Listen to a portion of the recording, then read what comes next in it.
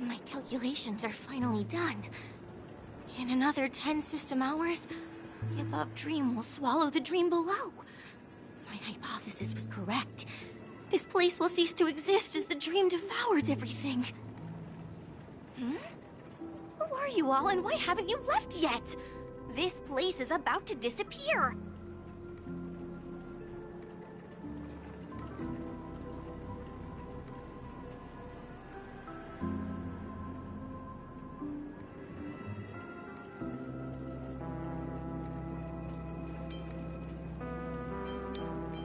I'm Kami, a dreamscape surveyor specializing in Memoria dynamics, and this is my life's work that I'm researching. See that huge gaping hole? It was just a narrow rift many years ago, but now it's grown into a giant hole. The surrounding Memoria has been flowing towards the other end of the hole at a constant velocity, slowly but surely. But the scary part is, according to my calculations, the flow rate of Memoria has recently changed, and it's faster than ever before. It's almost as if something is sucking it in from the other side. By constantly improving upon Madame Rosalina's Memoria measurement method, I've finally obtained accurate results. After 10 system hours, the Dreamflux Reef will cease to exist. It will disintegrate like a melting glacier, and then fuse with the sweet dream fragments on that side of the void. Please don't worry. This sort of thing has happened many times before. Miss Kami isn't a bad person. She's just a bit lost in her own world. She'll probably realize she's wrong soon enough. You don't say. There was something else that piqued my interest. Who is Madame Rosalina? Oh, do you know her too? Or are you... We're very interested in Madame Rosalina's achievements. Could you tell us a little more about them? Why, of course! She's an excellent scholar of Memoria dynamics, and the first person to apply Memoria rate measurement methodology on interstellar travelers. Regrettably, due to the presence of the Garden of Recollection, ordinary people don't pay much attention to the nature of Memoria. She departed this world without much fame, leaving only a few thin journals behind. I came to Penacony to learn more about my idol, and went to great lengths to seek out Dreamflux Reef, all because this is her final resting place. Prodigies always meet their demise prematurely. If only Madame Rosalina had more time, she would have discovered a way to reverse the flow of Memoria. I felt it. The source is in the Golden Hour. There is a certain anomalous presence stirring the currents of the memory zone. I must uncover more concrete proof. I must convince everyone. Does the name Madame Rosalina sound familiar to you?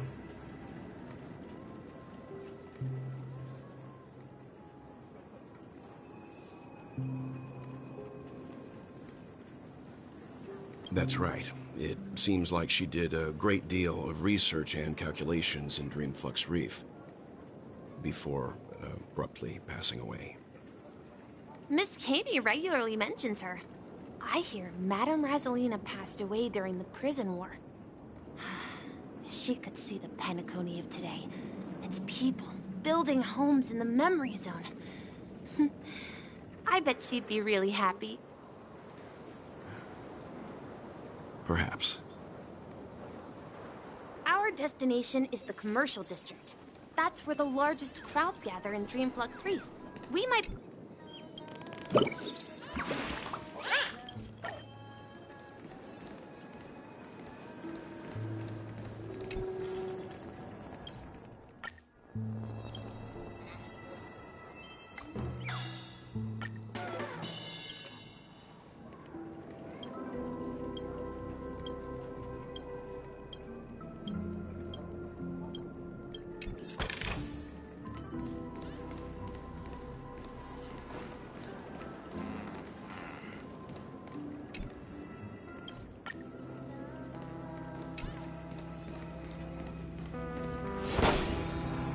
just a wallflower.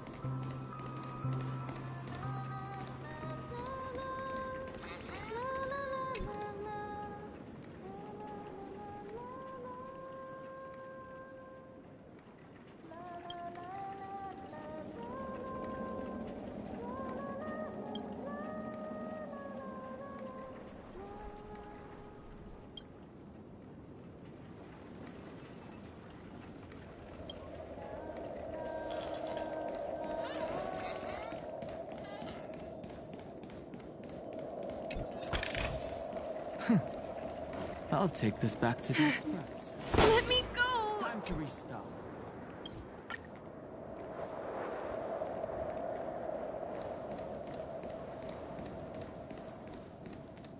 Ghost! There's a ghost!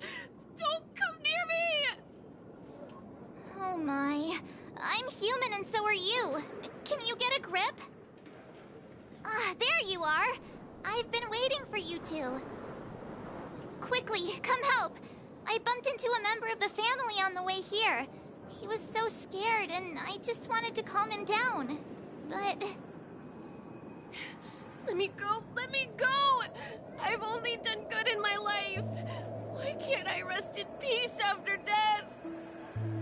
well, this is how it turned out.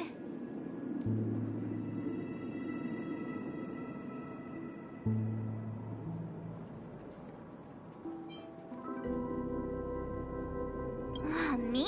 A ghost? Don't make me hit.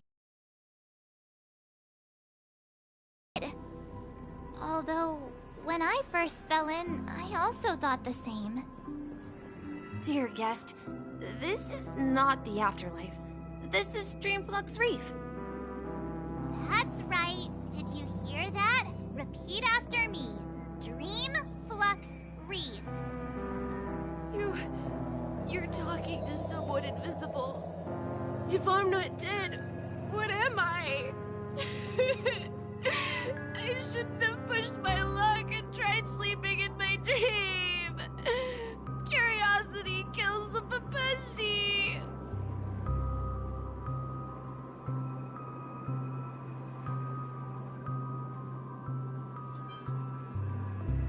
Stop asking!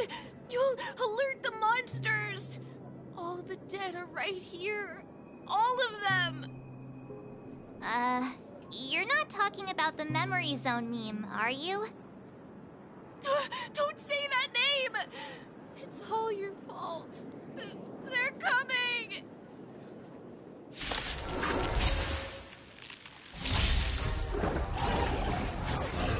My purpose is to protect. Mountains roar, dragons rise! Troublemaker? I'd like to be one too. Stars favor us. I need to be better. Shadow, don't thank me.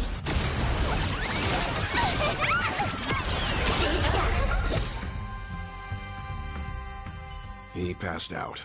His intense negative emotions attracted the nearby Memory Zone memes. I see. But why aren't the other people around here scared? Unlike in the Sweet Dream, people here don't see Memory Zone memes as dangerous monsters. And even if they pose a threat, people can easily escape by forcing a wake-up call. But we can't just leave this man here. Can we take him somewhere safe? We can ask Jessie for help. I've gotten to know many locals while waiting for you guys. Everyone here is living a self-sufficient life. I don't know how to describe it, but this place feels like the real dreamscape.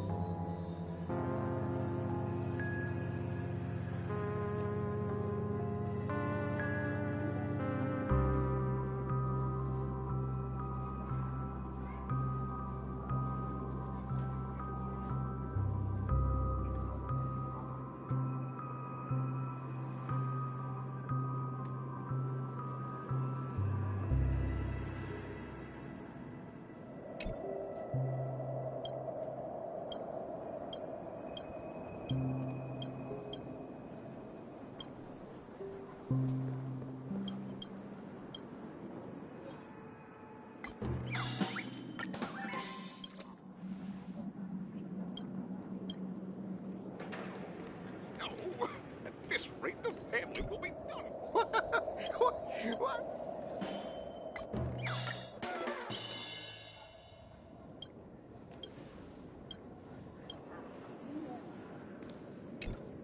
I'm not crazy!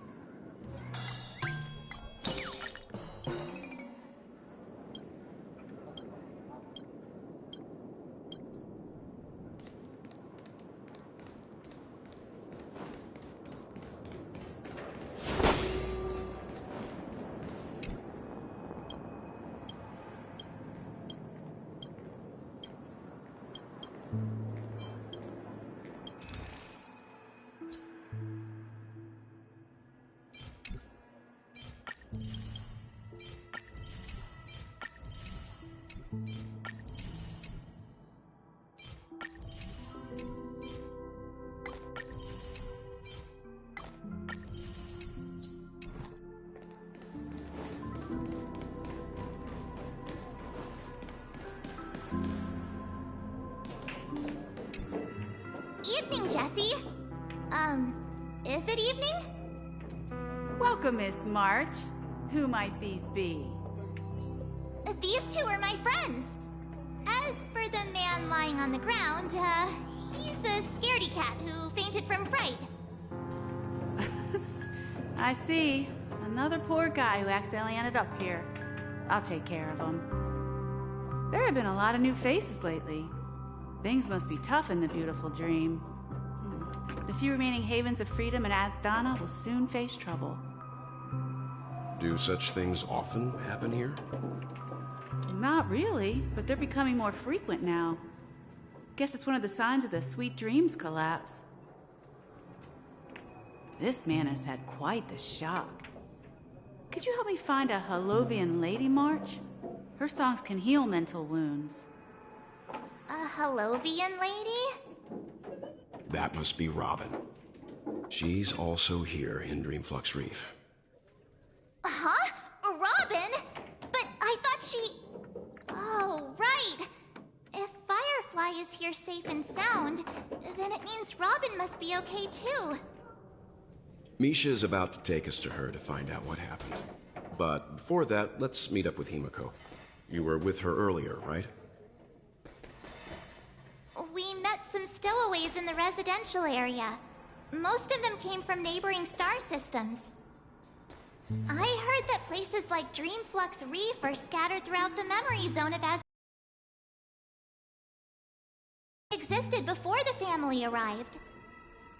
I also heard that when Dreamflux Reef took shape, it was the center of all dreamscapes in Penacony. If that's true, it's no wonder there are so many similarities between this place and the Sweet Dream. Himiko must be gathering information. Let's hurry up and get going.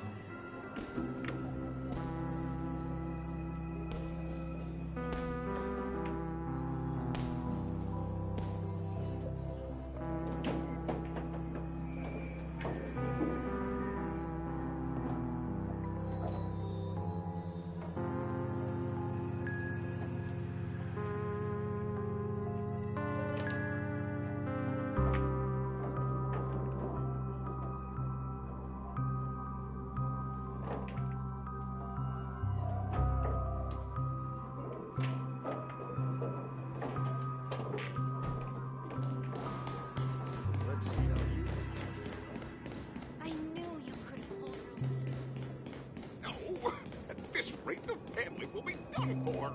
Done for! This is where we split up. She can't be too far away. So that's how it is. I never imagined we'd gather the remaining details here.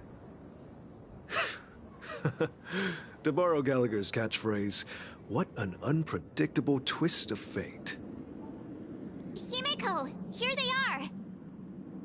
Ah, perfect timing. Now that everyone's here, I'd like to introduce everyone to Micah, who's partly in charge of the Land of the Exiles. Micah, these are my companions. It's a pleasure to meet the Nameless. You know us? I've been keeping an eye on you since the day you arrived in Penacony. We would have met under more appropriate circumstances if Dreamflux Reef hadn't been isolated from the 12 dreamscapes. Please, allow me to formally introduce myself. I'm Micah, the Gravekeeper of Dreamflux Reef. Gravekeeper? Life in Dreamflux Reef is pretty liberating. Everyone here mostly keeps to themselves, without meddling in others' affairs.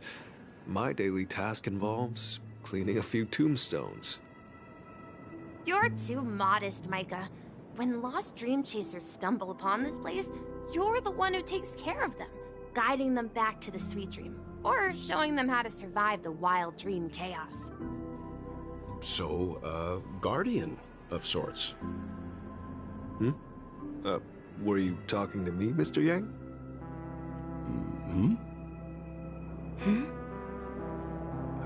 On that note, Mr. Mika, which tombstones are you referring to? We didn't come across any graveyard when we arrived.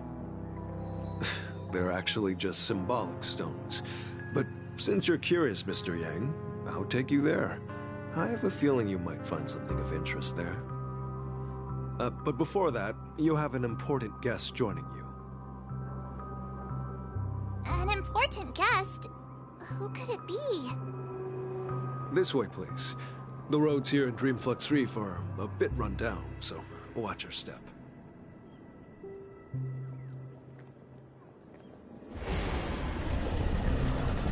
Know my heart, and follow the way of the permanence.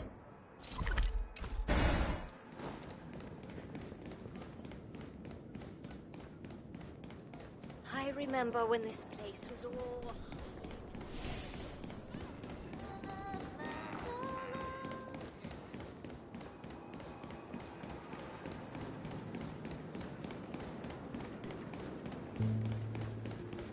There she is. It really is her. Everyone sings so wonderfully. It's not often that I tried this music style, but I've gained some valuable insights from it.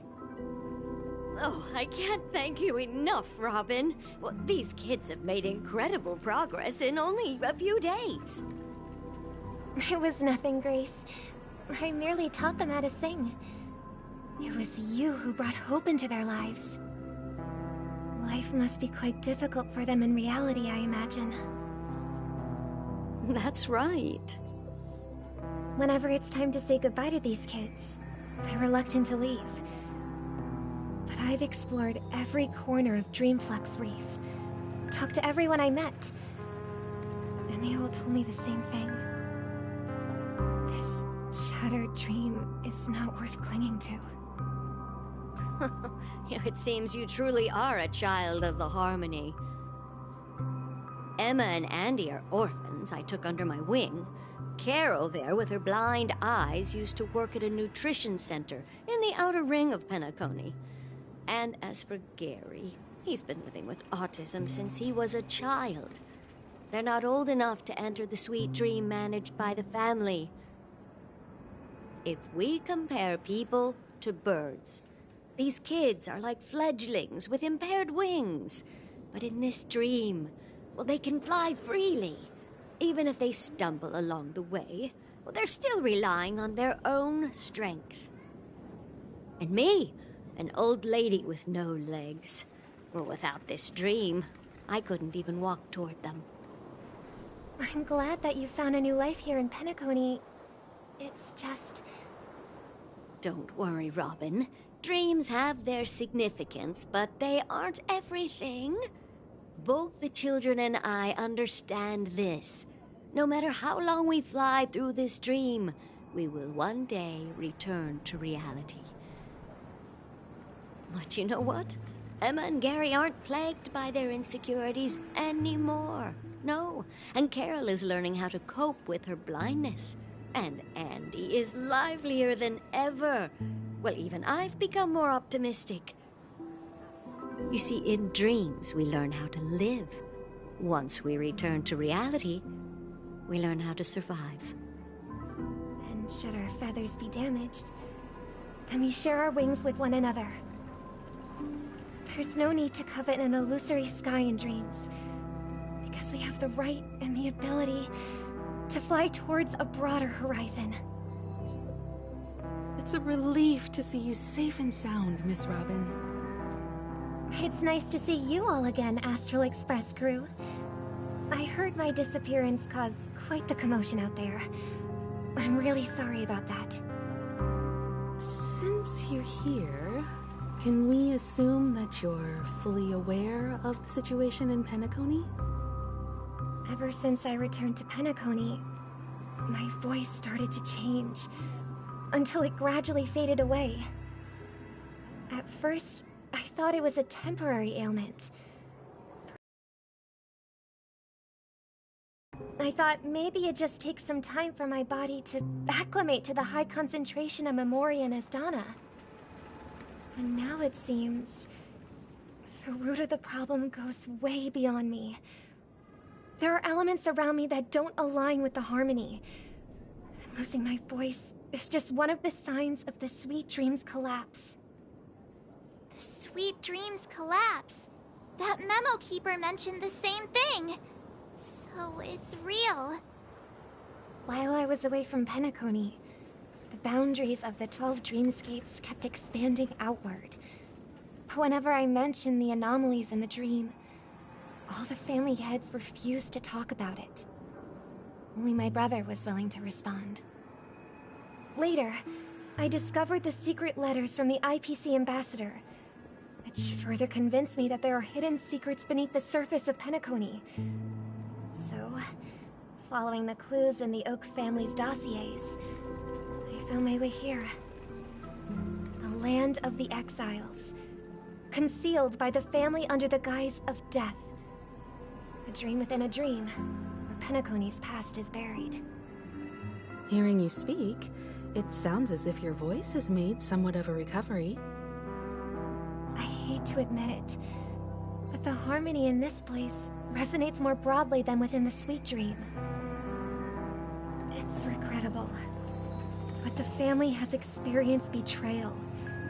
The traitor, or traitors, abandoned their original principles and, using the name of harmony, exploited people's weaknesses to turn Penacony into the planet of festivities, trapping everyone in the illusion of the Sweet Dream. This is not the strong defending the weak, but rather the strong exploiting the weak.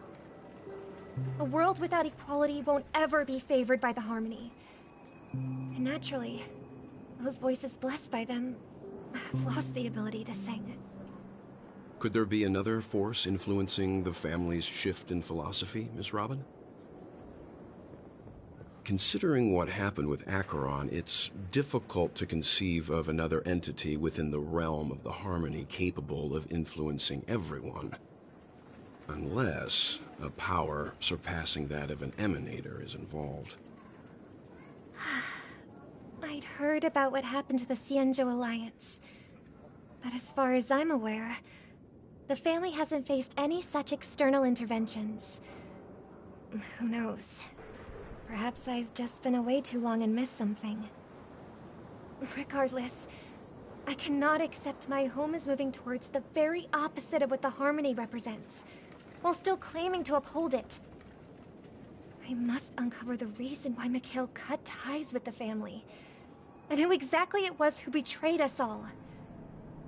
Do you remember our arrangement, Mr. Micah? Well, here's my answer. I've decided to forgo my role, and never step foot on the Charmony Festival stage again.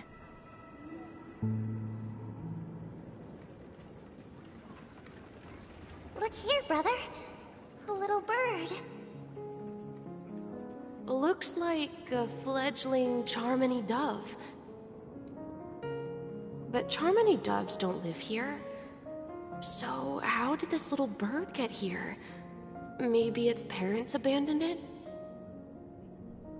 It looks weak and frail. Why don't we find something soft and make a nest for it? This place is too dangerous for a fledgling. Let's take it with us. We can put it on the wooden shelf in front of your window. Okay.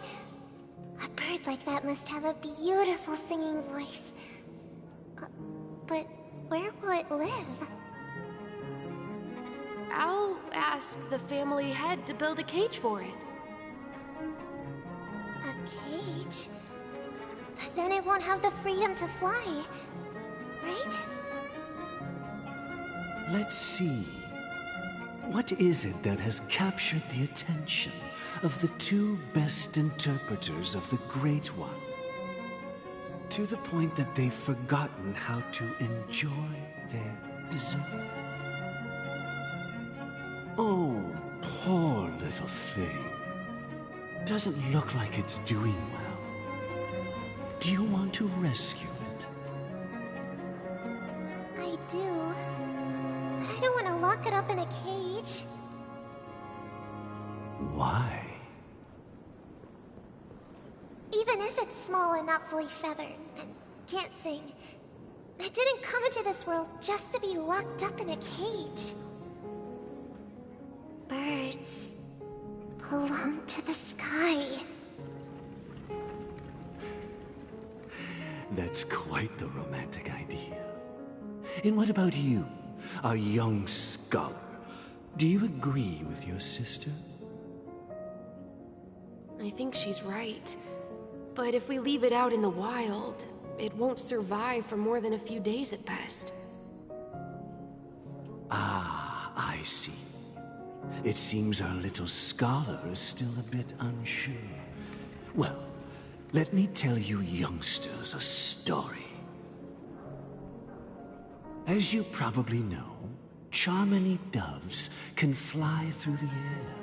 When they fly really high, the friction caused by the flapping of their feathers against the atmosphere creates amazing lights, so that they look like shooting stars. We've seen this spectacle so many times that we think it's just something they can naturally do. But that's not the truth.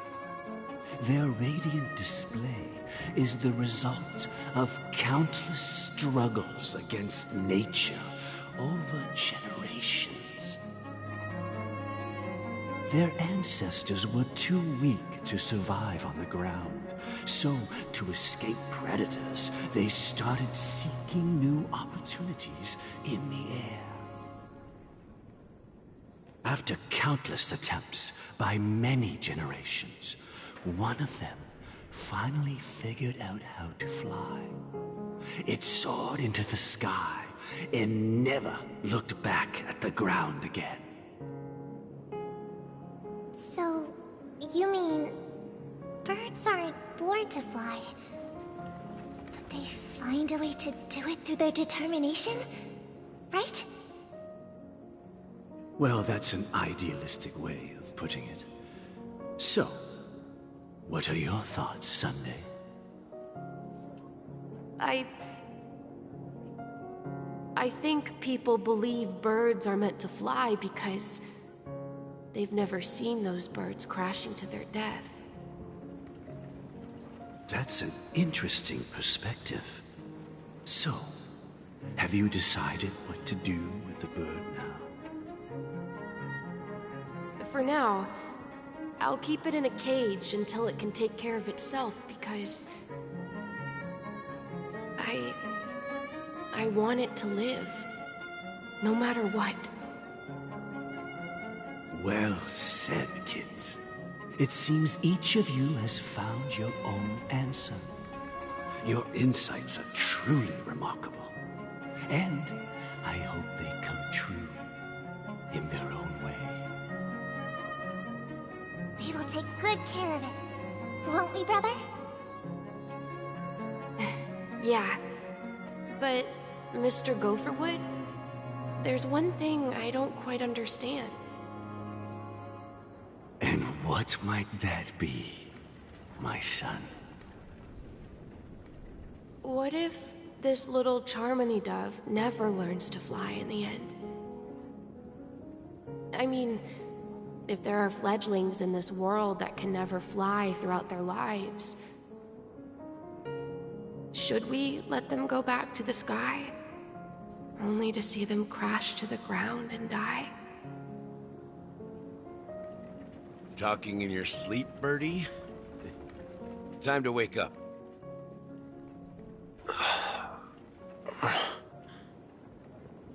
You look a little unsteady. Need a hand? I'm still alive? Yeah. Happy about that. Where is Robin? Tell me. Now. I knew that was going to be the first thing you'd ask. Don't worry, your sister is here, safe and sound. She's probably walking around the streets now. If I were you... After all, right in front of you is the guy who just stabbed you in the chest with a dagger. If you wanted to kill me, you wouldn't give me the chance to speak. Just tell me your demands, lackey of the Watchmaker. So, you figured out who I am, huh? No wonder you had the guts to go against the Dream Master and the Four Families. Looks like I made the right choice. Choice? You are aware of my plan and see through my fictionology. Time is running out, so let's drop the charades. I'm suggesting we cooperate. Cooperate? What makes you think I'd cooperate with you? The fact that the famous Robin has chosen my side. Plus, some clues about a traitor and a bright future for Penacony. Any of that catch your interest? I find it hard to believe a man who's full of deception. Fine. You don't have to trust me. What you should trust is the sense of justice inside of you. Show me Robin first. All right, as you wish. Here she is. Huh? What's your trick this time? Just kidding. I mean, this lady will lead us to Robin, right? And the crew, too. There are too many people who you owe an explanation. That'd be great. Please follow me, Honorable Oak Family Head. Now, all the actors are on the stage.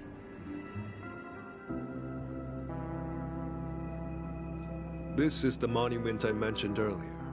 The names inscribed on it should be familiar to all of you. Rosalina and Tiernan. When Penacony was known as a frontier prison, it was the Trailblazers who connected it with the stars. They were the heroes who saved Astana, and their names deserve to be immortalized. Not just on this small stone tablet, but in the annals of history for all of time. However, today, the planet of festivities is nothing but sweet dreams. That heavy piece of history is all a distant memory.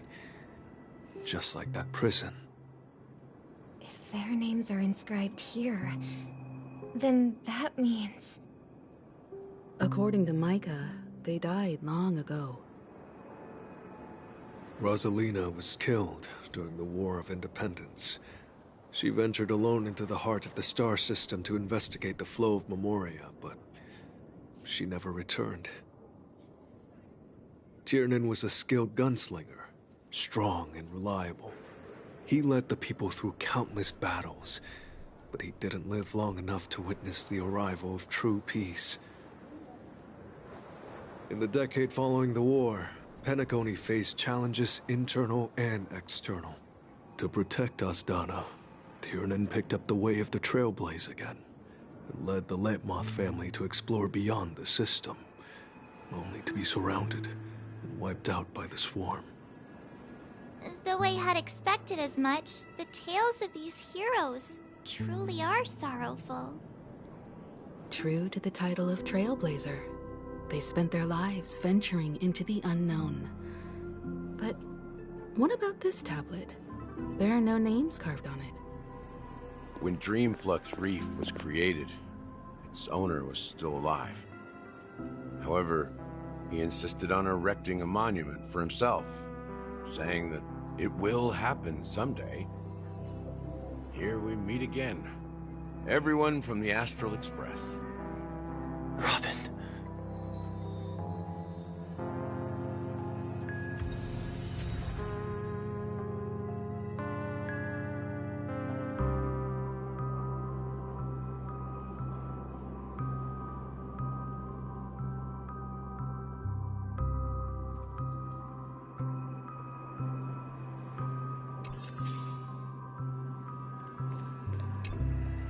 I promised to give the siblings some privacy, so let's talk about our business first.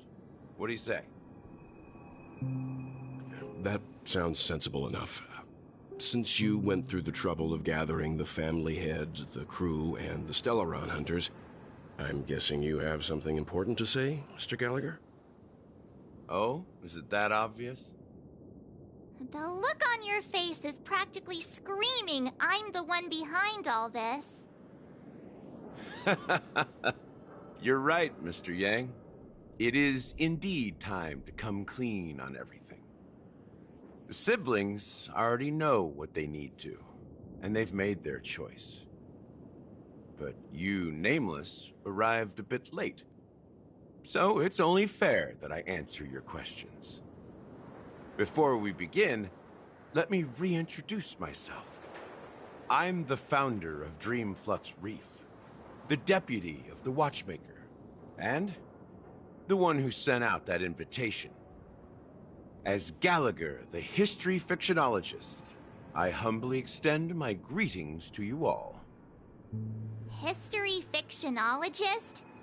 So what, everything you told us was made up? Well, don't worry. Almost everything I shared was true. Well, except for the part about the family accepting me back.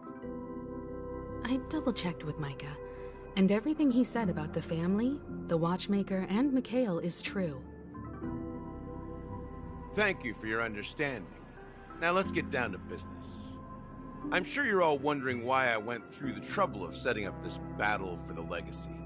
Inviting different factions, stirring up a ruckus all over Penacony. Well, it all boils down to something very familiar to all of you. The Stellaron. The Stellaron? But how is that possible? Penacony is a free-flowing interstellar hub. There are no signs of contamination whatsoever. You're totally correct. So, care to take a guess at what that means?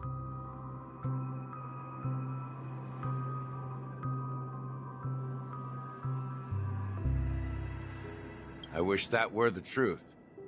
But if that were the case, I wouldn't have invited all of you. The sweet dream doesn't come out of thin air.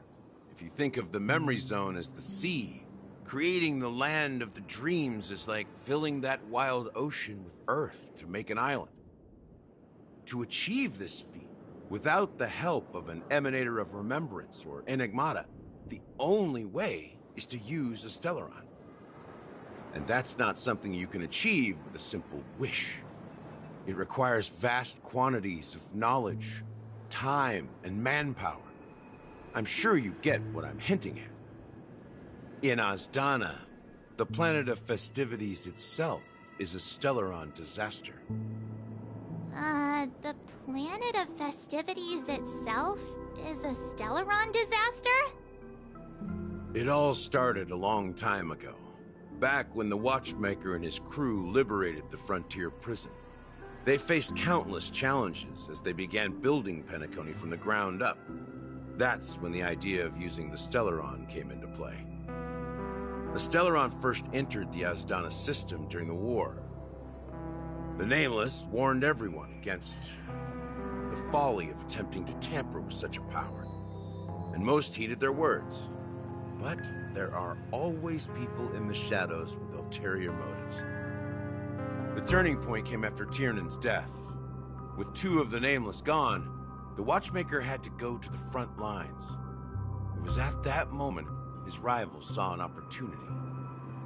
By the time a representative from the Montour Systems family arrived at the Watchmaker's call, the Stellaron had already been activated and was seeping into the primordial synesthesia dreamscape. And I suppose the family happened to possess the knowledge to seal the Stellaron? Not just that.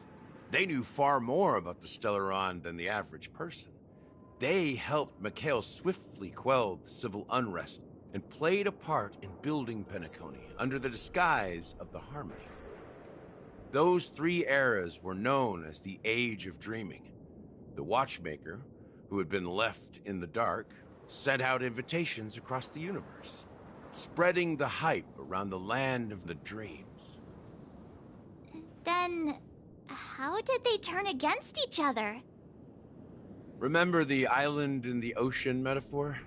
The truth is, the Stellaron was never truly sealed. It existed in a different form within the dreamscape. Think about this. What would it cost to create and maintain such a lavish dreamland? It's people's lives. The opulent dream is built upon the decay of spirits, with a toxic elixir called pleasure flowing through the dreamscape. It tempts people to indulge in the dreamscape, and gradually their minds succumb, becoming nourishment for the sweet dream. Confusion, laziness, and cowardice, weaknesses that plague humanity, were magnified and nourished by the family. Penacony became a new kind of prison, even more impenetrable than the previous one. Sadly, we realized this far too late. By then, the family had a firm grip on Penacony, swiftly quelling any opposition that arose. At my wit's end, I had to use the power of the Enigmata, and sought refuge in this chaotic memory zone. Over the years, I fabricated a meme within this dream for our use. Dormancy. That's its real name. We exploited a loophole. You see, regular people can't fall asleep again while they are inside the dreamscape. So this is the true meaning of the impossible. You sent out invitations in the Watchmaker's name to find forces capable of resolving the Stellaron disaster and draw them into Penacony to uncover the truth. It's not just that. Above all, I wanted to see what happens when the major factions engage in a struggle for the legacy. Since this is the Watchmaker's first announcement in decades, the traitor within the family is bound to reveal themselves. So, the legacy is just a facade. If you want to consider the Stellaron as the legacy, I'm totally fine with that. If that's the case, where is the Stellaron now? That's a question for Mr. Wings. The Stellaron is still under the family's control, and as the head of the Oak family, I'm sure he holds all the answers.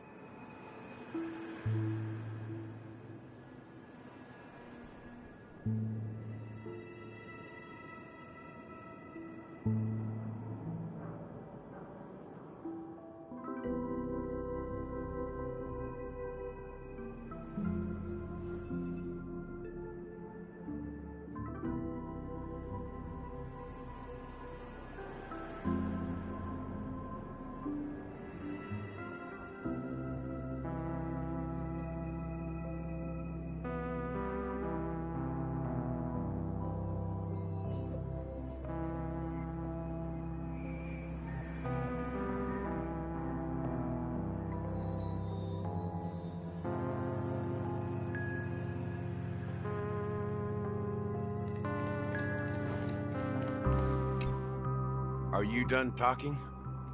So, will you tell us where the Stellaron is? It is the Penacony Grand Theater itself. As I suspected, it's the embodiment of the family. The edifice that first materialized within the Sweet Dream. That's what turned Penacony into its current state. As for the person who employed its power, it is in fact Mr. Gopherwood, the current Dream Master. Well, that was easier than I thought. Did you conduct your own investigation already? Correct. When I was trying to track down the person who murdered my sister, apart from you, Gopherwood was my second suspect.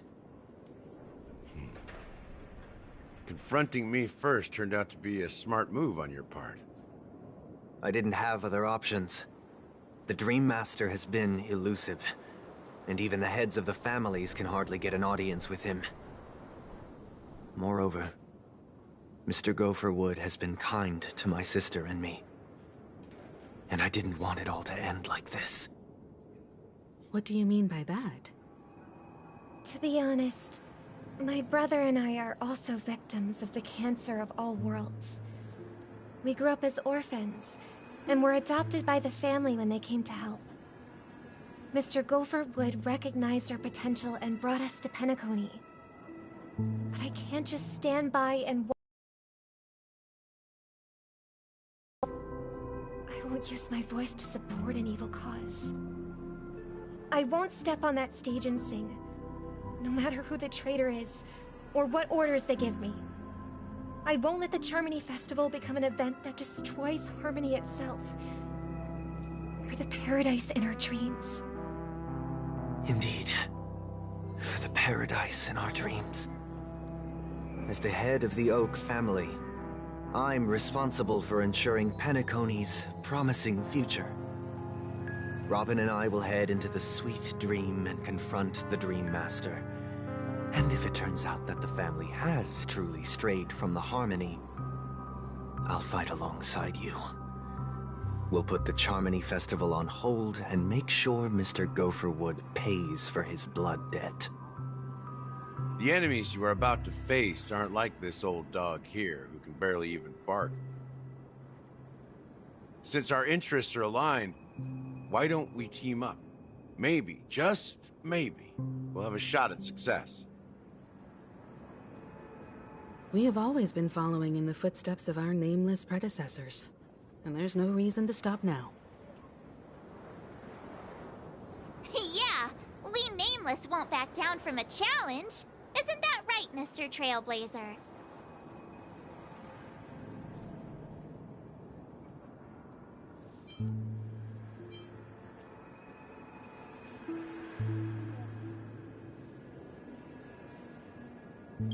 Come on, don't crack jokes at such a serious moment. Rest assured, sitting on the sidelines isn't in our nature. Mr. Sunday, Miss Robin, I'm willing to accompany you on behalf of the Astral Express.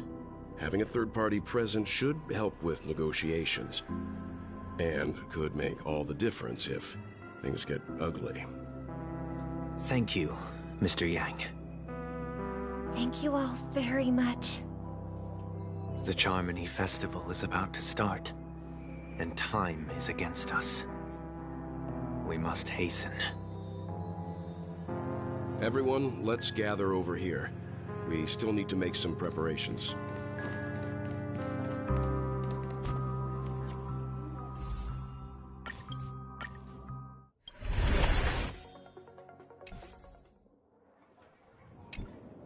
I may have been quick to step up to the plate, but confronting the Dream Master could be a very dangerous affair.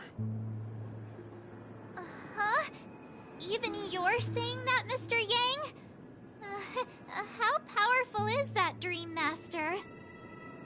He's the leader of the families of Penacony, and he has the entire power of the Harmony behind him, not to mention the Stellaron in his possession. We must proceed with great caution. Maybe you can just stay behind this time, Mr. Yang? No, that won't do. Even if we count Robin as an ally, something felt off about Mr. Sunday just now. Although, I can't quite put my finger on it. I have to make sure he won't turn against us when things start to get dicey. You're still carrying the keepsake the IPC envoy gave you, right? May I borrow it for a moment?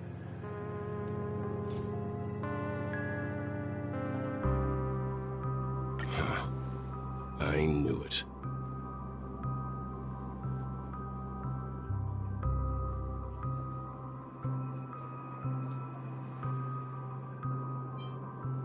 As I suspected, this chip Aventurine gave to you is actually a miniature transmitter. If I'm right, he intends to use it to track your location or contact you when needed. As it so happens, this may actually be of some use in the current situation. Aventurine? Is he still alive? And what does he have to do with our mission to confront the Dream Master? Remember what I said earlier? Working with the IPC is a way to keep the family in check. If negotiations go south and the family show their true colors by going after the Stellaron, I'll use this transmitter to send a message to the IPC. It'll be just the opportunity the IPC ambassador was hoping for. The only question mark in all of this is Aventurine's current status. But the IPC is always listening, especially senior strategic investment department heads like him. Getting the message across shouldn't be a problem. Good luck to you, Welt. Well, you take care too. If anything goes wrong, don't worry about me. Just make sure to seal the Stellaron. Spoken like a true hero. Even if the Dream Master is innocent, the family's corruption runs deep. I won't make the same mistake Mikhail did. Let's wish him the best of luck. Don't you have something else to tell us, Gallagher? Why would you say so? Before we departed, the conductor asked us to inquire about the 3 Nameless in Penacony. We've already collected intel about Rosalina and Tiernan, so the only one left is Lightwork. If I'm not mistaken, we've already met him somewhere, haven't we? It's not enough to say meet, but the answer is pretty obvious. After all, I've hinted at it in quite an evident way. I've been watching over you ever since I received the reply from the Astral Express. And I've seen the great effort you all put into linking different realms together across the cosmos. And now, after getting this far all in one piece, you have truly proven yourselves. Miss Himiko, were you the one who repaired the Express and got it sailing through the cosmos again? Yes. And you two, young Nameless, you have very interesting life stories and extraordinary skills.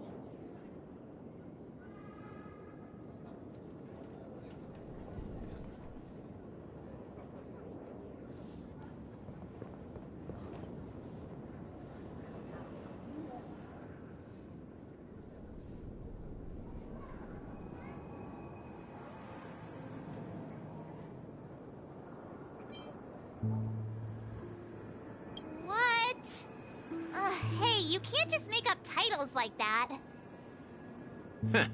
You're full of energy. Please send my regards to the conductor, Pom Pom. Please let them know that their friend has fond memories of his time aboard the Express, which he reminisces on every time he has a good drink. As for the last Nameless, he embarked, disembarked, and embarked again, traveling in a great circle, ending up back where he started. On his deathbed, he told me to find the Astral Express and deliver an invitation to the future Nameless. He left behind a special gift, a true legacy. Something that belongs only to the successors of the Trailblaze. Come with me. Now is the time to reveal it.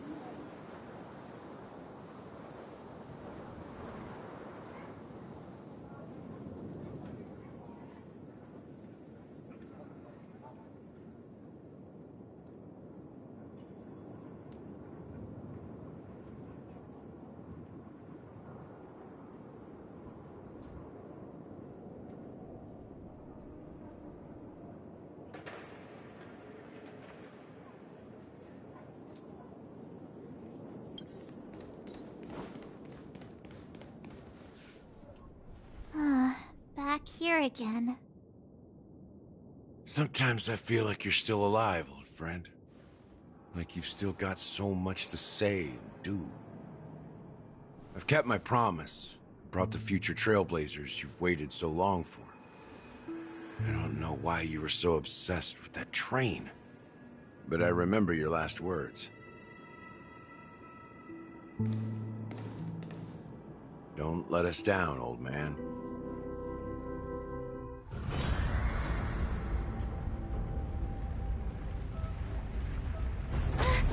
What's happening?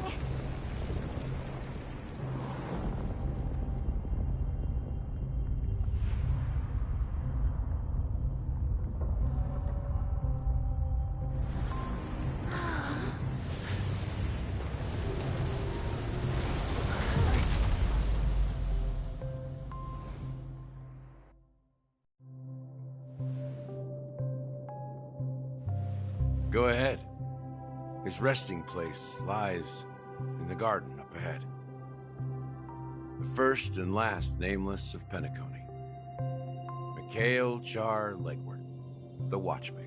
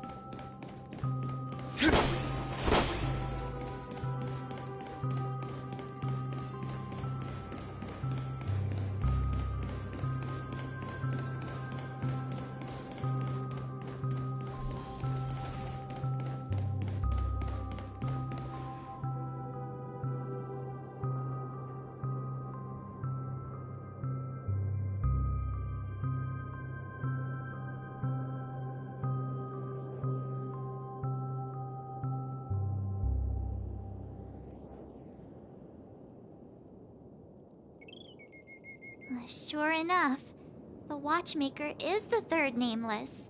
Even I could guess that one. The legacy he left behind was a dream bubble. I believe inside that bubble, there's something that holds. After all, when I checked its contents, I found nothing inside. Maybe some Trailblaze runes? Even more enigmatic than me. Well, let's have a look.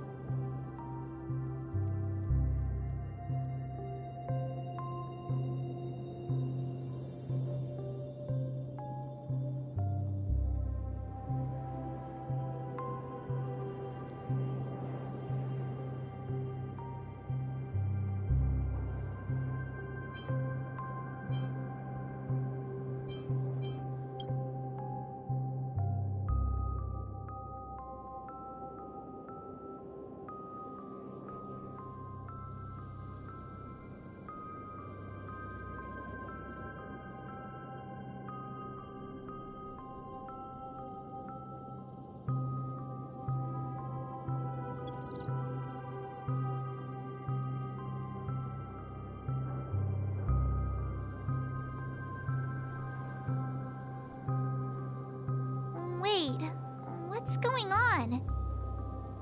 Seriously? There's nothing inside this dream bubble? How could a dream bubble be empty? Just as I suspected. That old man always had this strange belief in the Nameless and the Trailblaze. And I never understood where he got that confidence from. Especially since he never managed to get in touch with the Express while he was alive. I could never figure out what was going on in that old man's head. But this empty dream bubble is so typical of him. He was always full of weird fantasies and incomprehensible romanticism. That mischievous old man. Well, I didn't expect him to leave anything concrete behind anyway. Don't think that's the case, Gallagher. I'm sure Mikhail has left us the most precious thing of all. Don't start getting all philosophical on me, all right? Just as Mikhail believes in the nameless of the future, we unconditionally believe in the nameless of the past. How could they leave with regrets for the future when they were ready to dedicate their lives to the land they loved? There must be something contained in this dream bubble. It's just we haven't figured it out yet. You also have faith in the Watchmaker, don't you, Gallagher? Well, I'm a follower of the Enigmata. My philosophy forbids me to have faith in anything. That's why I understand what faith means in the path of Trailblaze. And I also want to know what he left behind. I'll leave it to you guys then. Can I borrow your pet? I need to make a trip back to Golden Hour and check something at the Dreamscape sales store. It's for Mikhail, and for the future of Penacony.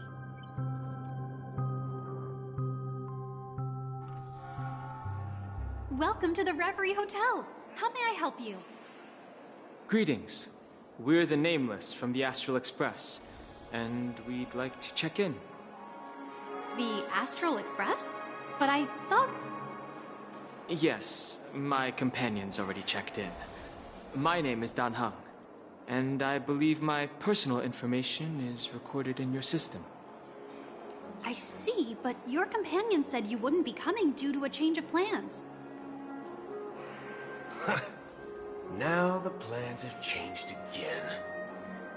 And you are... Me? I'm Pom Pom, a new Nameless who's also with the Astral Express. He's my fellow Trailblazer. We responded to the family's invitation before he boarded the Express, so he wasn't registered in your system. Is it possible to accommodate him as well? Oh, I see. Another one of the Nameless had a similar situation. Seems like a lot of people are joining the Trailblaze these days. Since there's a precedent, it shouldn't be a problem. Just give me a second to contact your companions. I'm sorry, dear guests, but it seems I'm unable to reach the other members of the Astral Express. What do you mean by unable to reach them? My apologies. This is the first time I've encountered a situation like this. However, the system indicates that those guests are still in the Dreamscape. How about this? Give me their room number, and we'll go check on them ourselves. I'm afraid that's not possible. I need to verify both of your identities before I can share any guest information. How about you just wake up someone? Let's say, Welt? I'm sorry, but there are strict rules regarding forced awakening. It cannot be done without the proper clearance. So nothing works, huh? What's your solution then? Are you saying we sleep here? At the reception? Please be patient. We need to contact your companions in order to confirm your identities.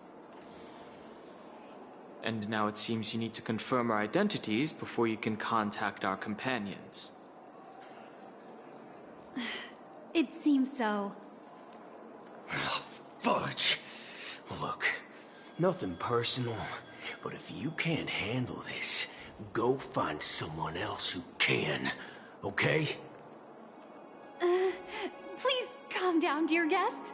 I do recall that Mr. Sunday, the Oak family head, personally handled this issue earlier. Oh, please wait a moment while I contact him. I don't think she's trying to give us a hard time. She really just doesn't know what to do. I have a bad feeling about this. You tried to contact them on the Express earlier, but they didn't respond. Something doesn't seem right. I need to leave for a moment. You can stay here with the receptionist. Sure thing. Just don't keep me waiting forever. Balnholm seems pretty worried about his companions. I should give him some space. Stressing out about it won't help anything.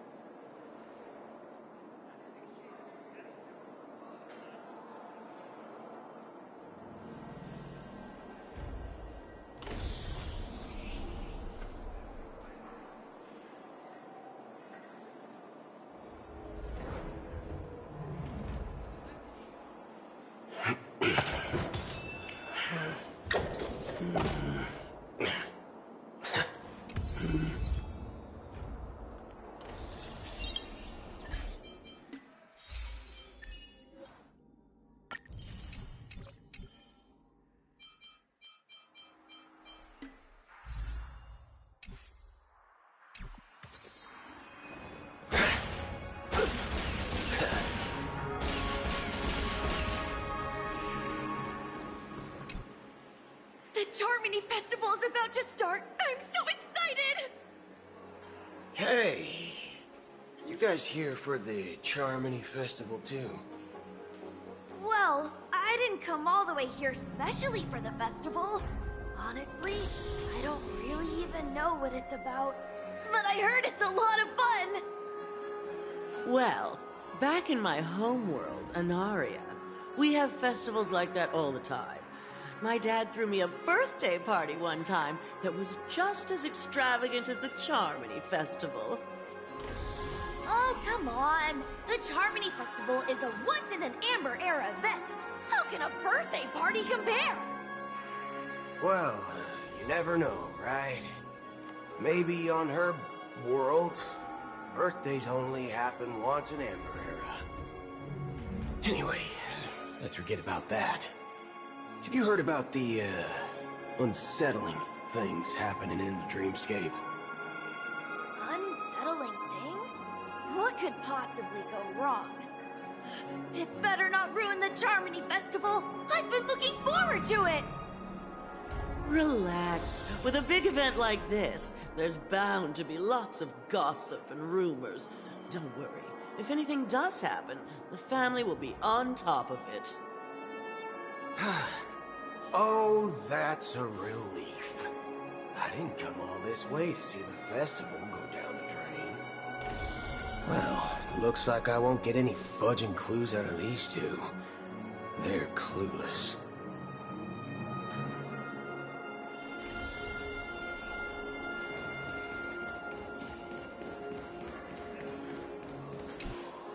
Greetings. I'm Cody of the Bloodhound family, head of security for the hotel. How may I assist you? Hello. So, there's something I wanted to ask about. I've been hearing some unsettling rumors about certain incidents that might affect the Charmony Festival. Do you think there's anything to be worried about? I've traveled all the way from the Hayaii Federation, and I don't want my trip to be ruined. What do you mean? Wait. You haven't heard? I'm not sure where you heard those rumors, but they're completely baseless. I can assure you, as a representative of the Bloodhound family, that everything is going smoothly for the Charmony Festival. At present, all of the families are focused on making sure the festival starts on time. Even the Dream Master himself has arrived. So don't worry, your trip won't be in vain.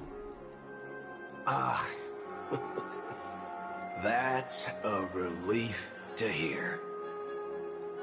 She doesn't appear to be acting. So, it seems that even the hotel staff are out of the loop. Back already? Hasn't she returned yet? Nope. I'm starting to wonder if sending her to contact Sunday was a good idea.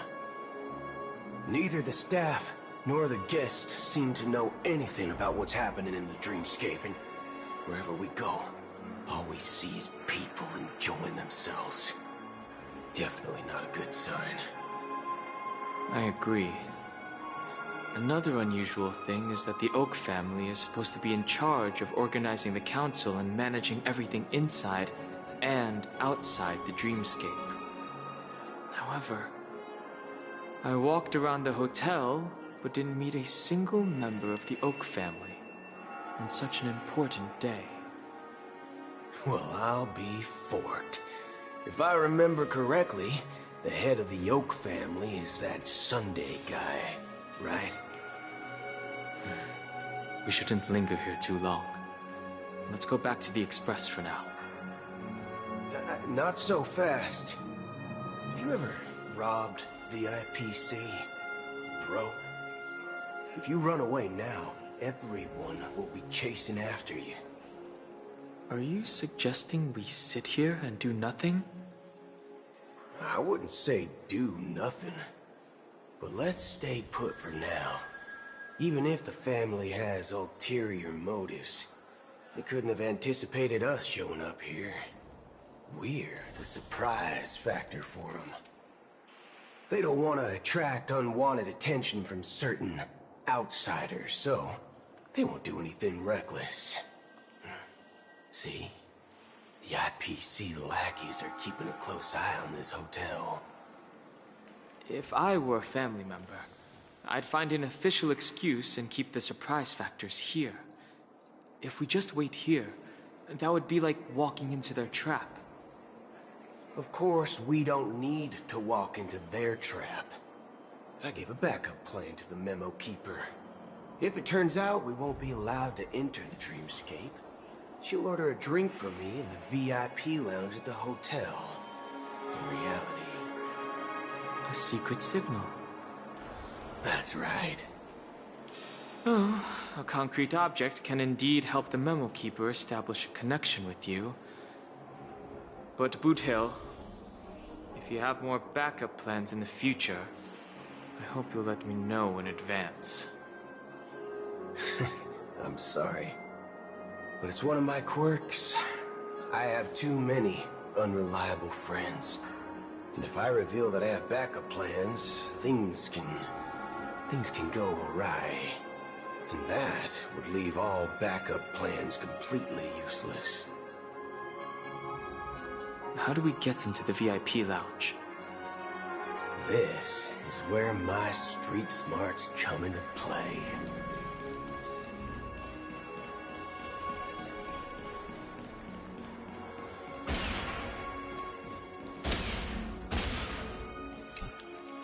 You're the lobby manager, right? Yes, I am. How may I assist you? We're the Nameless from the Astral Express. We wanted to check in, but there's something wrong with your system. Manager, but now she's nowhere to be found. Now, we've been waiting here forever, without any food or water. What the fork, man? Is this how the family treats its guests? Is this your idea of street smarts? Starting an altercation? It's called standing up for your rights. I apologize for the inconvenience. Please wait while we try to contact Mr. Sunday. I'll arrange 2 premium seats in the VIP lounge so you can rest there while you wait. See? Just like that. Just don't call yourself Nameless next time. Wow, this bar's something else. Certainly worthy of the planet of festivities.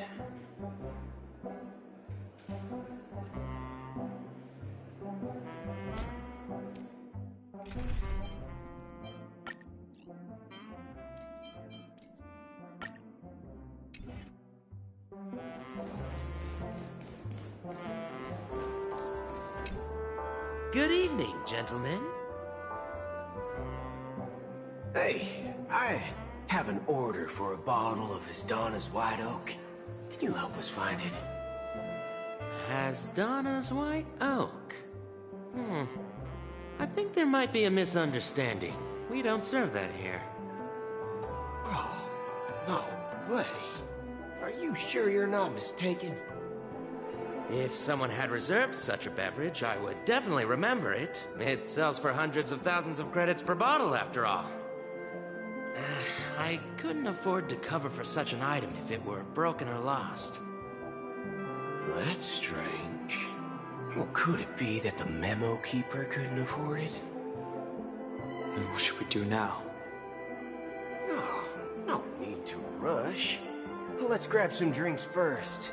Maybe I arrived too early and he hasn't come yet. Now, let's see what kind of juice malts you all have here. Well, give me a glass of Heenum Valley, 40 years. I'll have it neat. No ice. Wow, that's the most expensive one on the list. You have a taste for the finer things. It's on the house. Anyway. What can I get for you? Anything you recommend is fine. Then I would recommend today's special, Glass Village. It's classic Soul Glad mixed with Laboom juice. It's refreshing and suits your cool demeanor. Just 1 minute. Ah, this flavor. Dynamite barbecue with rocket fuel. Ooh, really hits the spot. Truly the finest sherry cask-aged malt juice in the cosmos. Dynamite barbecue with rocket fuel. Is that really something that humans enjoy? Hey, this guy doesn't know anything at all. As long as you're satisfied, dear guests, please enjoy. Let's give the memo keeper another half-system hour. If she doesn't show up, we'll need to come up with a new plan. In the meantime, let's take stock of the situation. What do you think? The situation is unclear. Something must have happened on the planet of festivities, but the public is unaware of it. Someone in a position of power within the family must be covering it up. It's unusual for the followers of the Harmony to invite other factions, let alone the IPC and the Masked Fools. If what you said about the Emanator of the Nihility is true, the situation in Penacony is a little complicated, to say the least. Actually, there's something else I'm concerned about. Regarding Acheron. As you know, the faction that follows the path of the Hunt are some of the most dangerous folks in the cosmos to mess with. I mean, who in their right mind would impersonate the Xianzhou Alliance or the Galaxy Rangers? It's like asking for a death wish. Isn't there a saying among the Xianzhou people that the Rainbow Sect lets their Lux Arrow do all the beating? Talking. Do all the talking. Well, you know what I mean. Even though the Galaxy Rangers have been out of sight for years, we've been keeping an eye on this region. Even the dumbest criminals know better than to mess with the Annihilation Gang, much less the Rangers. But that Acheron lady, she doesn't seem like a lunatic at all. On the contrary, she's highly logical and organized. She knows exactly when to hold back and when to strike without mercy. And you believe that someone like her would have an ulterior motive for impersonating a Galaxy Ranger? I'm not entirely sure, but I do have my suspicions. Maybe she knows a Galaxy Ranger, or perhaps she's trying to lure us out for some reason, which I can't figure out. Anyway, what worries me more are the anomalies within the family. They've summoned followers from various paths for the festival. No matter how generous the family might be, this move seems highly unusual. Unless the invitations weren't sent by them. If that's the case, it's even more intriguing that the family insists on organizing the Charmony Festival, despite the chaos. Maybe it's Shipei the Harmony pulling the strings. You find it beyond human understanding because it wasn't arranged by humans at all. People do stupid things out of irrational impulses. They abandon their principles when self-interest is involved. They believe in things they know they shouldn't, and fudge, they even break their own rules. But Eons don't. They stick to their determined path and never turn back, even if they reach a dead end. You think Shipei's will is behind all this? It may not necessarily be Shipei. There's definitely some higher entity involved. I know it may sound pessimistic, but if human free will were reliable, why would we even need Galaxy Rangers? It's much simpler when you boil it down to the eons and paths. Like how Lon always follows the path of the hunt, or how the Express stays true to the Trailblaze despite Akavili's disappearance. But in my opinion, Akavili's fall holds significance for the Nameless. Oh. So you're saying the Nameless now have to take responsibility for their own choices because their absolutely right leader is gone? Exactly. I believe the purpose of the journey isn't just about following a path that's always considered absolutely right. It's more about doing your best to choose the right path for yourself among countless possibilities, even with limited insight and judgment. I don't know what you've been through, but I agree that people must take responsibility for their choices, because no one else can do it for them. That's why the Galaxy Rangers need to uncover the imposter and figure out her true intentions. Just in case. I have a backup plan if the Memo Keeper doesn't show up. This is my final backup plan. I promise. You sure have a lot of cards up your sleeve. Well, going back to my old career would make things a lot easier. By the way, when you were walking around the hotel, did you happen to see any important-looking guests? What's your plan? It's simple. We just grab some hostages and use them as bargaining chips with the family. Or maybe we can even take their identities. No need for that. We'll return to the Express now. Wait. Are you getting scared? Draw your weapon. Let's make a big scene. Are you leaving, esteemed guests? Would you like to cancel that Asdana's White Oak you just ordered? Huh? Asdana's White Oak? But didn't you just say... Ha ha. Looks like you are a bit intoxicated, esteemed guests. You ordered a bottle of Asdana's White Oak just a moment ago. Looks like your Memo Keeper friend has finally arrived. Oh, right. Sorry, my memory's not the best. You know, too many modifications and all. Anyway, let me check. Well, fork me. It says Donna's White Oak, all right. And there's a note. I'll be waiting for you on the Astral Express. No mistake. That's her message to you. She knew the hotel wasn't safe, so she suggested we find another place. Well, looks like we took a detour, but now it's back to the Astral Express. So, what are we waiting for? Let's go.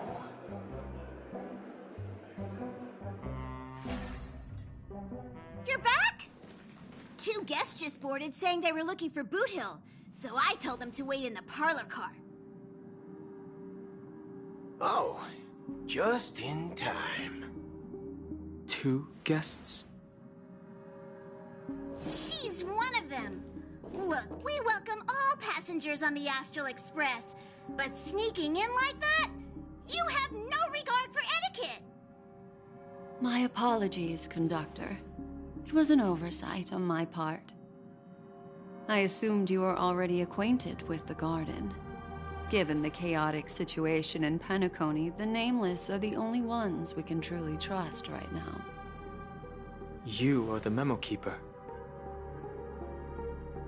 Pleased to meet you, Dan Heng.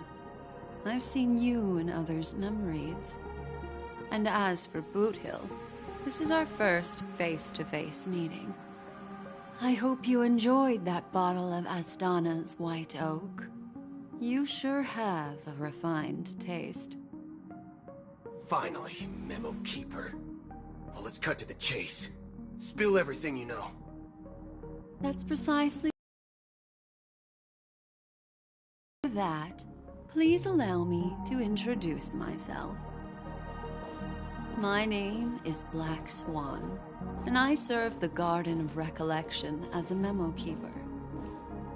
As for Acheron's story, I'm sure she knows it better than I do.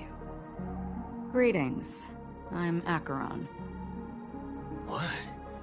You Garden of Recollection shirtbag! You betrayed me! I apologize, but she did that at my request. Due to certain reasons, I have been exiled by the family. Thankfully, this memo keeper came to my aid and helped me escape their surveillance unnoticed. To be honest, it was more like stalking than helping. And the process was far from unnoticed. But we did escape. I asked her to guide me to a place beyond the family's reach and to contact a few trustworthy individuals. Namely, all of you. Trustworthy? Son of a nice lady. You think I'm dumb or something? How about this? I'll put a few bullet holes in your head and see what secrets spill out. Then, we can talk about trust. It doesn't have to be like that. I'm willing to answer all your questions, but not right now. If my cover hadn't been blown, we might have had more time, but at the moment, we don't have any other options. No other options? What do you mean? This is the only way I can ensure everyone's safety. I kindly request an immediate warp jump out of the Astana star system.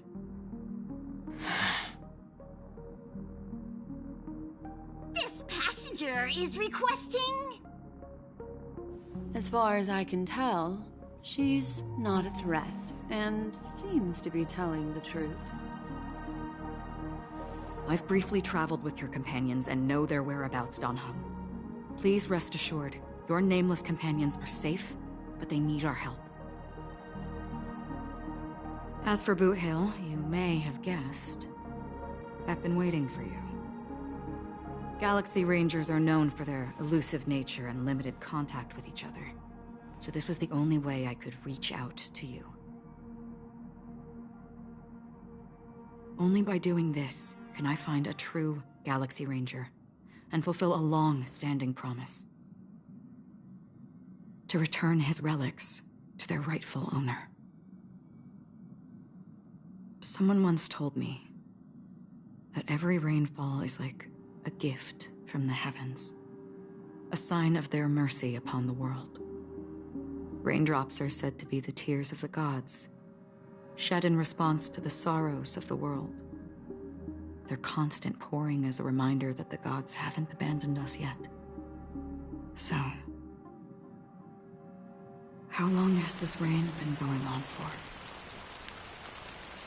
I used to believe, just like you, that it would eventually stop. Years and decades passed. And in the end, such hope faded away before the rain did. Looks like the god you mentioned doesn't exist after all.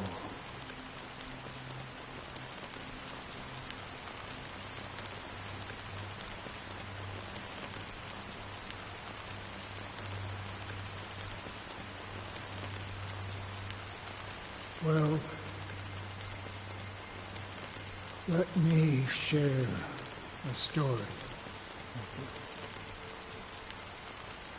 you. Mortals who walk the paths are like sailors on a vast ocean, leaving behind a trail that creates countless ripples of possibilities. These ripples last longer than the fleeting lifetimes of humans. And for some, their presence leaves such a strong mark that it's reflected in the waves. Like those shadows on the ocean. Sin-thirsters, the obsessions of the Pathstriders.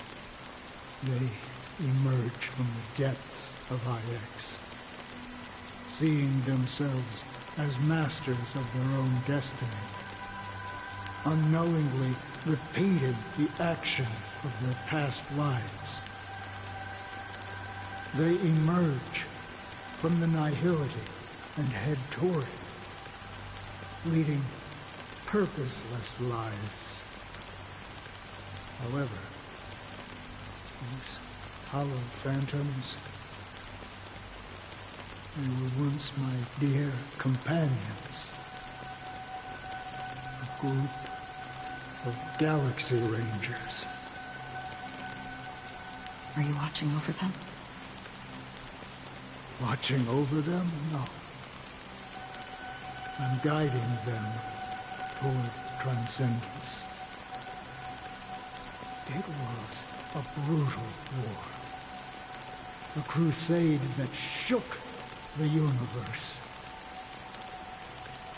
The universe witnessed the fall of Zulo, the Lord Ravager, but it came at a price. A price so hefty that only those who were there still remember. The unwavering determination of the Hunt followers persists even in death. So someone must guide these lost souls to their life beyond. They were heroes in their time, and they shouldn't be reduced to mere puppets of nihility. As for me, I've suffered too many losses on that battlefield to advance any further. And that makes me the most fitting person to carry out this task.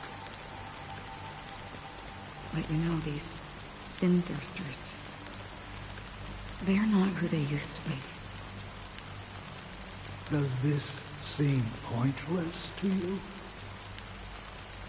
Well, some tasks have to be done, even if they are pointless.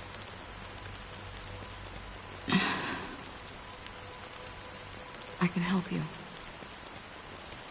For what? For the meaning of the nihility.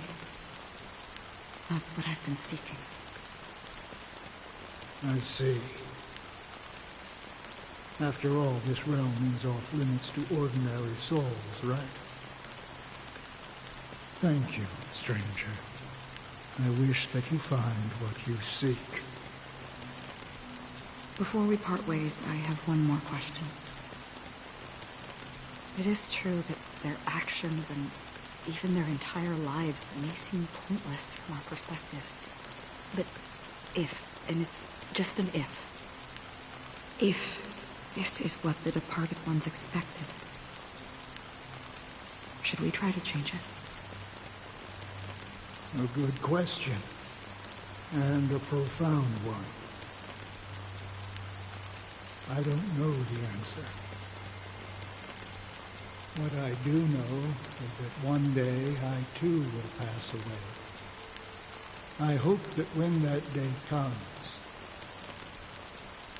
someone will stand at my grave and place a bouquet of flowers.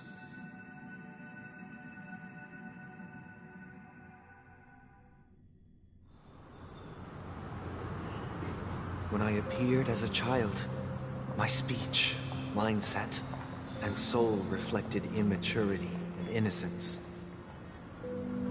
As I grew into adulthood, I left behind my childlike side.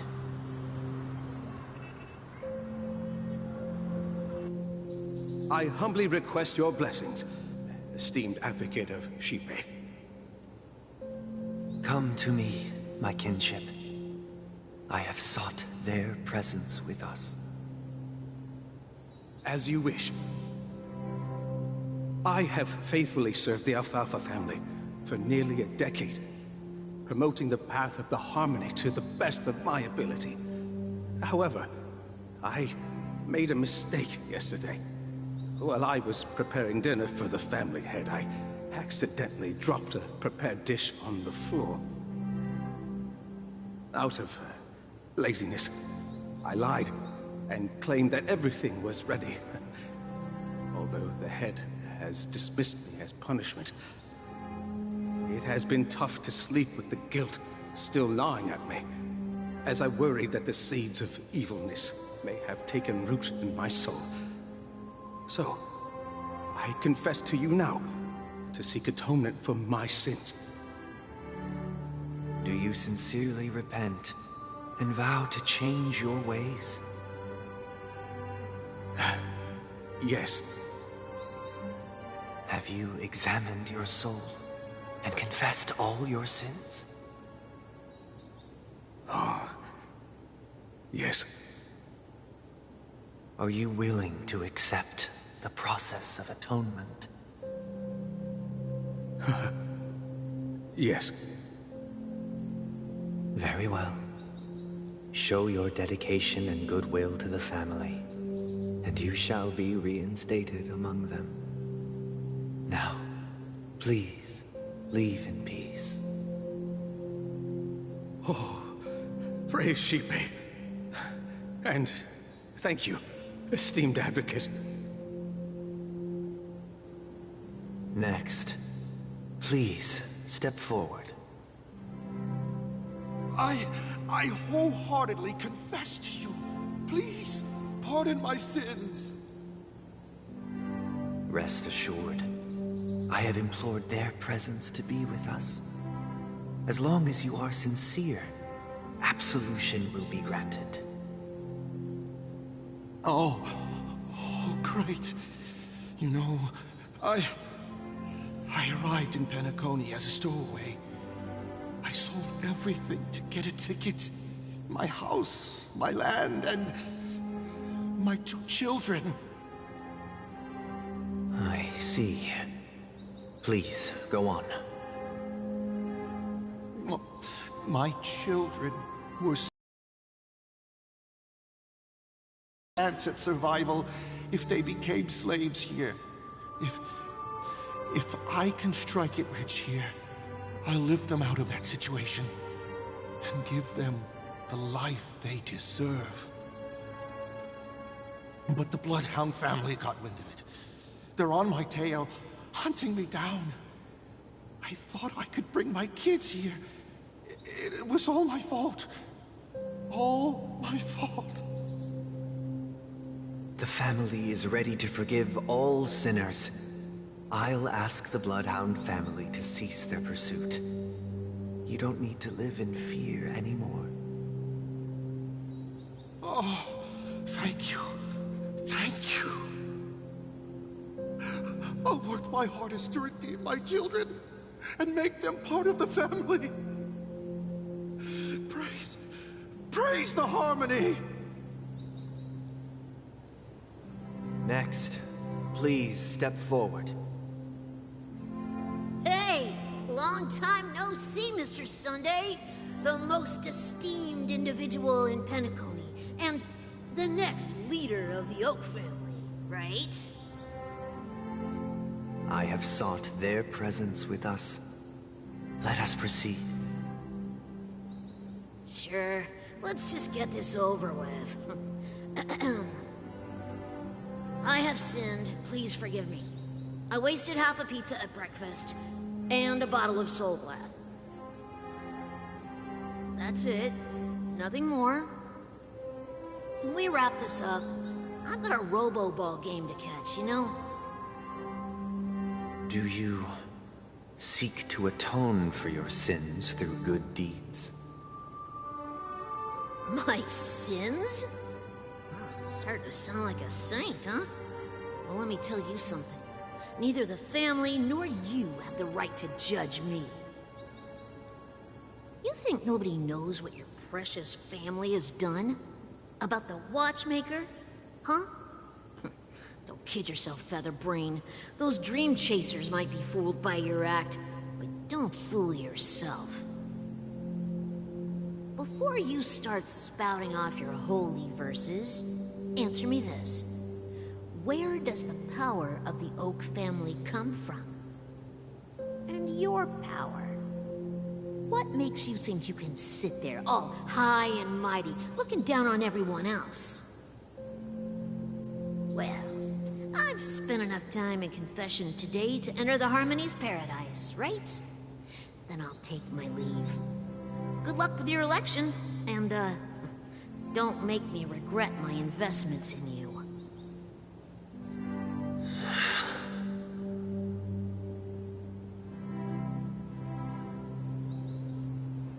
Oh, revered triple-faced soul, hear my doubts. Who can judge the strong when their power hides their crimes? Who can vouch for the weak when they will pay any price to survive? Who can comfort the purest souls when even they get led astray? If the strong defending the weak is truly the foundation of paradise, then who is responsible for the suffering and anguish in this wretched world? Brother? Brother? Brother, are you all right? I'm fine. I've been working long hours, and I just made a trip to Dreamflux Reef and back. So, I'm a bit out of sorts. But it'll all be over before we know it. You've been working non-stop on the Charmony Festival, Mr. Sunday, and no one could have predicted this incident. Even if the Stellaron does pose a grave threat, I still feel sorry for all the trouble we've caused you. No need to worry about troubling anyone. The Charmony Festival was meant to spread joy and harmony across the cosmos. But now that we know the truth, I'm afraid we'll have to cancel it. It has always been our wish to make everyone happy, so... we'll do our best to explain everything to the Dream Master. I'm sure he'll understand. Even if the negotiation does not go smoothly. I'll refuse to go on stage. Without the Chordmaster, the Harmonious Choir would not arrive, and the Charmony Festival would be just a grand performance, and nothing more. I'm relieved to see your determination. You know, since arriving in Penacony, we haven't had any contact with this Dream Master himself. I'd heard of the heads of the 5 major lineages, but the Dream Master is a mystery to me. The Dream Master rarely grants an audience, even for us. But, given the urgency of the situation, he's agreed to meet us in person. Perhaps you'll be the first guest to meet the Dream Master in years, Mr. Yang. Let's hope we can reach a consensus that satisfies everyone. Indeed. Let us hope so. It's about time. We'll have to get ready for the meeting. I apologize for any inconvenience caused by the urgency. Don't worry. I'll be waiting here. It's Mr. Sunday! Hey, come over here! Looks like someone needs help. Let's go check it out.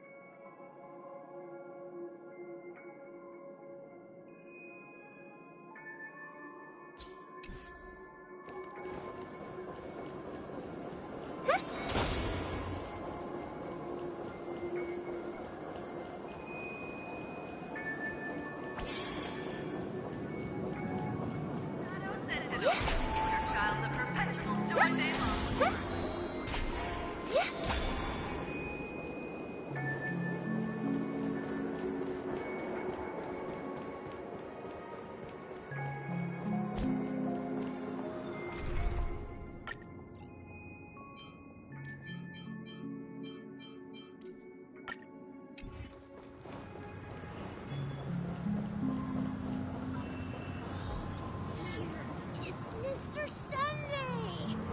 Hey, come over here! Mr. Sunday. Hey there! Okay, see the moon in the sky?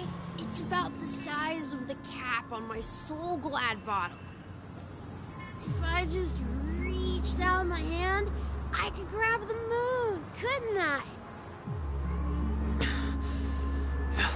The moon? You mean the Grand Theater? Yeah. Look at me. I've been away from home for too long. I must be missing that moon. But it's no big deal. The Grand Theater here looks much better than the moon back home. It's just magnificent. They told me not to sell everything I had just to come to Penacony. How short-sighted. Selling everything you had? Why would you go to such lengths? Why? Can't you see? Life back home is miserable. It's not really living at all. It's better to be here at Penacony. No pain, no worries about tomorrow, just sweet dreams. You can do whatever you want. That's what I call living. Yeah, now this is the life. Is this truly living? Huh? What did you say, young lady? I didn't quite catch that.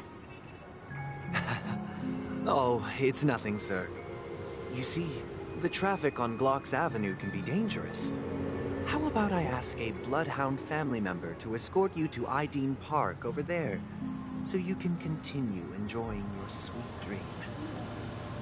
Oh, that's a great idea. Wow. No wonder you were the leader of this sweet dream. You're totally a lifesaver. See you around, Mr. Sunday. And it was nice chatting with you.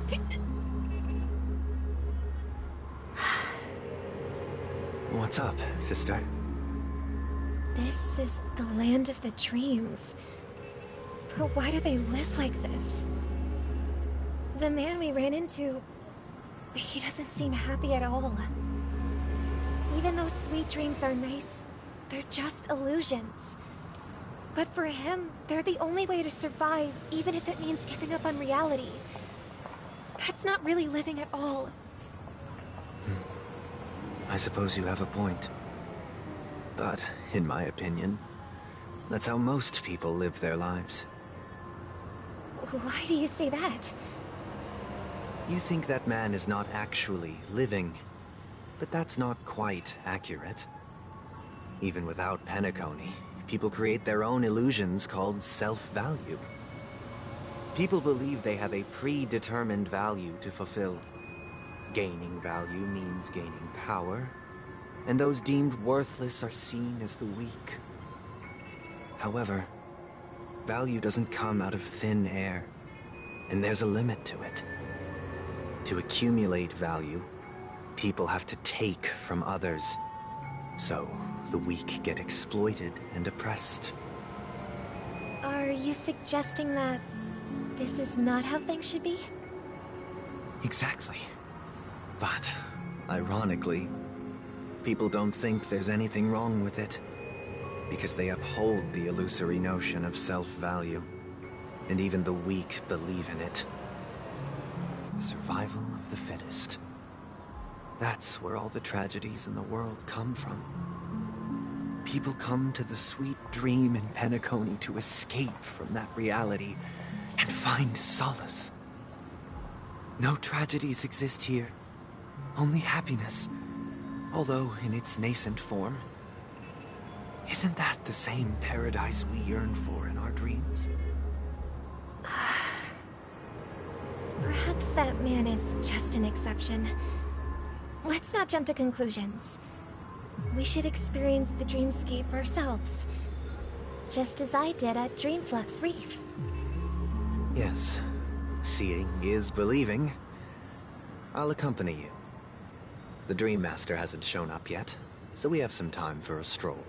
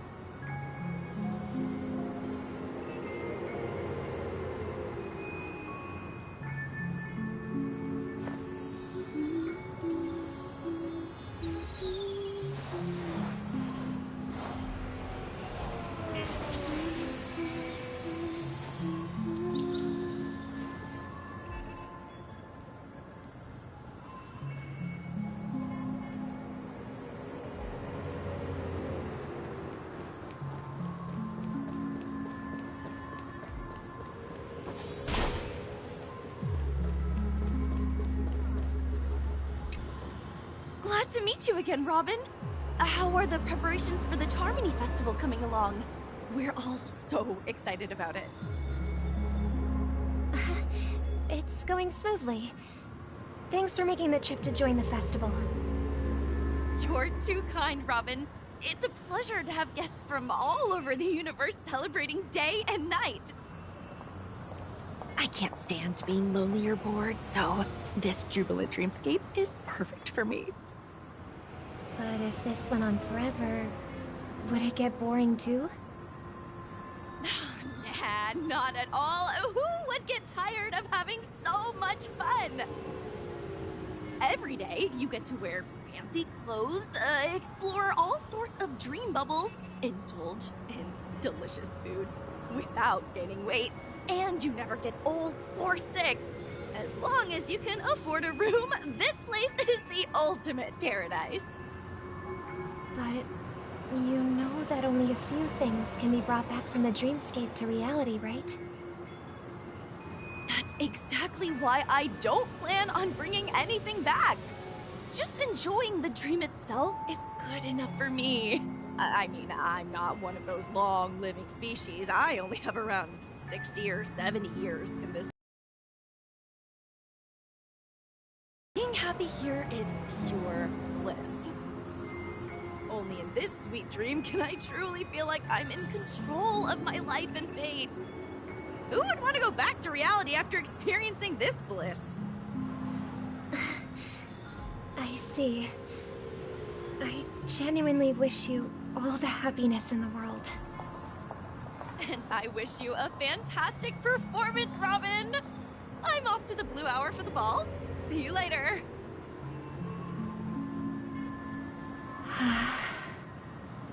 Seems like that guest's perspective didn't resonate with you either. She had a valid point, and I could sense her genuine happiness. It's just that...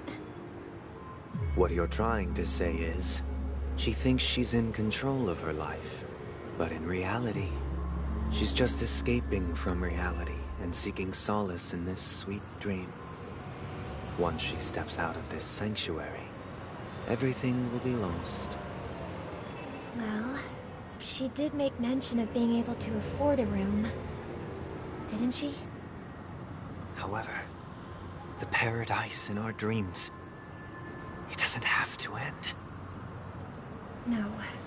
And the paradise we yearn for shouldn't be just a fleeting dream either.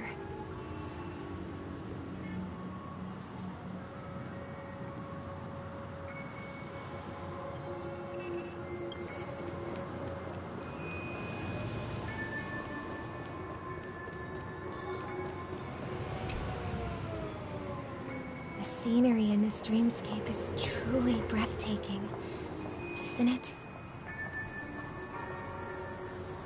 Oh, Robin. Can't believe I'm meeting you in person here. What an honor. You're right. Even though time stands still in this dreamscape, it always feels fresh. I find something new every time. A philosophical mind. I hope I'm not intruding. Oh, not at all. No. With little time left, I yearn for meaningful conversations. Especially with someone as esteemed as you. Do you mind if we chat? It's my pleasure. No need to be formal. Just speak your mind. You said, with little time left. Please, forgive me for being blunt.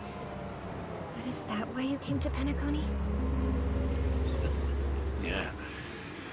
I was part of a war, and while escaping from the Sarkosian mothership, I got exposed to some radioactive materials.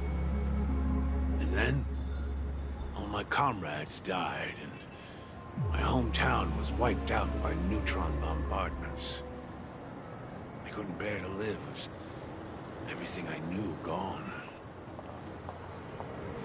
That's when I heard about a possible solution here, so I came. How heart-wrenching. I hope the family has been able to help you.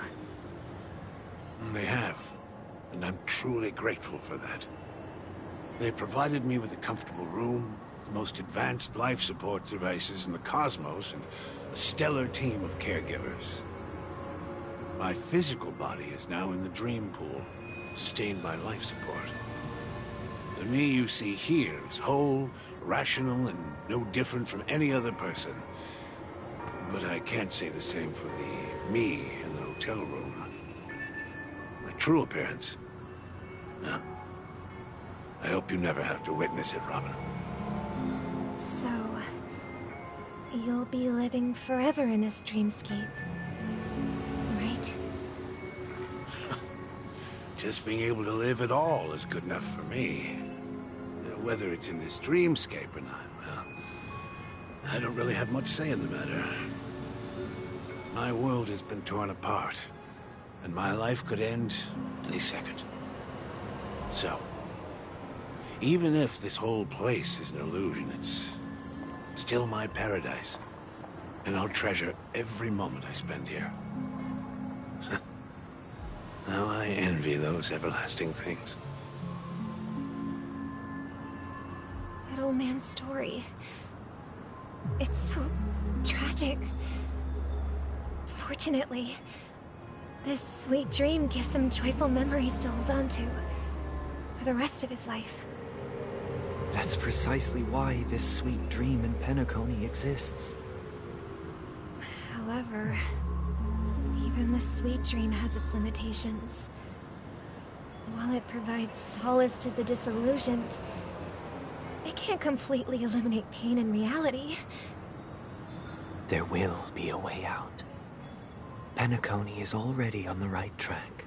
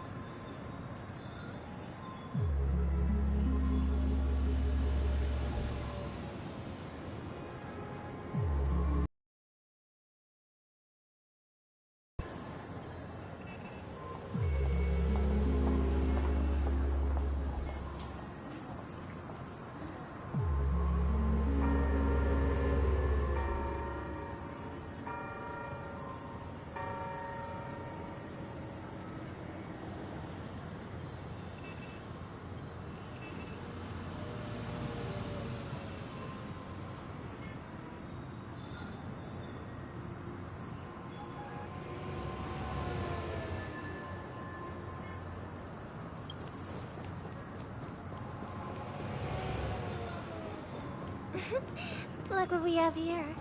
A lovely young lady. Wait. Brother, what a surprise to see you again. Show yourself. Your trick won't work on us. I've heard that a skilled mass fool received an invitation too. That must be you, right?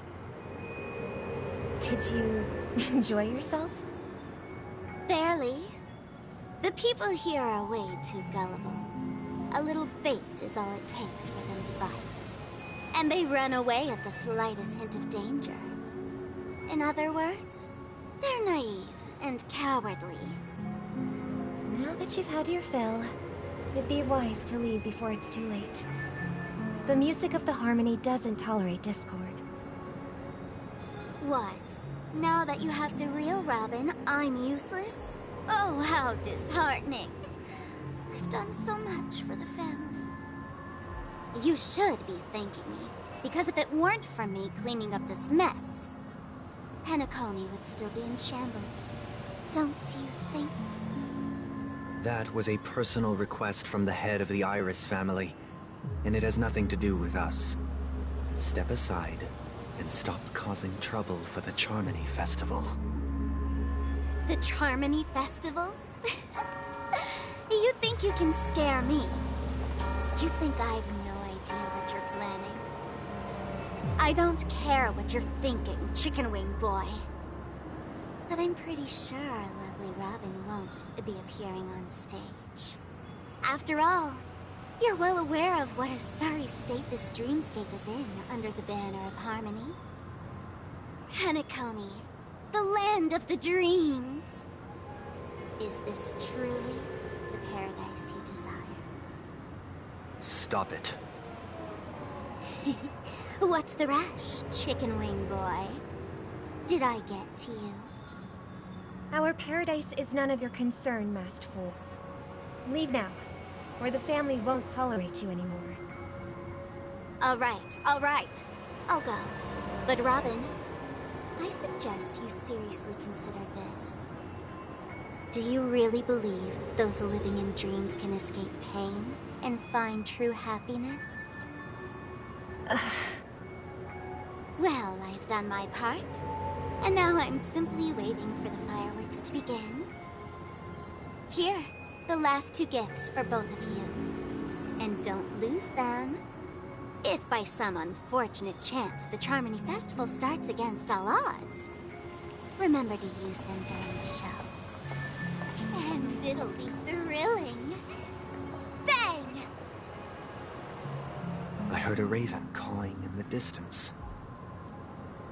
It seems the Dream Master will arrive soon.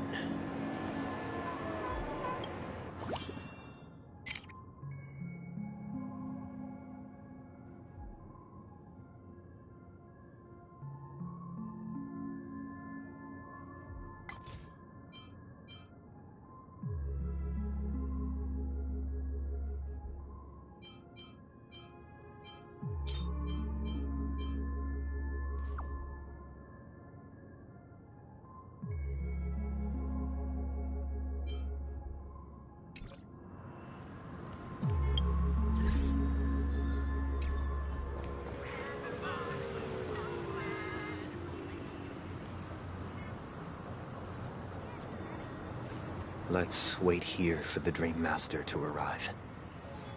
Okay. By the way, brother, I heard you no longer have a sweet tooth. Back when we were kids, you used to steal my desserts. Seems like a lot has changed during my absence. What exactly happened? Well, someone has to stay awake even in this sweet dream. But that someone doesn't have to be you, or anyone in particular. You're carrying too much on your shoulders, brother. The paradise in our dreams. It shouldn't be like this. Penacony is nothing more than a dream. It can't erase the worries and pain of reality, or bring true happiness. It only offers an escape from reality. Nothing more. Remember the old man we met earlier? Without this dream, he might have completely lost himself. That might be true, but even without Penacony, he could have chosen another path. As far as I know, the Intelligentsia Guild has been promoting their rehabilitation techniques for a long time now. That path may have been more ordinary and challenging, but now he's in a comatose state, and the sweet dream has become sort of end-of-life care. His fate is sealed. Is Penacony granting these people a future? Or is it taking it away from them? Well, don't forget this. Not everyone really has a future. The future for humanity is like the sky for birds. People mistakenly believe that flight is inherent to birds because they've never witnessed those birds crashing to their death. Do you remember how we took in that little Charmony dove when we were young? Yeah. We took care of it. Provided food and water, groomed its feathers. And later, when I decided to leave Penacony, I opened the cage and set it free. Well, I didn't mention what happened to it in my letters because I didn't want to upset you. Shortly after you left, it crashed to its death right in front of your window. I had surmised as much. I knew you wouldn't have avoided mentioning the bird for no reason.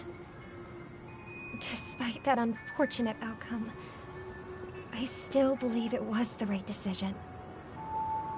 Birds aren't meant to spend their lives in cages. They belong in the sky, even if they can't fly. But here's the thing. If there are birds in this world that can never fly, can we really assert that they belong in the sky? Are you implying that the same goes for humans too? Let's take the Astral Express as an example. The Nameless made tremendous efforts to bridge worlds, gaining fame across the universe. However, only a few extraordinary individuals can endure such a perilous journey. That's because the pursuit of the Trailblaze exceeds the capabilities of ordinary humans. Otherwise, why would this path be filled with broken rails, an abandoned express, and even a fallen Eon? That's just sophistry. If that were true, then only the powerful would have the right to determine the future. Unfortunately, that's exactly what happens. Another name for the future is self-value. While this world has its fair share of heroes who inspire people and garner admiration for their heroic deeds, the majority of ordinary people will never become heroes in their lifetime. Some are born weak and vulnerable. Some find themselves trapped in unfortunate circumstances. Some fall victim to malice and cowardice. When it comes to survival, everyone is equal. And the weak can only watch as their value gets constantly diminished by external forces. That's why we should care for the weak and support them as if their suffering were our own.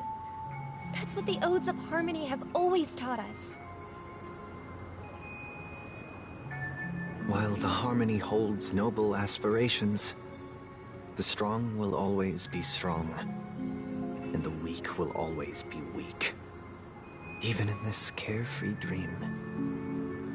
Human nature contains greatness, but it also harbors inherent weaknesses that can't be eradicated. In the end, if people can't even secure their own survival, they won't care about the illusory future of equality. As long as the law of survival of the fittest prevails, there will always be fledglings crashing to their death. What if people don't live for the future? Do they merely exist for survival? If even you, my brother, don't believe that the Harmony will save the weak, then which Aeon can make our dreams come true?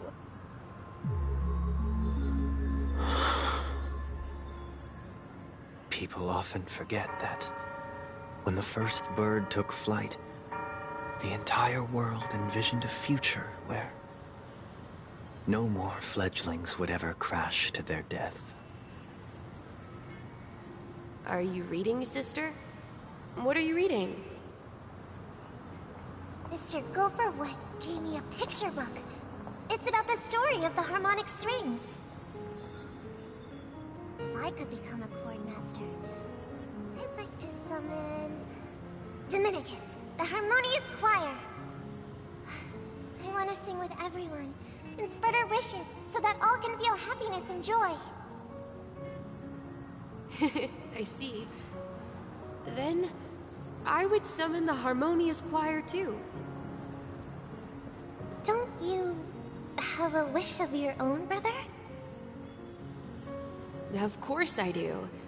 It's just that it includes your wish and everyone else's. I long for a true paradise where everyone can find peace. Then, let's build a stage there and invite everyone to our performance so that both our wishes come true through the power of the harmonious choir. It's a deal then. Yeah, it's a deal. But how can I become a chord master?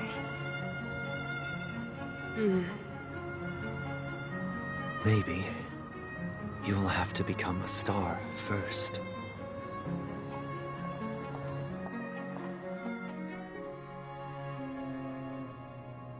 You're back sooner than I thought. Any results? Yes. And now, it's up to us to forge ahead. Huh. Since his last will has now been conveyed, my final mission is complete. But pardon me if I sound curt. It's good to have determination. The path Mikhail left for you is not an easy one to tread. Why else would he have chosen to sleep in solitude, staking everything on some nameless in the future? But you have the numbers, and in numbers comes strength. So that might just delay your inevitable a little more. Got any more encouraging words? As I see it, relying on Welt's negotiations alone is far from enough. Regardless of whether the other party will be compliant, negotiating simply allows us to meet them as equals and won't grant us an upper hand. Penacony is our rival's home turf, and we already have very few chips left to play with. Rather than idly sit around while the family's got us blocked off, an offensive approach might be a wiser course of action. We're more familiar with the Stellaron's properties than most, and since it's the key to stabilizing the Sweet Dream, it's vital to the family's interests. By attacking their core interests, they're bound to retaliate hastily. And as the saying goes, haste makes waste. That's right. As long as we pose a threat to the Stellaron, either with words or otherwise, we have a chance at gaining the upper hand. But the problem is, on the eve of the Charmony Festival opening, how exactly are we going to get close to the theater? Family security will be airtight, and if we brute force it, even if we succeed, it's too risky. So, no one's gonna say anything? Then I'll raise my hand. I know the answer to this question.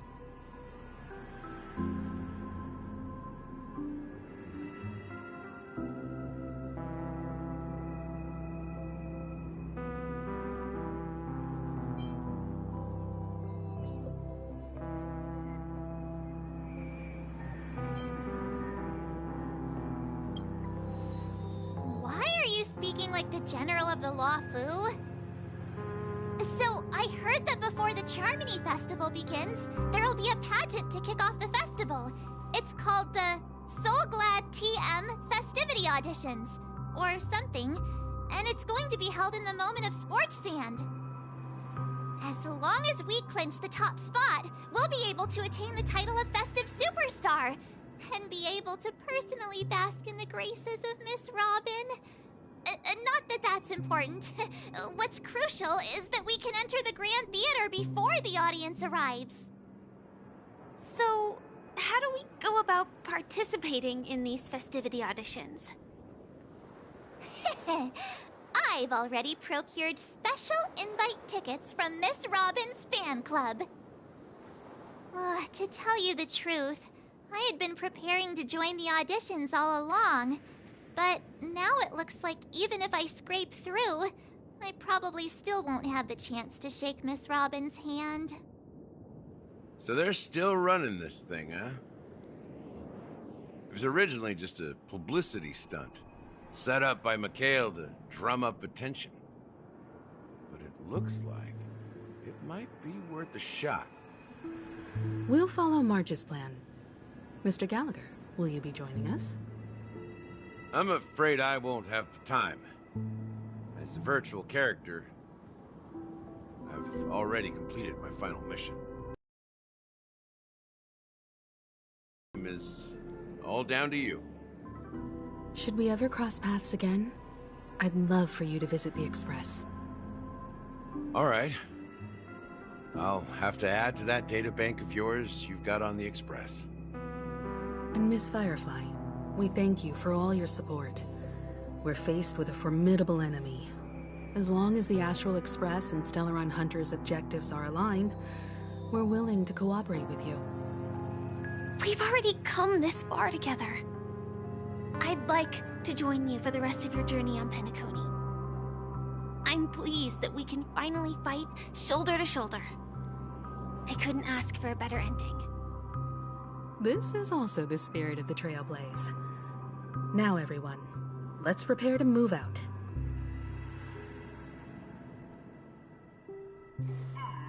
Ladies and gentlemen, welcome to Scorch Sand Hall. This is where challengers thrive and dream chasers shine, all under the watchful eye of the entire universe. If you have ambition, dream, and the drive, dear friend, the next superstar of Penacony's Charmony Festival could be you! Oh, wow! They've really outdone themselves! Oh, I'm starting to get excited! Behold! Here come 4 friends with spirit high and full of steel! Are you aspiring to be the superstars of the festival? Is he talking about us? Yes, you! There's no doubt about it. I see you have all the potential of a superstar in you.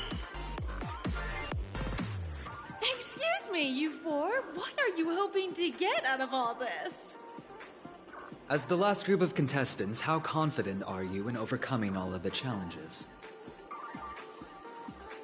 Would you be open to a brief exclusive interview with us? It'll be quick. Your journey is long and fraught with peril, yet under a sky blanketed by banners, you vie for the crown. The sword and rose! Protect the beauty!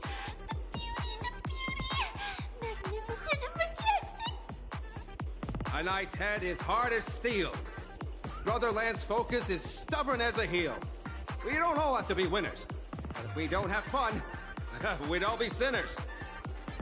People are pouring in. Kinda feels like all sorts of baddies are showing up.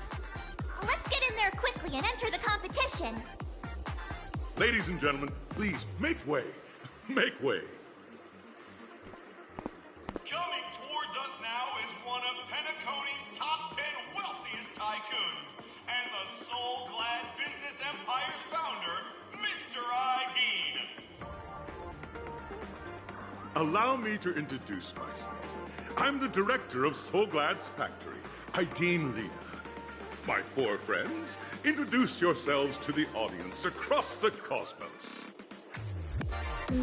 Hello, everybody. I'm Himiko, a nameless from the Astral Express, and these are my companions. Don't you guys need to hide your identities? Can't hide it anyways. Penacony is plastered with our posters. And because the Astral Express is so well known, the family won't dare to make any rash moves.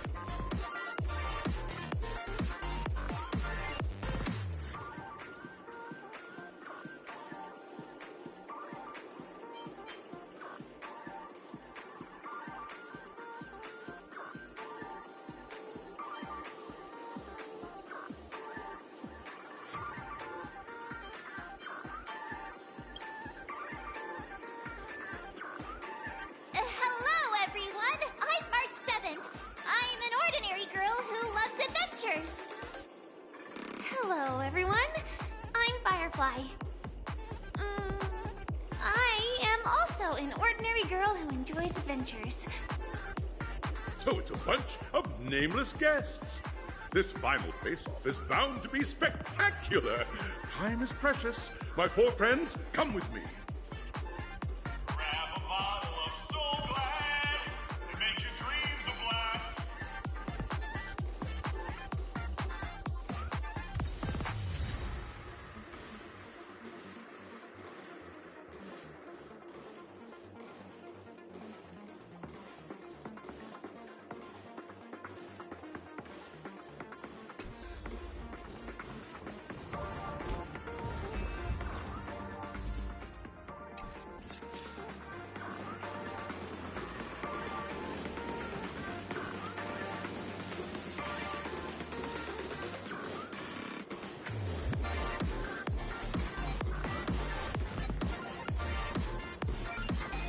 This place is buzzing. That's right. This event is a miniature representation, at the time known as the era filled with boundless possibilities.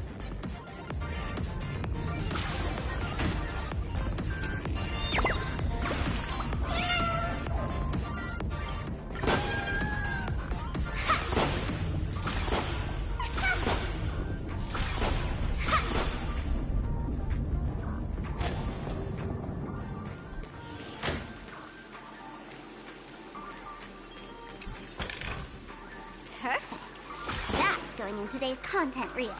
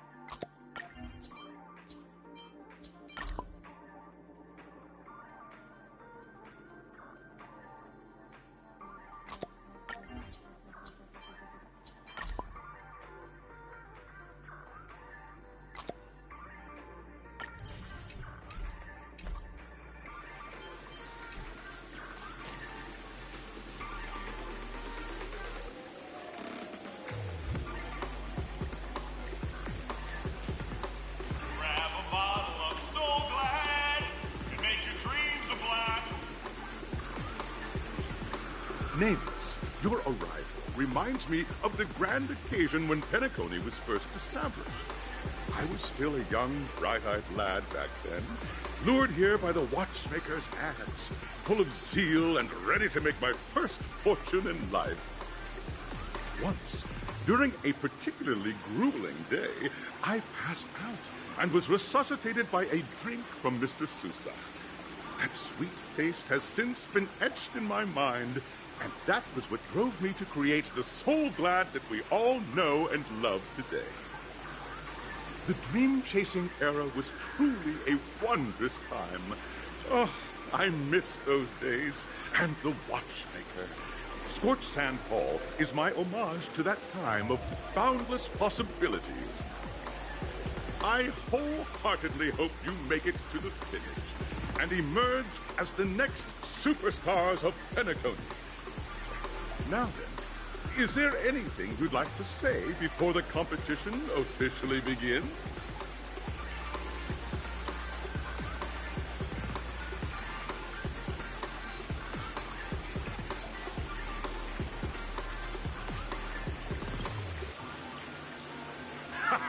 That's the trailblazing spirit. How about you, Miss March? Hello, everyone! Next up, get ready for the Mega March 7th Adventure, where I'm going to break the speedrun world record! Trailblazing into the uncharted and challenging the limits. That's Miss March 7th for you. How about Miss Firefly?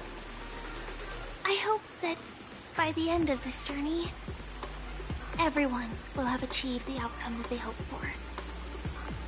Ah, a wonderful wish! Miss Himiko, what are you expecting from your team? Safety first, everyone. Simple words, but full of warmth. Waiting for you are 3 stages, each connected to that era. The first 2 stages offer 2 distinct paths to choose from, with unique challenges on each route. And in the last stage, you will face off against a champion who has defended the title to this very day. A beloved contender whose noble virtues are unrivaled. Those are the rules. Simple. Everyone clear? Now, I hereby announce that the 33rd Scorched Sand Festival of the 20th season, sponsored by Soul Glad Enterprises, has started.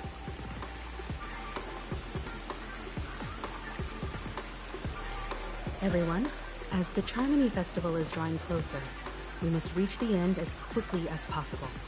Factoring in efficiency and safety, splitting up into 2 groups is the best choice. March and I haven't known Miss Firefly for too long and aren't overly familiar with her. It'd probably be better if the 2 of you paired up. Fine by me. Let's do it. All right. I don't have a problem with that.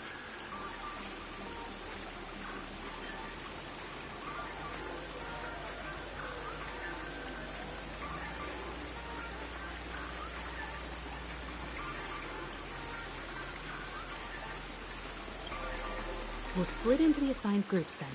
Let's not waste time.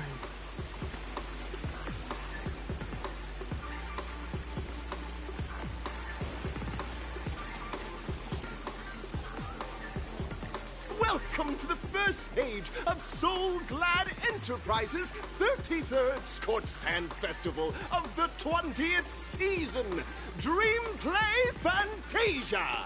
In this stage, you can choose between 2 challenges, the School of Acting or School of Action. In the School of Acting challenge, you have to complete 3 performances from 3 scripts and move the panel judges. In the School of Action challenge, you have to defeat 3 groups of enemies convincingly and reach the end. Now, make your choice.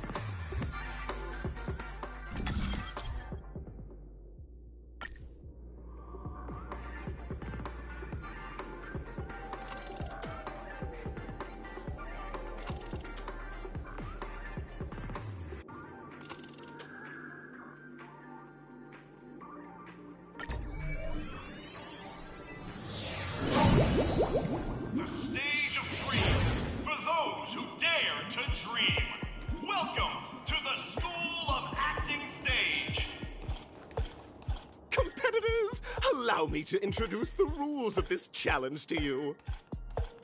There are 3 stages up ahead. On each, you will find an outline of a script. These 3 scripts were written by the legendary filmmaker, The Watchmaker, and depict various stories from Penacony's era of pioneering. Your task is to bring those moments to life, find the right words, and act convincingly to make the judges feel the script's intended emotions. Oh, I wish you a successful performance. Also, a bit of trivia. The record score for this stage is held by a participant with fiery red hair. His exceptional performance brought even the strictest judge to tears. It's like he wasn't even acting at all. We are running out of time, so let's get this over with quickly.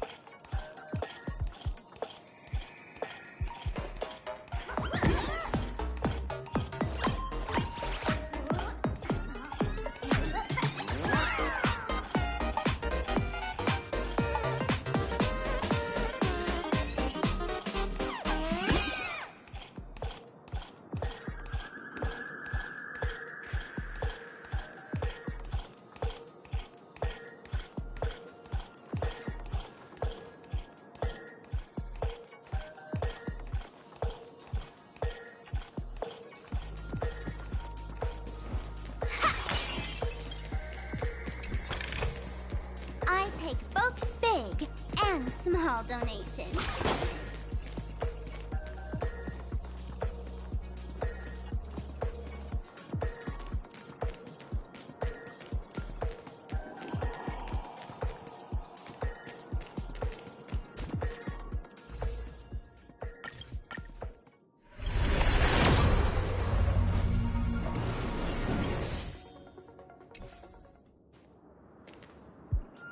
Just take a look at this pair! Such star quality. Since you've come as a pair, I'll prep a 2-person scene for you. You two, are you ready? Envision that you both, driven by the spirit of exploration, are arriving at the land of dreams that is Penacony for the first time. But instead of lush lands, you find yourselves amidst swirling sands and desolation, far from the paradise the Watchmaker described. You're driving an old clunker through the wilderness of the dreamscape, braving the cold wind, choking on the dust, and suddenly, a fierce memory zone meme blocks your path. Now, Mr. Greyhair, what line would you deliver to express your disappointment in Penacony?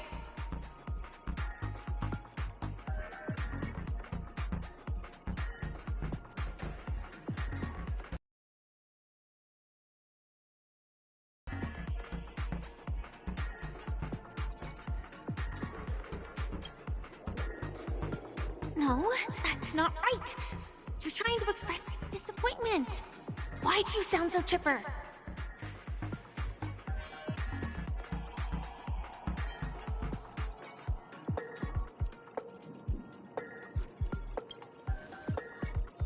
Very good. Now, though you're disappointed, your screen partner is conversely very enthusiastic. Now, young lady, you will say... This is great! I love living on the wild side! Very good! Very intense! And And then we cut to the story's next scene. You find a job mending the rails, but the days are long, and your endurance can't keep up, and you finally collapse in the endless expanse of desert. Suddenly, sweet rain falls from the sky, wetting your lips and rousing your spirits. Now, Mr. Greyhair, what line will best express your surprise at this moment?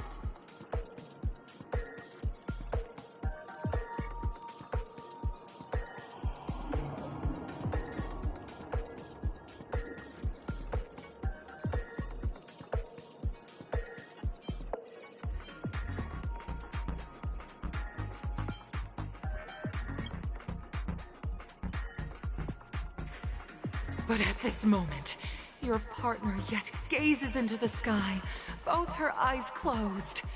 The raindrops fall, blurring her vision, and she tragically says, Perhaps we were never meant to succeed. Right? Fantastic! Both of you have an incredibly solid foundation in dialogue delivery. However, lines aren't everything in a performance. Please continue this story on the second stage. Up next, you'll be challenged with a body language test. I hope these tests won't take too long.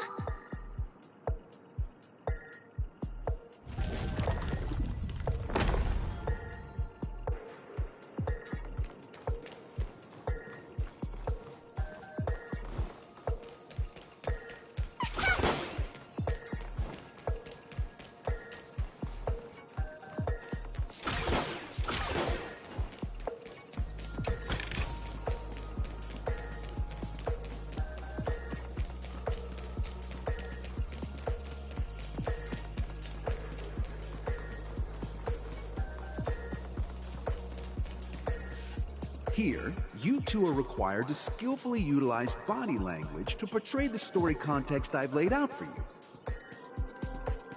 Picking up from where we left off, a heavy downpour saves you both stranded in the desert. This rain quenches the anger in your heart. You look to your companion, now completely devoid of fighting spirit, wanting to comfort her.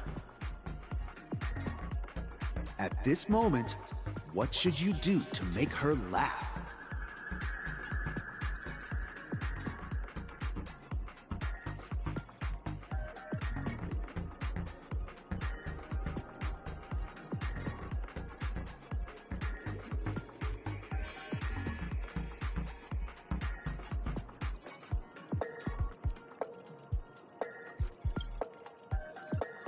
You seriously think that would make someone laugh?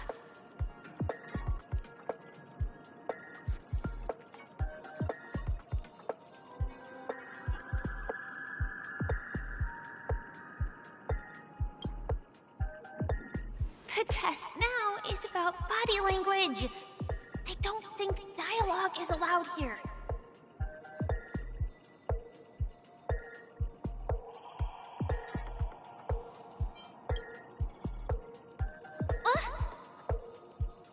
What?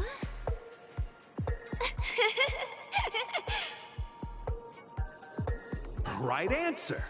Your companion sees you rolling about in the sand and thinks about the arduous obstacles along this journey. She can't help but let loose a laugh, rekindling hope in her heart. And so this girl... I'm gonna get back on my feet and keep moving forward. A tug at the heartstrings! The story continues to develop. The heavy rain leads you both to sense a business opportunity. So you start venturing into the umbrella industry. But just as the business begins to pick up, competitors start flooding the market with low-priced goods, squeezing your market share. You have no choice. The goods you stockpiled at high prices have to be sold at a loss. This is a pretty self-destructive move, which drives your business to the brink of bankruptcy. At this moment, what would you, who refuses to admit defeat. Decide to do.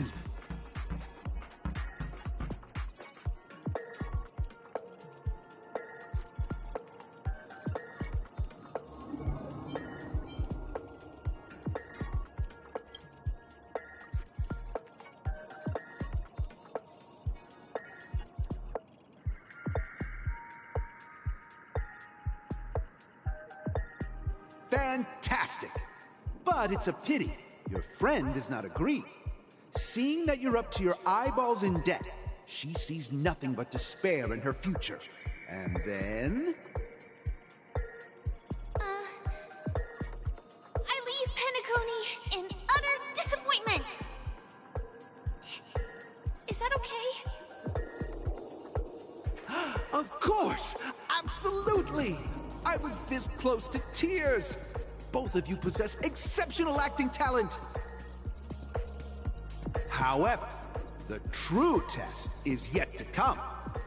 You're about to encounter the harshest judge this show has ever seen. You'll need to rely on perfect performances if you want to win them over.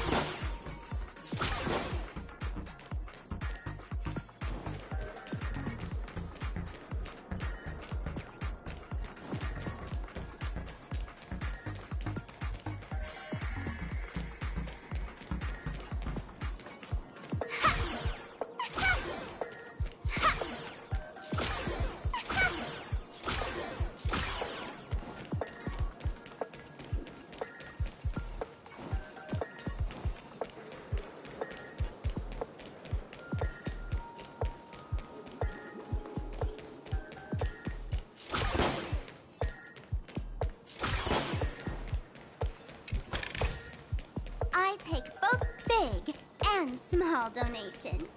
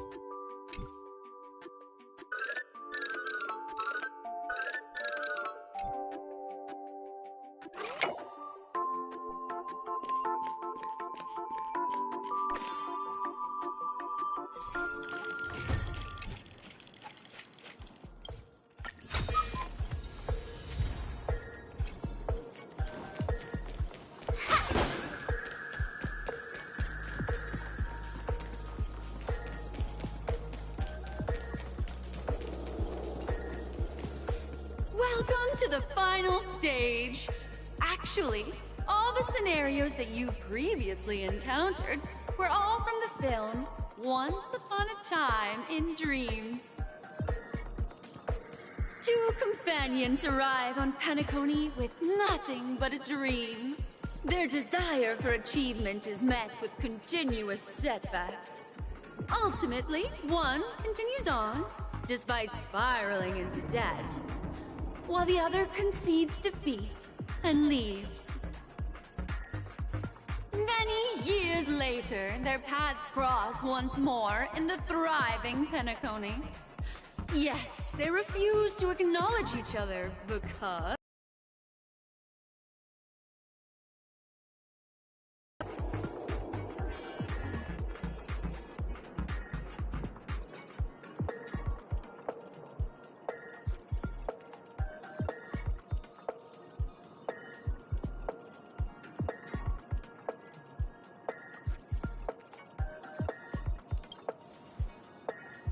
Against the backdrop of a revitalized Penacony, the joy of reunion mixes with the sorrow of past separation, the awkwardness of being strangers, and the shyness of a long-awaited encounter, all converging at this very moment. Give it a shot. Try and convey this bittersweet scene to me. Bring it to life with precise and emotive acting. This is never going to end. I know! Why don't you try that clockwork thing you used before?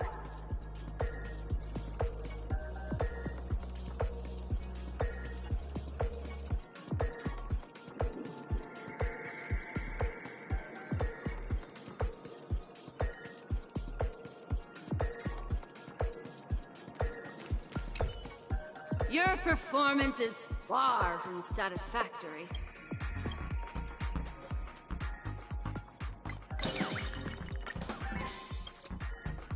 God! I never imagined that such a sad scene could be portrayed by you two in such a joyful and heartwarming way. Two people sharing a long, cherished friendship, as if time and status meant nothing to them. Huh? But we haven't even done anything! Is his imagination running wild again? Brilliant! Your portrayal outdoes the original. It's simply beautiful!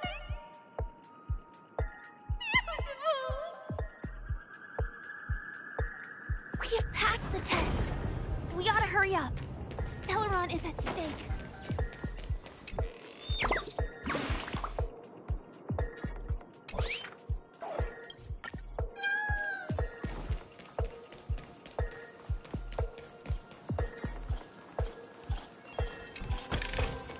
I take both big and small donations.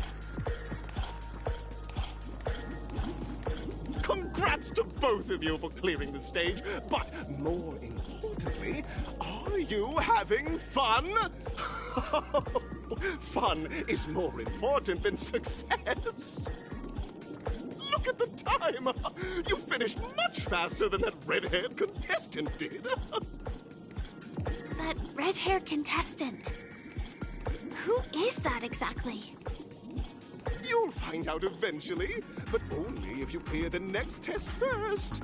Welcome to the second stage of the 33rd Scorched Sand Festival in the 20th season, sponsored by Soul Glad Enterprises. Gunfire time! You have the option to choose Gunfire and undergo Brother Hanu's trial, or Time, where you'll face Clucky's trial. And now, make your choice!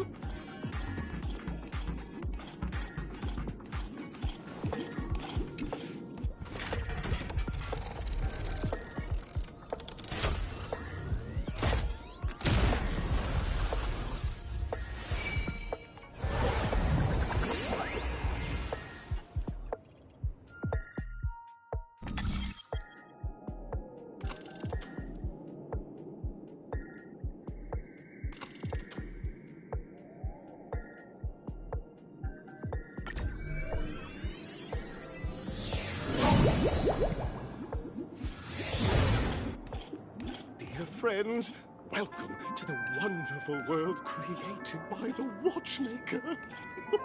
Awaiting up ahead is the titular character from the beloved Clocky animation, Clocky! It's said that the watchmaker dreamed up the idea of Clocky when he was just a boy. Back then, he was merely an apprentice in a clock shop. And one night, he dreamt that all the broken clocks started sprouting arms and legs. Like a skilled pilot, he steered them towards the right path. As a classic figure who grew up with many, Clocky truly shaped a generation, solidifying the watchmaker's pivotal role in popular culture. Contestants, may you have a wonderful time with Clocky. The trial of time. I hope it won't waste too much of our time.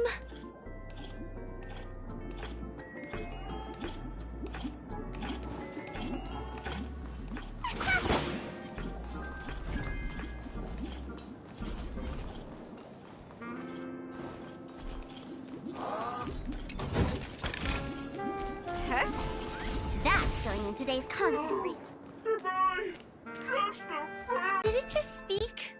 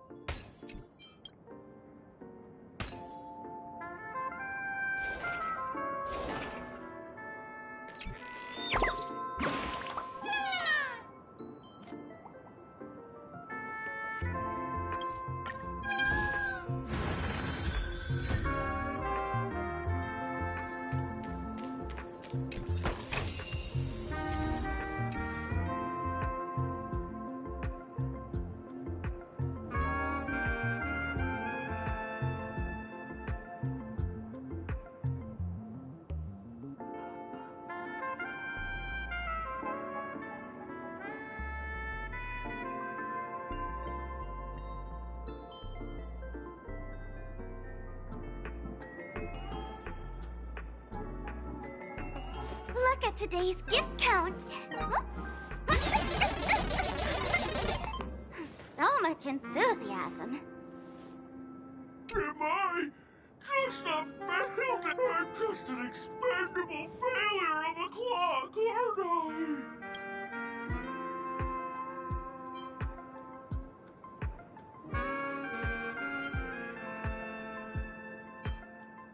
Don't be naive, buddy. Failure isn't a sickness. It's a sin. And sins can't be cured.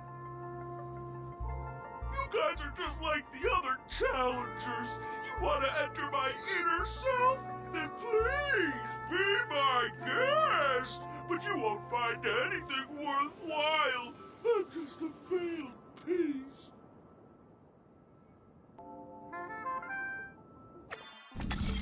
See? I'm just empty inside. Tick-tock! It's time for me to make an appearance!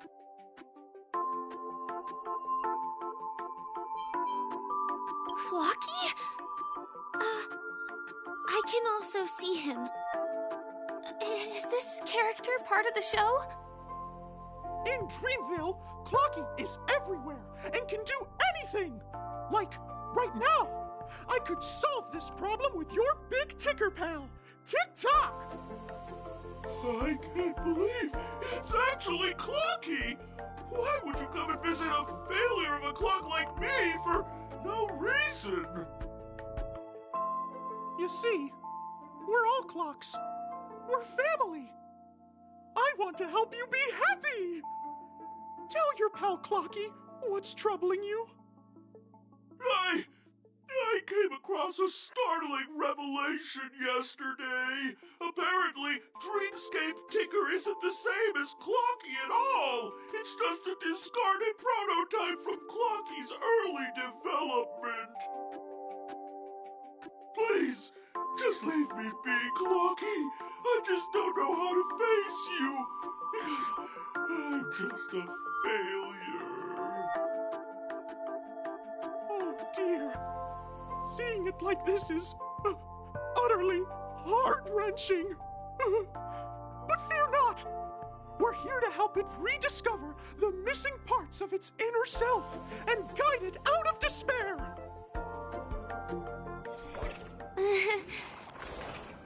I guess even troop members can experience existential crises. Don't worry, miss. I've already pinpointed its missing parts. Over here, my friends. Better use that hamster ball knight speed.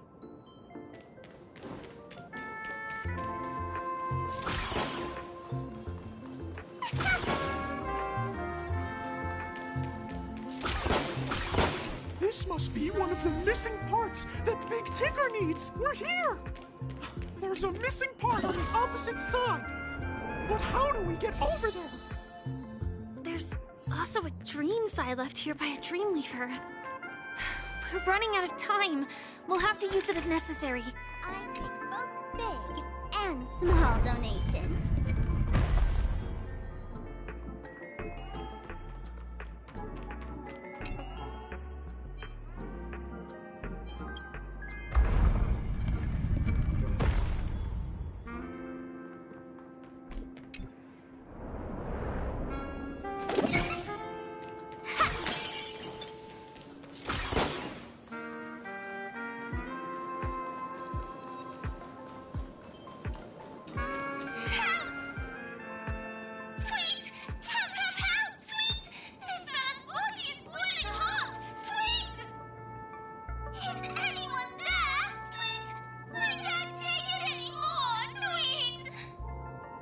Oh dear! It's an origami bird! What's it doing in Beyond Overcook's tail? Is that Cookie, Tweet? Please save me, Tweet! I'm being roasted alive, Tweet! A roasted bird? Oh! This is horrible! Let's save it, quickly! Baneful clouds scatter.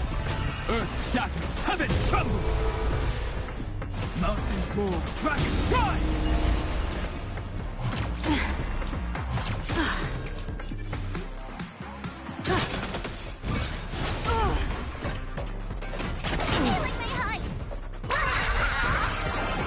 Shadow, don't thank me.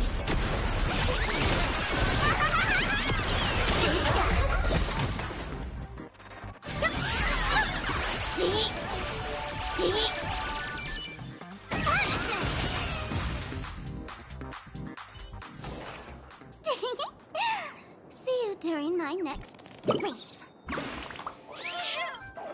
An inner self fragment belonging to the Sweet Dreams Troop? This is just too surreal.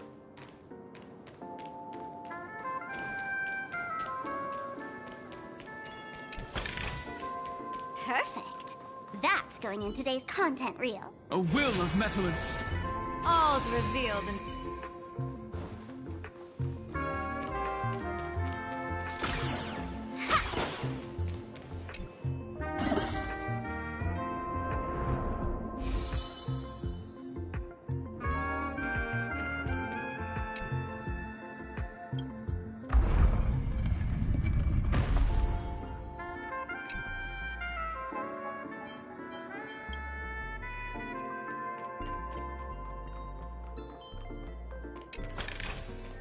I take both big and small donations.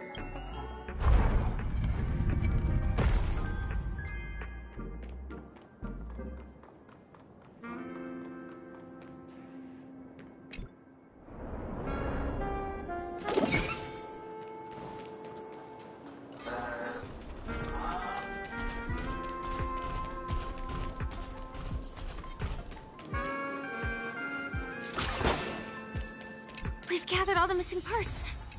Let's hurry back. We don't want to keep Big Tigger waiting.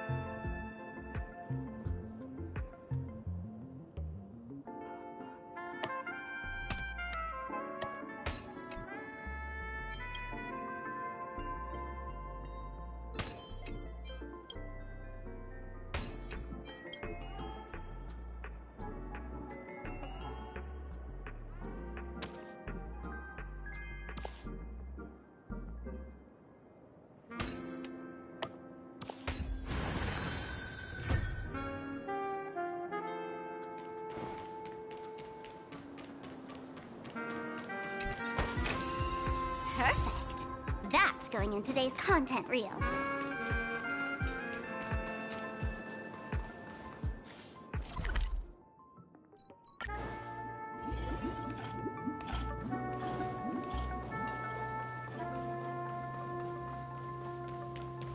We're back! As long as you have these, you'll be able to find closure. Tick-tock! Wow! This sudden surge of joy! It's working! Tick-tock! Next, we just need to enter its emoscape, help connect its pathways, and we're done!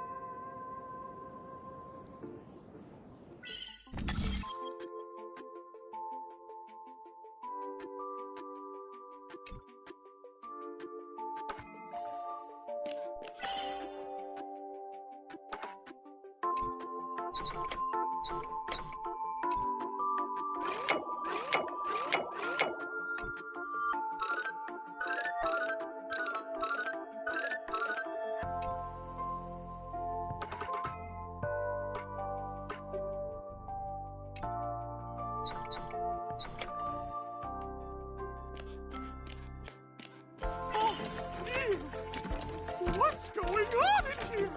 Your inner self is a mess! I'm not qualified to be the real Clocky! Just give up, Clocky! No! This is unacceptable! You have to face your fears!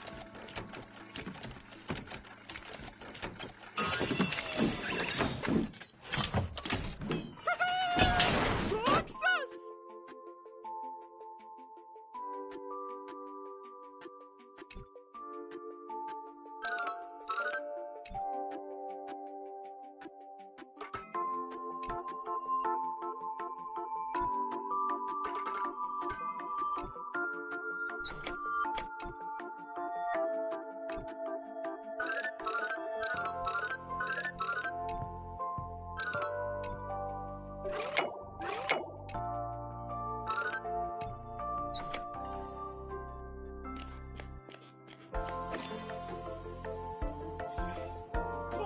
Thank you, Clocky. If not for you, I'd never be able to connect with people like this.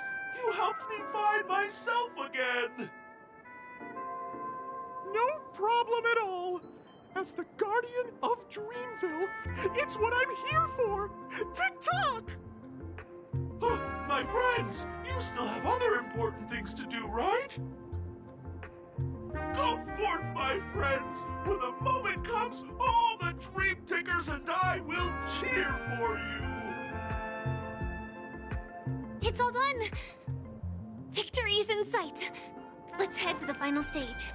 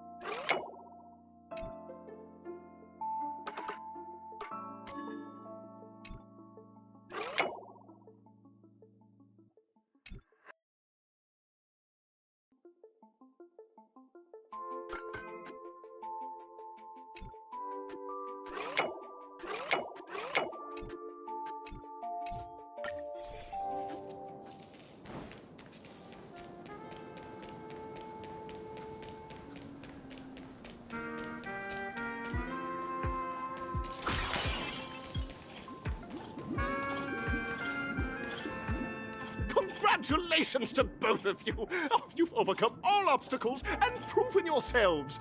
But, unfortunately, there is only one who can be Penacony's festive superstar. In the final stage, you will face the defending champion. If you fail, you will lose the opportunity to become the festive superstar.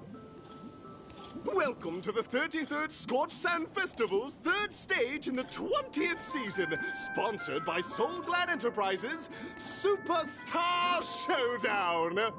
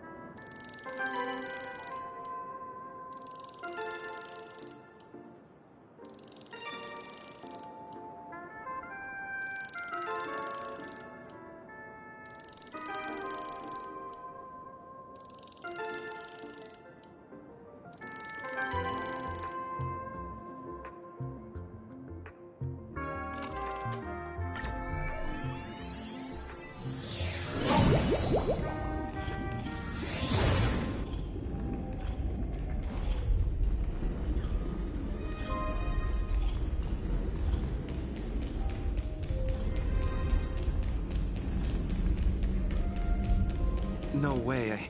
I think I just saw someone. Someone extraordinary.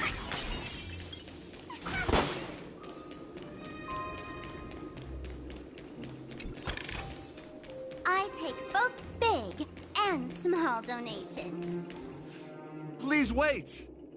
Handsome gentleman, beautiful miss.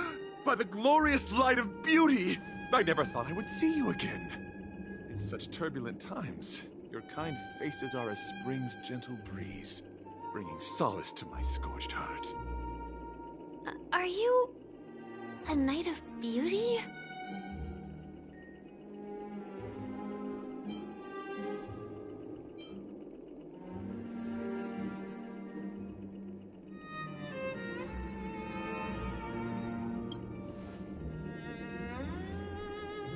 Upon hearing of the impending festivities, I commanded the one and only to bring me to Penacony with full haste.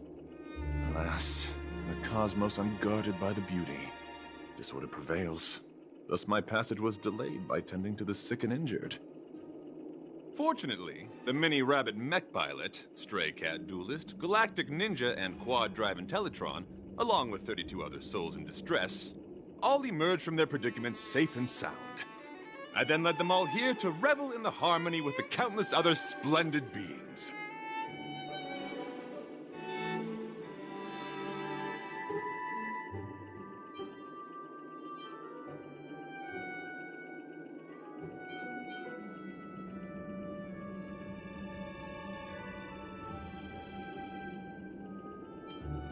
I do not deserve such praise.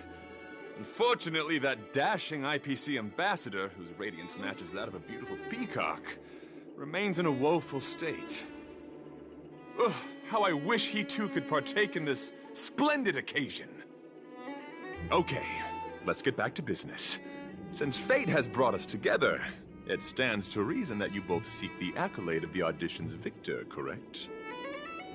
Though upon arrival, I was once mistaken for a towering silver-armored fugitive with fiery red flames due to my lack of eloquence. It matters not, for all these trials stem from the land of the dream's beauty. What matters is that I now stand before you. Our paths have crossed. I, Argenti of the Knights of Beauty, am humbly requesting a battle with you both, in the name of the Code of Chivalry.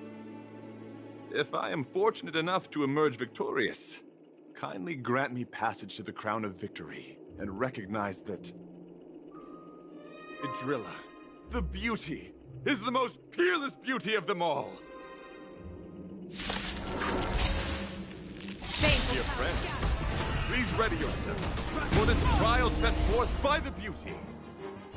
Earth shatters, heaven trembles! Behold, this symbol of pure...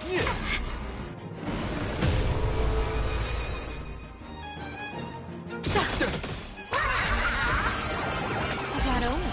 Don't thank me. The flesh wound.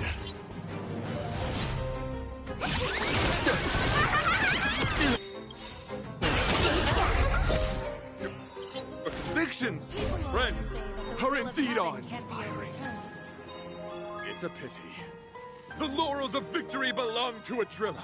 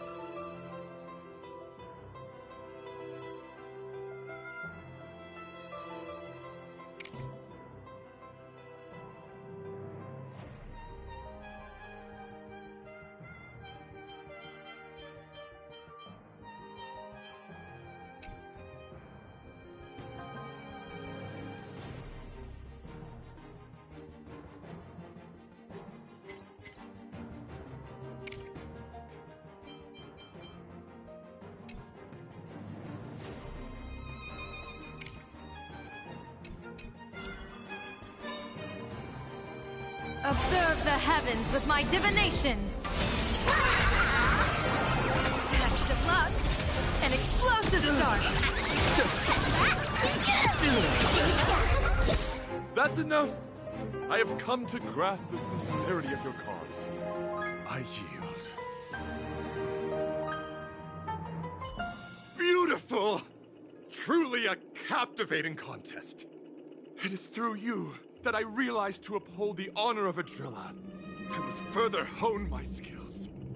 What a beautiful lesson indeed! Go forth, my dear friend. Beautiful miss. The audition's crown is yours to claim. I shall remain here, gazing from afar as you bask in the limelight, joining the audience in offering you the most heartfelt cheers and applause. We don't have much time. May fate allow us to meet again, Knight of Beauty. In that case, let's make our way to the end. Penacony's really thronging with talent. I hope we make it in time.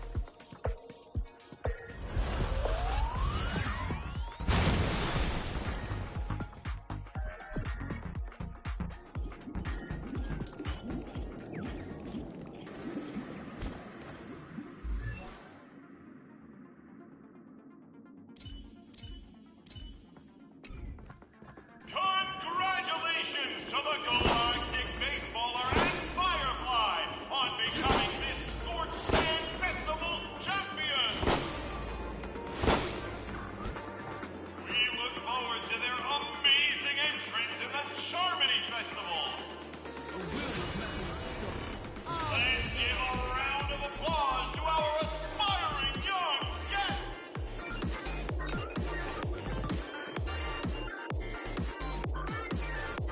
Watch this.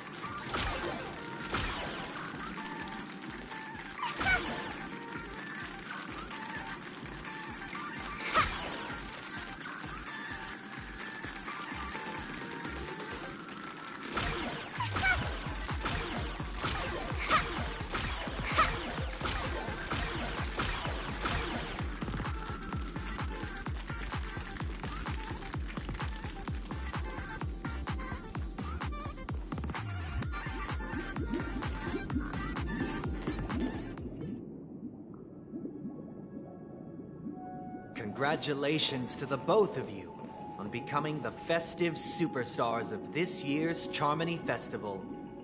Before entering the Grand Theater, I, on behalf of the organizers, extend my sincere congratulations to you, wishing you joy under their radiance.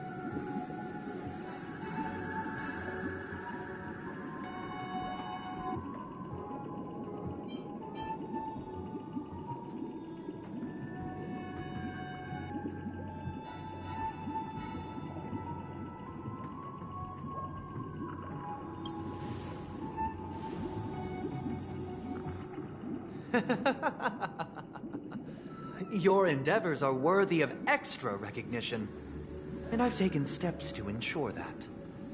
However, this reward is not a material one, but rather the opportunity for an open and honest communication between us. As previously promised, my sister, Mr. Yang, and I have met with the Dream Master. we delved into the truth about Penacony and its Stellaron, and have come to a consensus. Both I and the Oak family cannot acquiesce to your request. Just as expected. We acknowledge the perspective of you, Nameless. Penacony does require change, but not as you propose. The planet of festivities cannot and will not revert to a place characterized by chaos, disorder, or anarchy. Through your journey of overcoming obstacles, you must have glimpsed the essence of that era. The vulnerable ruthlessly eliminated, equality non-existent, common folk living precarious lives, eking out a dreary existence. Ultimately, only heroes like yourselves manage to achieve success. But I would dare ask, if you did not possess the special status of having a Stellaron, and you were but an anonymous and frail member among the masses, which Penacony would you prefer? A dystopia for the survival of the fittest, or a sweet dream paradise for all?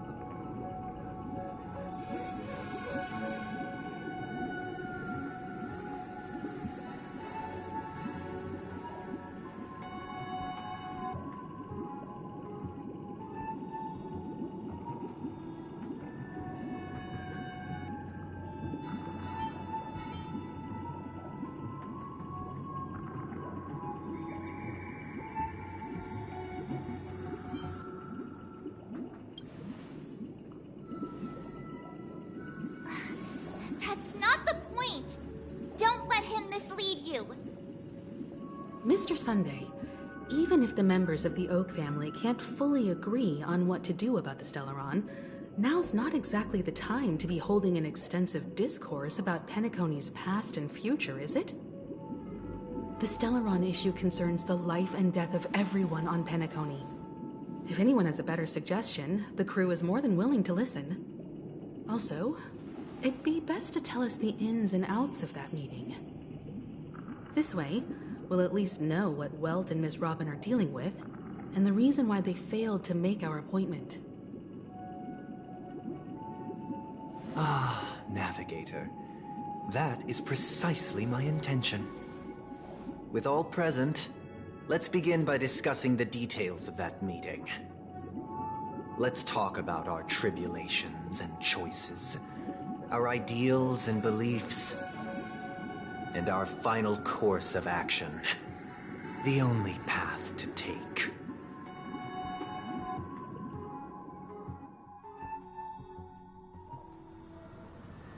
You mean to say that for the longest time, there have been scoundrels who would use the Charmony Festival that I have bequeathed to the masses as a tool to realize their ambition? Indeed, Dream Master.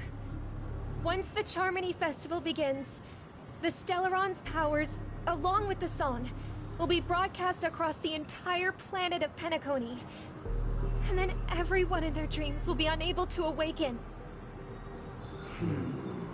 This is indeed surprising to me. The dreamscape is maintained by the collective effort of the 5 families.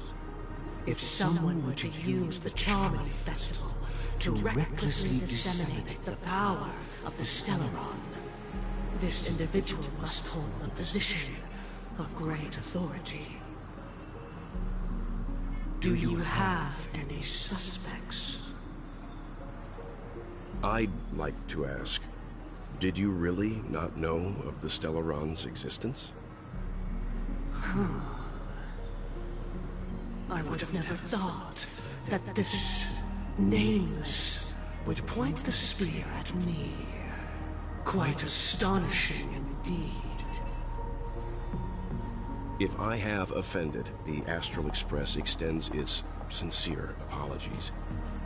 But the current circumstances are dire and leave no room for meticulous inquiry. We're doing this out of concern for the Dreamscape's safety. So, if you could, please alleviate our concerns. Dream Master, it's just to prove that the Charmony Festival has nothing to do with the Stellaron. If we're being overly cautious, I will return to the stage to offer tribute in song, just per the arrangement.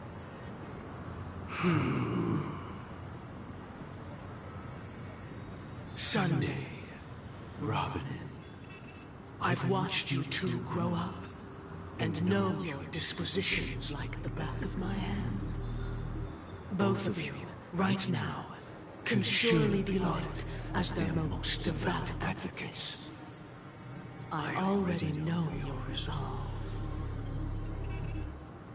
The magnitude of this matter is enormous, and cannot be taken lightly. Since Mr. Yang has asked with such earnestness, I will personally respond in kind. If there is a need, the entire Oak family will be mobilized to heed your call.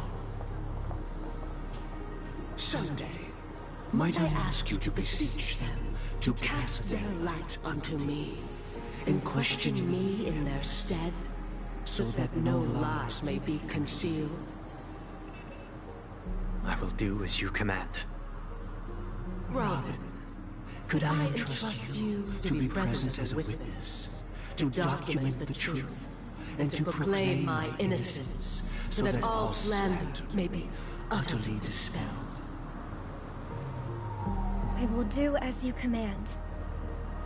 May thy will be carried out on earth, just as it is in the heavens. Oh, triple-faced soul, please sear his tongue and palms with a hot iron, so that he will not be able to fabricate lies and make false vows. Let us begin. There is nothing else to prepare. Understood. Question. Have you devoted your life to your god, never worshipping other gods? Naturally. Do you love your god as you do yourself, always heeding their admonishments? Naturally. Have you strayed from the path expected by your god, betraying their name? Never. Have you ever been inordinate with your asks of your god, coveting more than the foundation of the creation itself? Never. Then, a final question. Do you swear to fulfill all vows, past, present, and future? With the Aeon as my witness, if I do not deliver on my words, or if I renege on my vows, may I be cursed in accordance with divine law. They have seen your faith, and have endorsed your faith. With this, it can be evidenced... Just a moment.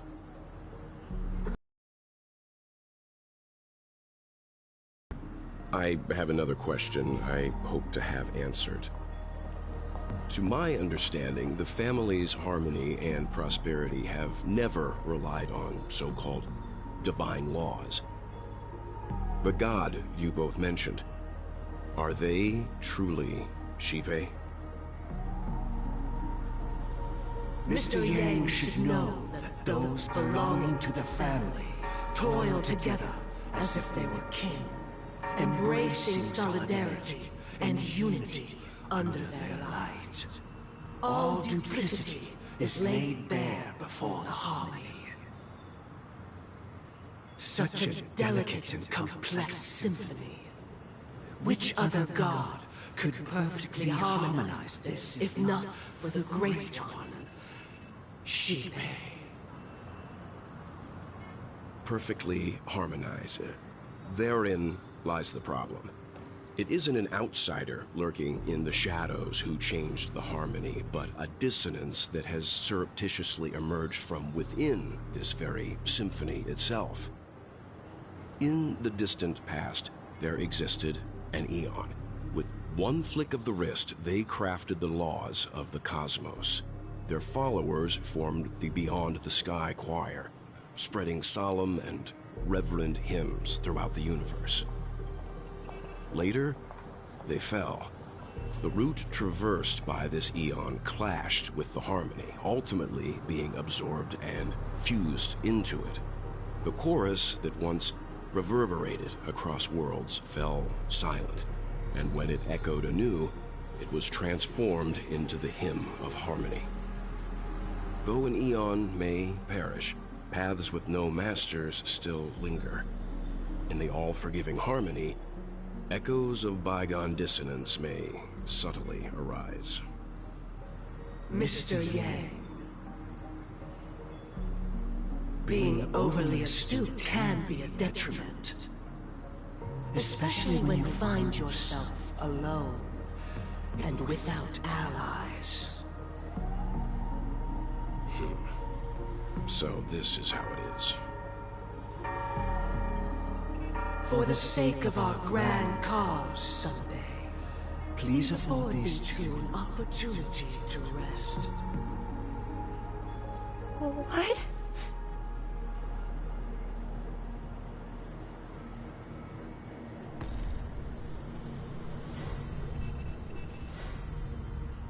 Sorry, Robin. It's just you. I did not wish for you to know this. It's a pity that things have turned out this way.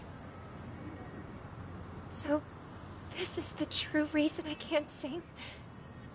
The shadow that envelops Penacony is actually... We were never children of the harmony. Our ideal paradise could not have been crafted by Xipe. True bliss can only be guaranteed by the one who transcends the many. Within the foundation of law, humanity establishes civilization, and through harmony, we obtain order. Unbelievable. To think that there would be remnants of the Order on Penacony. What have you done with Mr. Yang and Miss Robin? Don't worry. I just gave them some time alone to ponder their fates. You should know that these actions make you an enemy of the Astral Express. Should we need to stand against the Nameless, it would only be myself and the Oak family involved. But we haven't reached that point yet, have we? Your efforts for the justice of Penacony are evident to everyone, and have been widely observed.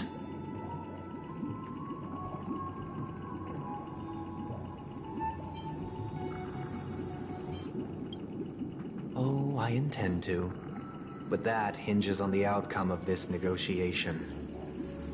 If it is the Order that drove you to imprison Welt and Robin, and you're using them to coerce our compliance, then there'll be no point in entertaining any type of discussion. You're mistaken, Miss Himiko. They are in very safe hands, and just as the family has always proclaimed, no one can be harmed in the dreamscape, least of all in the beautiful new world belonging to the Order. Penacony and the entire universe have witnessed far too much innocent bloodshed. The strong wield their blades against the weak, and the victors push the vanquished to the brink of life. Natural selection. The world abides by this principle, establishing the well-being of humanity atop the corpses of the downtrodden. Only we, or rather, I, possess the power to put an end to this farce. So you've decided to resurrect a dead Eon? No one's ever done such a thing. If Miss Himiko is interested, let's draw back the veil and speak candidly.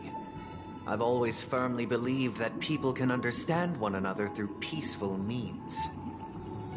I'm willing to divulge the unembellished truth as to the intentions of the Order's Pathstriders, so that you will make better judgment for the Astral Express, for Penacony, and for this stretch of the universe.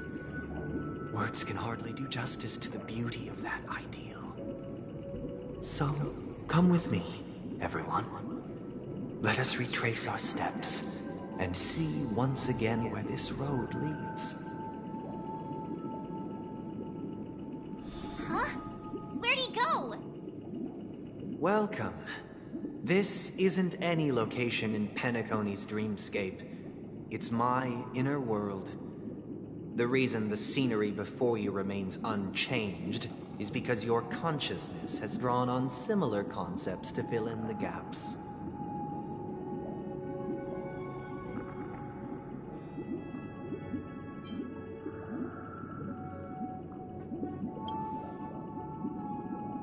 That means...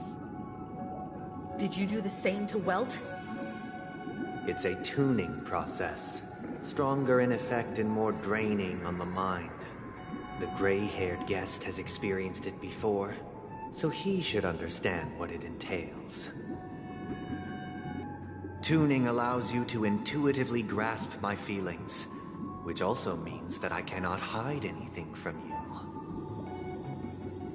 Now, everyone, please look at the huge screen. The road we once took begins here. From this point on, you will witness the numerous decisions I've faced. I've selected a portion of these to share with you. I believe after going through similar predicaments, you'll be able to better understand my thoughts. Let's begin. The first decision. A story about a baby bird. This story happened when Robin and I were very young. We were victims of the Stellaron disaster, and the family's Mr. Gopher Wood, who would later become the Dream Master of Penacony, saw that we siblings had no one to turn to and took us in. Later on, Robin and I lived a time with nary a care in the world. One day, after dinner, while my younger sister and I were lounging about in Mr. Gopher Wood's yard, we spotted a fledgling Charmony dove all on its own. That baby bird was tiny. It didn't even have all of its feathers, and it couldn't sing. When we found it, it was already on its last breath, having fallen into a shrub, probably abandoned by its parents. We decided to build a nest for it right there and then. However, thinking back, that winter was unusually cold, with fierce winds at night in the yard, not to mention the many poisonous bugs and wild beasts in the vicinity. It was clear that if we left the fledgling in the yard, it stood no chance of surviving until spring. So, I suggested we take it inside, place it on the shelf by the window, and asked the adults to fashion a cage for it. We decided that when it regained its strength enough to spread its wings, we would release it back into the wild. The tragic part, something that we'd never considered, was that this bird's fate had already been determined long before this moment. Its destiny was determined by our momentary whim. I pass the power of choice to you all. Faced with this situation, what choice would you make? Stick to the original plan, and build a nest with soft net where the Charmony dove fell. Or build a cage for it, and feed it, giving it the utmost care from within the warmth of a home. I eagerly await your answer.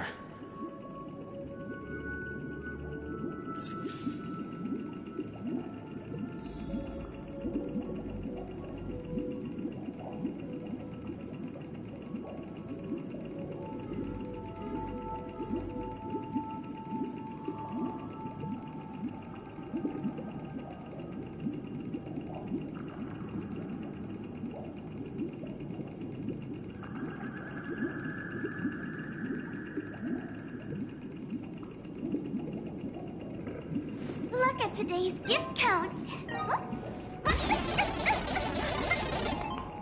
So much enthusiasm.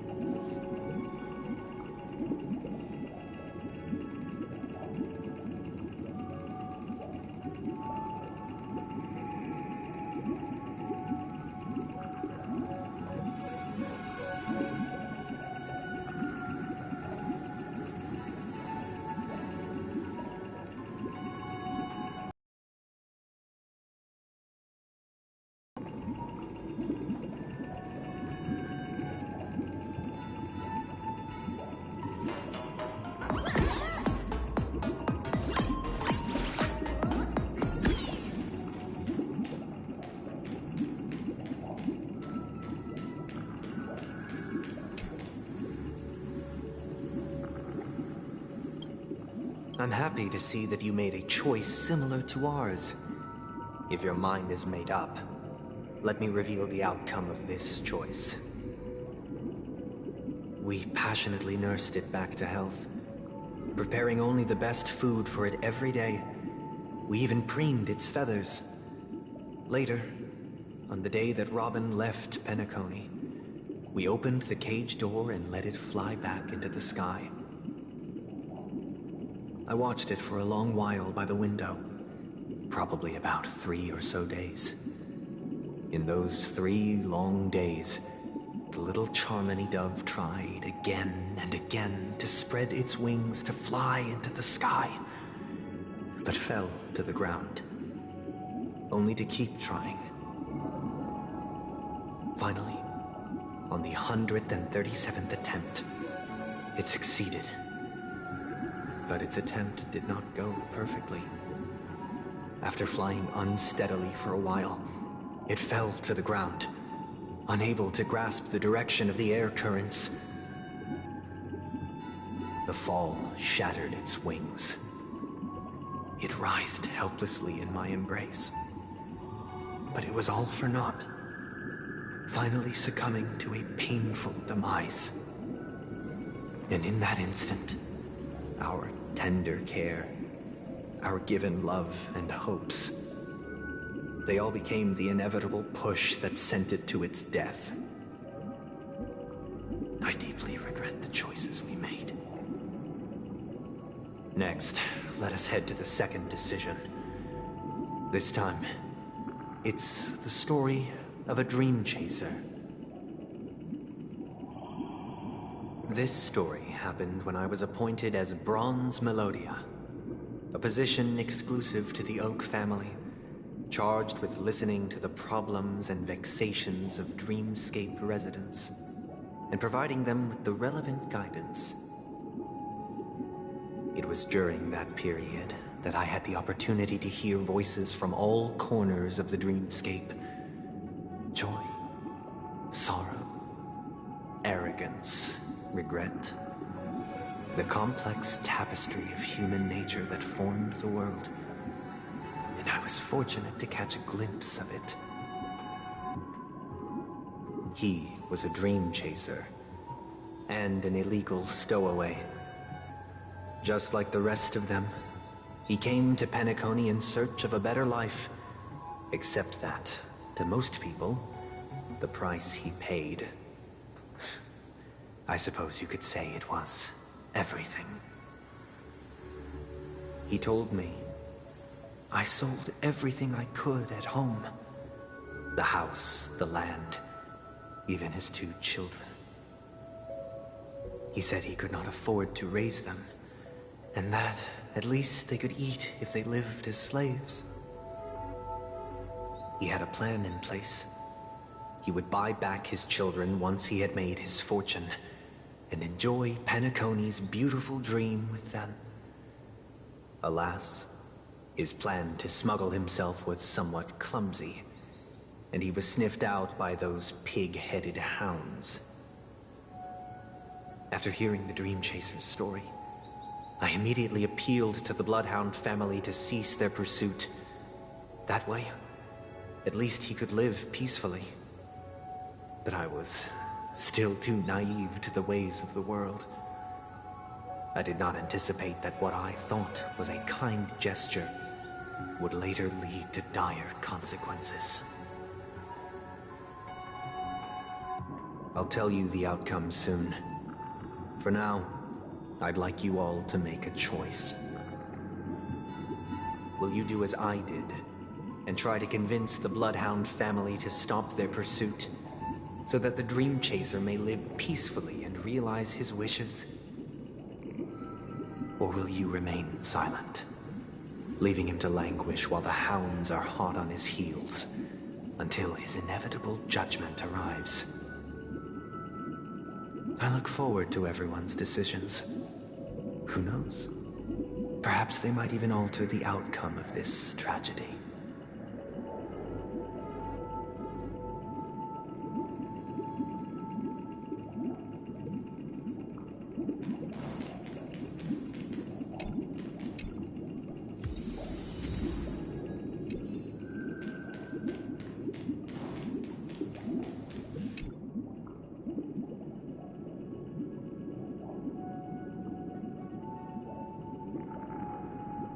I'm honored to witness you arriving at the same decision. Out of respect, I'll share with you the dire consequences that my choice back then brought about. First, the outcome. He attained major success. After avoiding capture, he ran a business for a few years, very quickly making a name for himself, elevating his status. He might not have become a tycoon like old Ahti, but he was considered a character of excellent repute. Now then, did he realize the wish he set out to achieve? No. The last time I saw him was in the real world, where the hounds were going to permanently exile him, and I was the accompanying Bronze Melodia. The mission was simple. Listen to the criminal's repentance.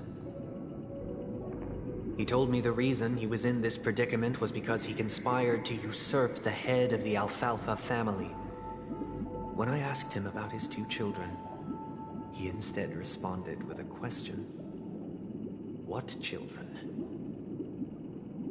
In the end, my heart aligned with the harmony, and the good deed I dared to undertake held no value, turning instead into a wrongdoing.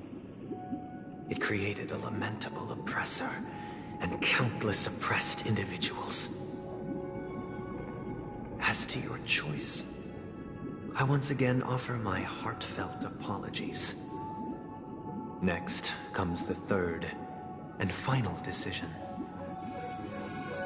And the story this time is my own. This story happened the day I was appointed the Oak family head. At that time, Mr. Gopherwood was the current Dream Master, and as per his wish, we had a private conversation. What surprised me was that the Dream Master had only come to deliver a letter to me. He let me read its contents, and it was a letter from my sister. The letter contained the usual pleasantries, anecdotes from her travels, nothing out of the ordinary. Just as I started wondering how this letter related to our discussion, the Dream Master began to speak. Do you know who wrote this letter? My sister, of course. But why would you personally visit me to hand me a letter from my sister containing mere trivialities? To help you grasp the full scope of this issue. Do you know where Robin is at this moment? From what the letter indicates, she must be in Caspolina 8, correct? She's touring there right now. Correct. Has she mentioned anything about a stray bullet? A stray bullet? What? A war has broken out on that planet. It is because of this very reason that Robin chose this destination. To spread the word of the Harmony. And to save the lives of that planet. She personally made for the front lines. She hoped to ease the people's suffering with song, and was willing to brave mortal danger to deliver the IPC's medical supplies. Unfortunately, stray bullets show no such compassion. Is she all right? If the operation was successful, she should probably be recovering in the field hospital. By the eon above, the bullet struck her neck directly, yet possibly as a reward for her consistent deeds of harmony, it didn't hit any vital arteries. Once you've attended to your outstanding tasks, it'd be advisable to write her back as soon as possible. Those damned savages! I'll pack my bags right away. My gratitude for bringing this to my attention, Mr. Gopherwood. Now you understand why she always wears such elaborate neck ornaments, don't you? How could this happen? Miss Robin. It's all in the past, so please don't worry. I share this in the meager hope that you will understand the Harmony's limitations and predicament. As grandiose as the strong defending the weak sounds, many times, it is nothing more than wishful thinking. Likewise, I've prepared one last question, one last choice. But rest assured, this choice will not have any grave consequences. Because this is merely a figment of imagination, a nightmare that has haunted me through countless nights. If you ever had the opportunity to make a choice like I did, would you still support Robin's journey on the path of harmony?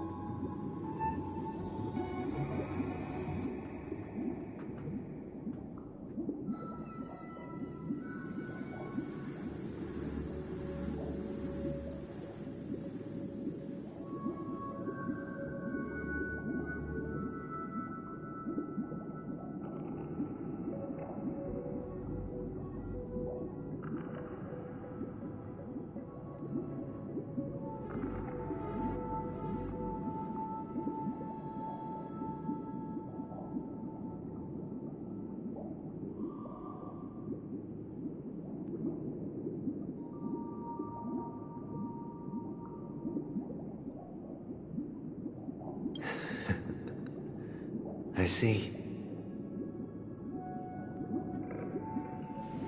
I am now aware of everyone's stances. Raising these questions merely serves to illustrate one point. The plight of Penacony cannot be salvaged by the Harmony. The true foundation for a sweet dream paradise can only be established through the Order, where the strong govern the weak.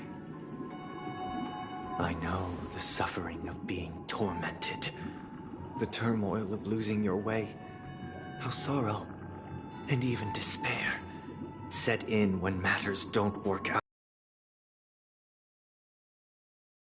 Pain, because this is not what happiness is at all. We must teach the weak how to live a happy life.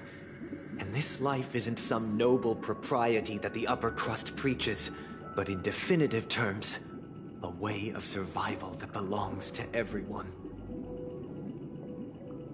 So what is your definition of living a happy life? Good question.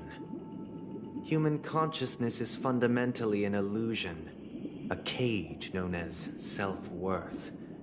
People lured in by this illusion make mistakes, yet still ask that external influences bear the burden.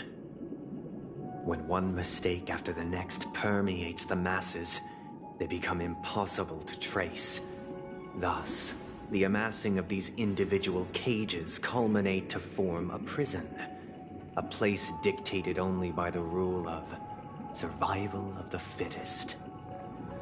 Nature is always accompanied by predation and sacrifice.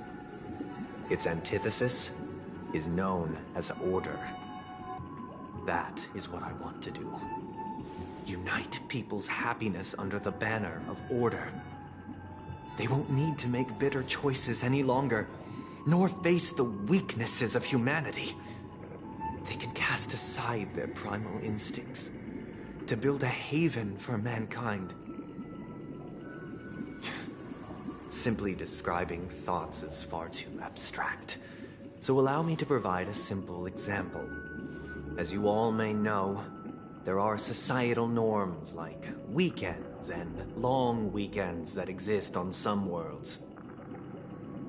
During these hard-earned rest days, people are given the chance to extricate themselves from the stresses of everyday life, allowing a certain tranquility to return to their souls. And it is only on these days that people do not have to adhere to the law where the strong prey on the weak. They can live out their lives happily during these brief intermissions. It's just a pity that 2 or 3 days are still too fleeting compared to the span of a lifetime. From where I stand, society's ideal system should be 7 rest days. Following Sunday, there should ensue a second, a third, and indeed an infinite procession of Sundays. This should be the face of the new world. Idyllic, eternal, peaceful days. And thus, every person can return to their base selves in this utopia. Some gaze in reverence at the stars, pouring their whole beings into calculating the distance between us and the isolated world of Pagana. Meanwhile, some seek refuge in quiet corners, holding one another, unencumbered by the chains of unwelcome obligations. There would be no need to bear the hardships of reality. Only in this way can humanity face the inevitable end with the purest of spirit, living a life of dignity. This is what it is to live in bliss. Miss Firefly, you who are stricken with entropy loss syndrome, you of all would surely understand this.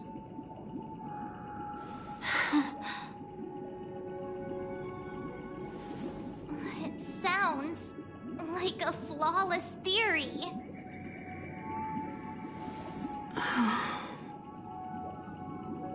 But what is the price to attain all this? The cost is minute, merely a personal and eternal sacrifice. If this paradise is to be maintained for everyone, someone must remain trapped in solitary awakening until the end of the cosmos. Awakening. Which means that this so-called paradise is still a dream. Stepping into this paradise means forsaking reality, correct? It is not forsaking, but transcending. Flesh, blood, sorrow, weakness. If the physical is the root of spiritual suffering, it is only logical that we defeat it. But in this supposed bliss, people won't have defeated their demons. The chance to overcome their tribulations would be forever lost to them. In other words, it is an escape. That's another way of understanding it. But there is no shame in escape. On the contrary, the seeds of escape exist in everyone's hearts. Don't you agree, Miss Firefly? And as for why life slumbers, it is because we are afraid to awaken from our dreams. But this is not in conflict with the grand plan. Only in acknowledging this can we truly understand the frailty of human nature, and from there, show compassion and protection.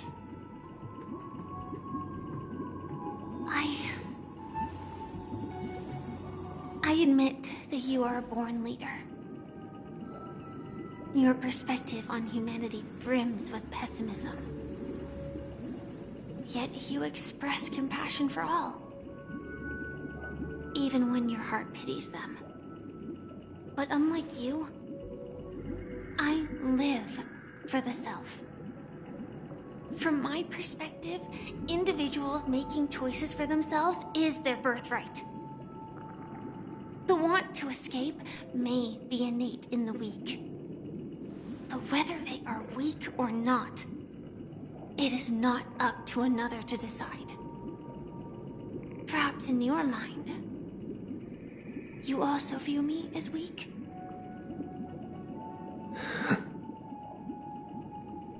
Because I don't think so. Since Miss Firefly has said her piece, the Astral Express will also naturally give you our answer. We'll leave it to you. Just as Mr. McHale instructed before. Tell him our choice.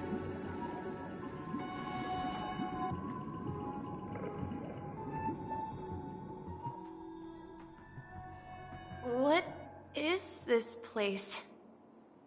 Does this place ring any bells, Misha? I don't know, but I feel a sense of deja vu. What is this place? It's the realm within a dream bubble. This was left to the Astral Express by a nameless, but weirdly, when we entered it, it was completely empty. Dr. Edward from the Dreamscape sales store told me that dreams are formed from memories, and a dream bubble can't take shape if its core is empty. So I thought you might be able to help us in unraveling this mystery, Misha. As a hotel doorman, you know Penacony best among us. I don't know much about dream bubbles, but if you want to figure out what this mansion is, I'll do my best. I'm counting on you then. Himeko, I still don't get it. Why were you so sure that Misha had a connection with this dream bubble? I wasn't sure. It was just a hunch. But since Misha feels familiar with this place, my hunch might be correct.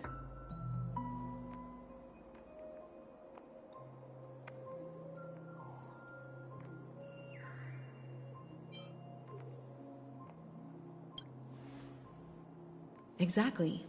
This is where you and Firefly encountered death, which we now know as dormancy. Considering its connection to Dreamflux Reef, it's not surprising it appeared here. The question now is, Who brought you here? Based on the clues we have so far, it's unlikely to be that masked fool. So identifying them is crucial to us. We're drawing closer to the truth once more. Let's give Misha some time, as I believe he'll unveil the secret of this dream bubble. All right, but there are doors all over the place. Which one should we choose? Do you have any idea, Misha? I guess... maybe this way?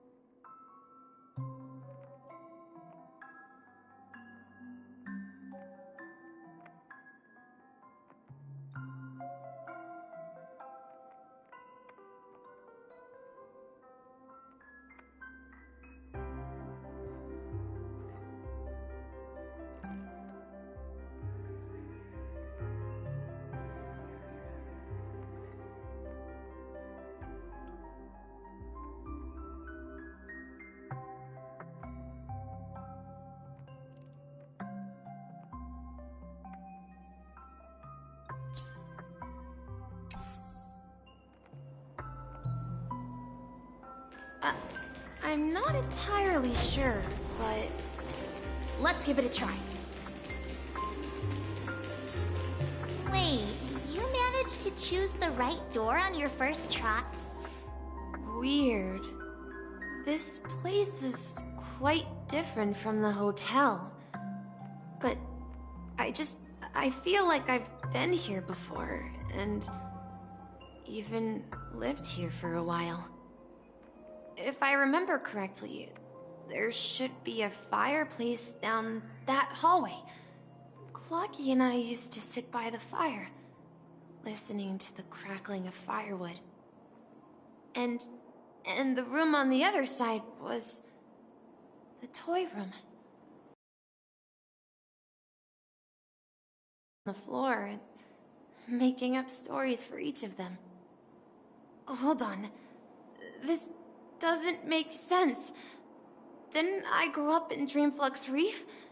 So, what is this place? This could be a case of amnesia. Don't worry, Misha. It's common for everyone to forget certain aspects of the past. Those memories haven't vanished. They're just lying in the depths of your mind. We can surely get them back. Since this place seems familiar to you, why don't we explore a few more rooms and see if you can recall anything more? Yeah, then let's check out the rooms I just mentioned.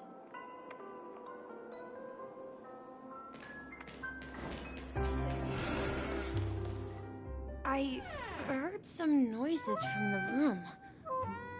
Origami Bird? That's a friend of mine. You and Origami Bird are friends? Yeah. It's a member of the Compass crew, just like Clocky and Miss Mirror. And there's more than just one Origami Bird. They are a big family with lots of brothers and sisters who look the same. They follow Miss Mirror's orders and handle all sorts of jobs on the ship. They're the best sailors. Sailors? Can Origami Birds be sailors? Could you tell us more about the Compass, Misha?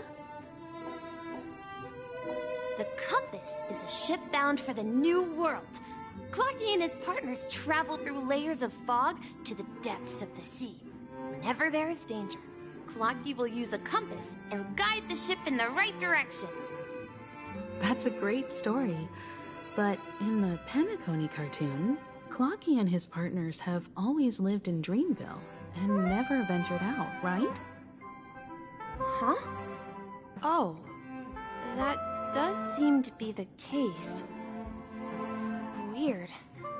I clearly remember... Clocky arrived in the New World in the end. Perhaps Clocky has a hidden past. So, where has Clocky gone? Did he leave to protect Dreamville?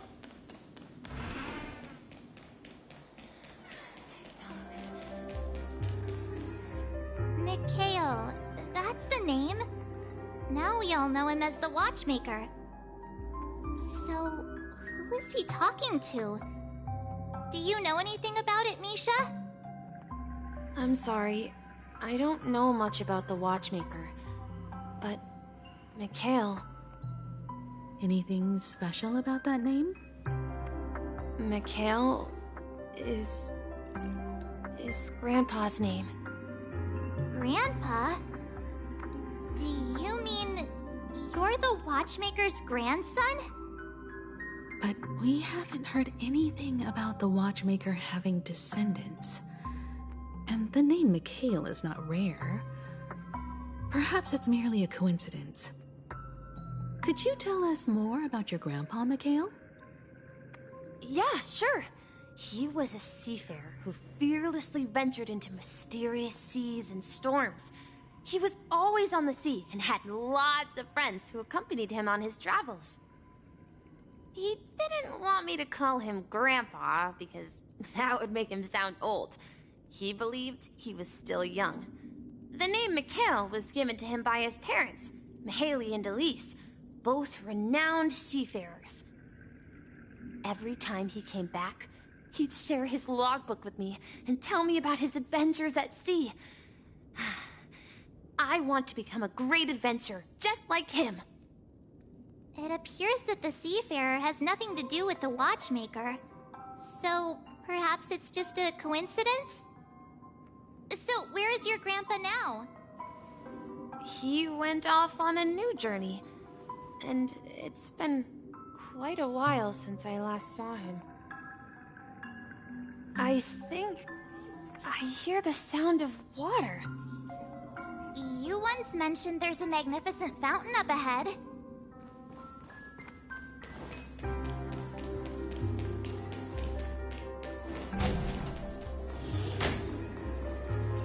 Look, there it is!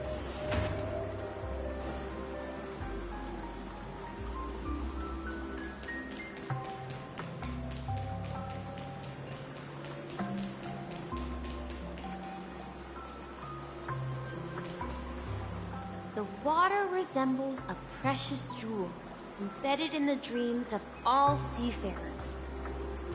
Every time I gaze at the shimmering lights beneath the waves, it feels as though I'm back in this place, standing by your side. Have you recalled anything, Misha? Yeah, I saw these sentences in Grandpa's logbook. He used to say that despite the perils of the sea, whenever he stood on the deck in the afternoon, overlooking the sparkling waves, he would think of this fountain in front of his house. He often said that those moments felt like returning to his family's side, and the difficulties at sea didn't seem quite as challenging. You know, I quite understand such sentiments.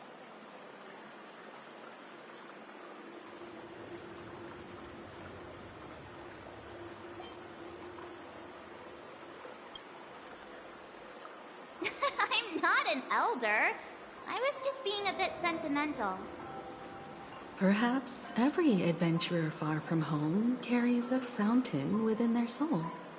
Even though the other side of the sea remains shrouded in the unknown, the fountain in front of his house serves as a compass, leading him back to his cherished ones. Yeah, while Grandpa was at home, we would stand by the fountain and place the compass, a toy boat that I made, into the pool. Back then, I would ask him when I could go on adventures like him, and he would always laugh and say I was still too young. It seems this Mikhail is truly a seafarer and has nothing to do with the Watchmaker. Yeah. Based on Misha's recollections, the scenes in the dream bubble appear to be his childhood memories. But this raises more questions. According to Misha, he was clearly born on an oceanic planet and led an ordinary life, with no connection to Penacony at all. Could this be some sort of metaphor? Perhaps the sea refers to the memory zone. I'm sorry. I don't know, but my memories keep pouring out uncontrollably, like water flowing from a fountain. Perhaps I'll remember more things if we go further. Wish to share your burden. We're going to the opposite side, right? No, we should turn left. Uh-huh. Something feels different. Up ahead is Grandpa's study. The atmosphere in this room feels totally different. Misha! You finally come! Clocky, you're here! Yeah. This is the room where we first met each other. Are those books on the bookshelf logbooks left behind by that seafarer? Yeah. Whenever he came back, he placed a logbook on the bookshelf in his room. They contain records of his expeditions to every corner of the world. He described our world as a fountain. At some point, the sea started to gradually swallow up the land where people lived.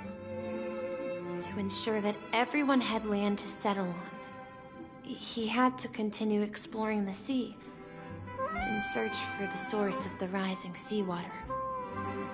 On that day, he called me to his study, telling me that he was embarking on another journey. However, I could sense the gravity in his expression. It was the same look I had seen on my father's face before his final voyage. I asked him if I could go with him, but he said that my adventure lay elsewhere, and told me to stay home, and patiently await a certain sound at the door. What sound? He told me about a vast ocean in the sky. An ocean of stars. He spoke of a train that transports children with a desire to venture far away, traversing the sea of stars without ever stopping. He said that he knew the crew on the train, and that he had asked them to take me along. He said the journey I had always dreamed of would start there. A train? Could it be? It's the Astral Express. I remember now.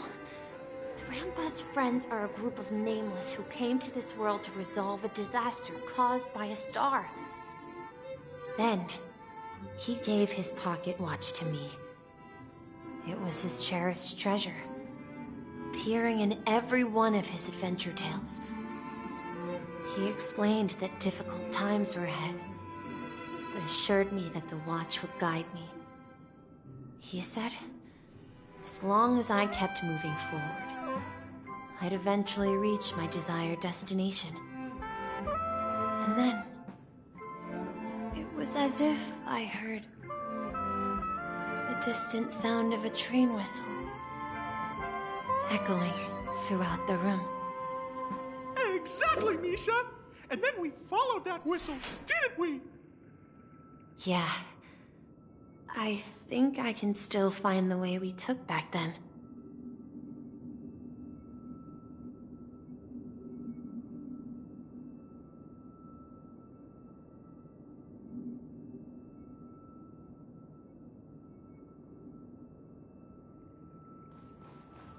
this is the dream jigsaw, right? Do you remember?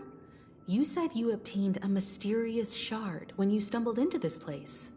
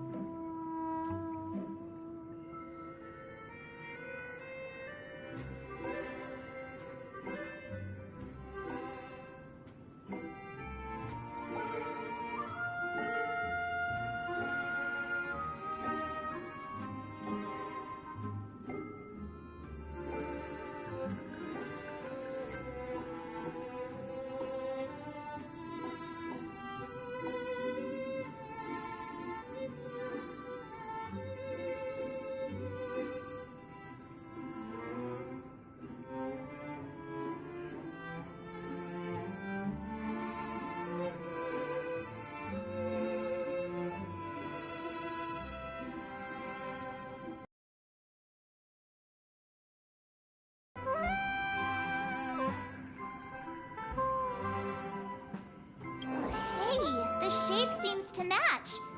So, this shard is also connected to Misha? Looks like we're just one step from revealing the truth. Let's get to the other side and investigate.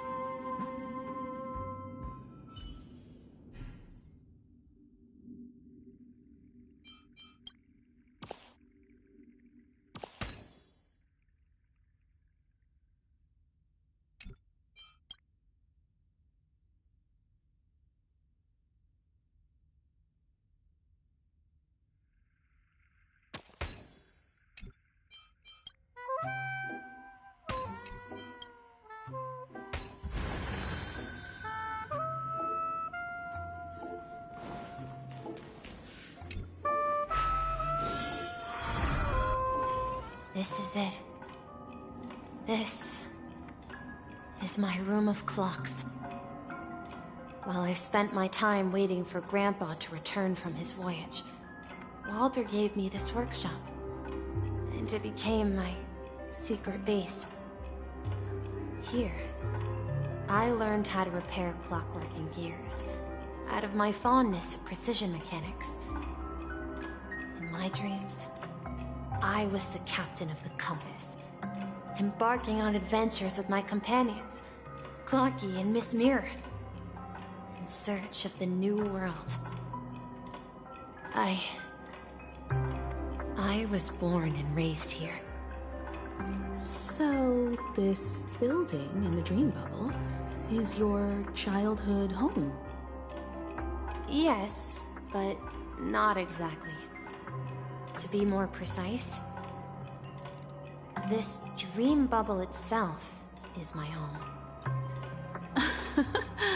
Looks like you've remembered everything now. Wait. Why does it feel like everyone else knows something I don't?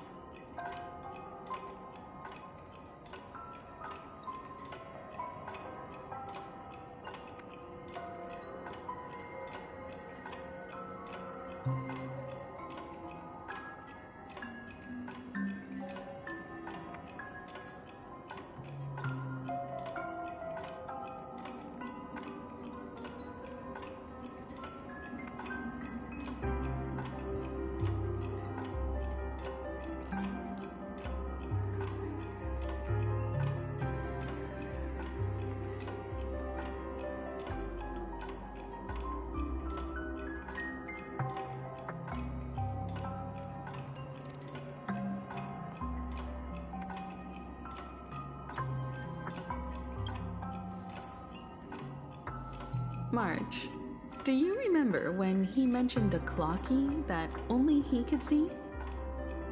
Yeah, the little guy here, right? But we all saw him in Dreamflux Reef, right? And Mr. Yang even greeted him. Looks like everyone on the Astral Express has a childlike spirit. The answer lies in the Astral Express. His experience shows that neither Firefly nor Acheron can see this Clocky. And when we were in Dreamflux Reef, you may have noticed that for some reason, nobody outside of the crew had ever talked with Clocky.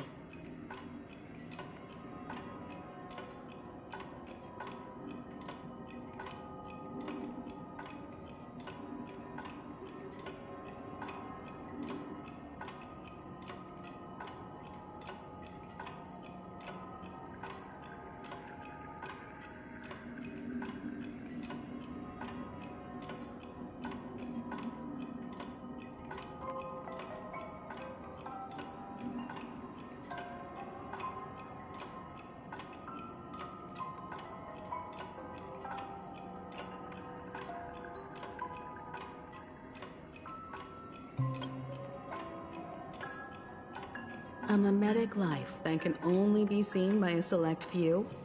It's just like a hidden message, left by someone for the nameless. But Misha can see Clocky too, right? They even grew up together. But Misha hasn't started the way of the Trailblaze yet. That's the key to the mystery, March. Now take a moment to recall. Have you ever seen anyone outside of the crew interact with Misha? Wait. No way! That's the answer, March 7th. This dream bubble is the place where I was born. And I'm a dweller in this dream. Just like a memory zone meme. I should have stayed here and waited for you. But when reality and memories merged, I unconsciously pushed open that door and left the bubble with Clocky. So it's not that the Watchmaker's dream bubble is empty, but rather the stuff inside ran away? And the whistle you heard was the sound of the Express arriving at Penacony? That's one way to see it, but I believe there's a longer story behind all this. It's best for Misha himself to explain all the details. How about we start with your name? Now, should we call you Misha, or...? Thank you all for helping me rediscover my true self. Now, please allow me to reintroduce myself. I was born on Lushaka, in the Presmere system, adopted by seafarers Mikhail and Char. They gave me a treasure, a name that carried their hopes. Mikhail Char Legwork, or simply, Misha. If you prefer, you can call me by a more familiar name, the Watchmaker. So, you're the Watchmaker himself? Unfortunately, that legendary figure is no more. I am only a reflection of his life. As for the child who has been with you, he's the innocent protagonist of Misha's childhood dream. Friend of Clocky, a young apprentice, and a future mechanic on the Express. And this also marks the beginning of his journey, devoted to the Trailblaze. At the end of the journey, I left this little flame, which I so cherished, in my deepest dreams, hoping to pass it on to the nameless of future generations. However, he somehow left the dream bubble and forgot all about his task. I apologize for all the confusion this caused. Because he was born with a desire to trailblaze, wasn't he? I don't think Misha has forgotten his role as a guide. He remembered it, and that's why he mistakenly appeared as a hotel doorman in his dream from the very beginning. The one who brought our unconscious friend here must have been Misha. If that's the case, we encountered the Watchmaker's legacy from the beginning, didn't we? Well, I have a sarcastic friend who says I always take big detours and end up back where I started. Perhaps that's what every nameless has to go through. But in the end, you found me. I'm sure you're all wondering what my legacy is. I believe my hound has mentioned the Stellaron and my wealth. If I may apologize, the Stellaron part is real. As for my wealth, however, it's nothing more than a baseless rumor. I left my homeland as a child and embarked on the journey of Trailblaze. I traveled to various planets until finally reaching Asdana, where my friends and I built the original Penacony and fought for its future ever since. I've been moving forward all my life, doing what I could to overcome the obstacles in my path. But ultimately, my journey reached its end, and I left behind no possessions worth entrusting. So, if you ask what's left within this worn-out train engine that can be called a legacy, I suppose it's the things that are still burning in the engine's furnace. Now that you're well aware of the current situation of Penacony, I certainly hope that you'll help me get this world back on track. But I'll leave that decision to you, for the path of Trailblaze is never paved by others. All I have for you is a story and 2 gifts. I want to give you my pocket watch. It has accompanied me throughout my long journey, guiding that naive child forward, and has been blessed with the presence of so many great people up to this day. And my hat, too. The one who navigated for me placed it on my head and planted a fanciful thought in my mind. The trailblazing expedition will never end. Now, it's time for you to make your choice. The door and enter the long dream of an old man. I'll be waiting for you at the end of this corridor of time. All right, everyone. Let's make a decision. Although I don't think anyone will have any objections.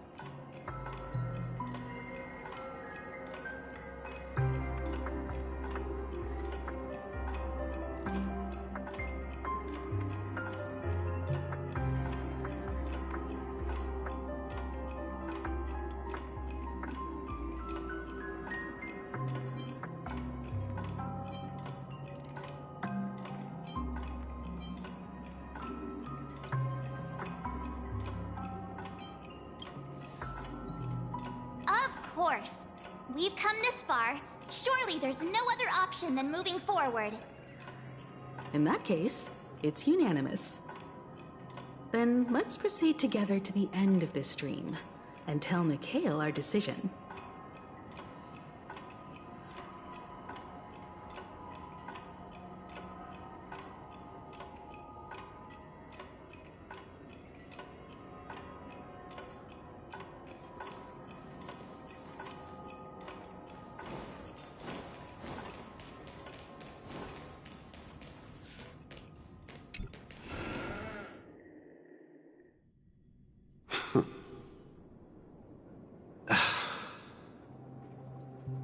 Mikhail, where are you going?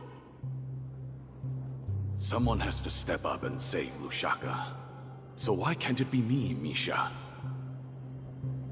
Please don't go. And if you must, please take me with you. Don't leave me alone. Even without me, you know how to proceed forward, brave Captain Misha. The compass is waiting for you.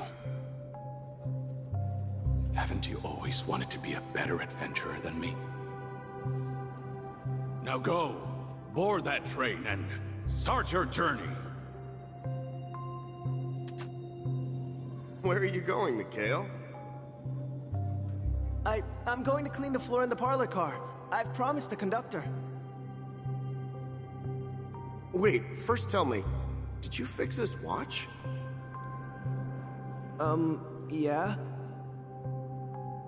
I know what it looked like before. Its chain was broken, the back case torn, and the marks on the dial all worn out.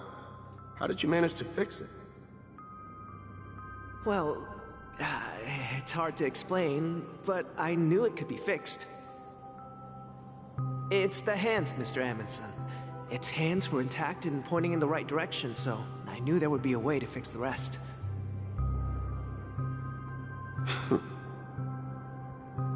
I see. You'll work with me from now on. Haven't you always wanted to tinker with this train? You're its mechanic now. As for the conductor, I'll do the talking. But I only know how to fix watches.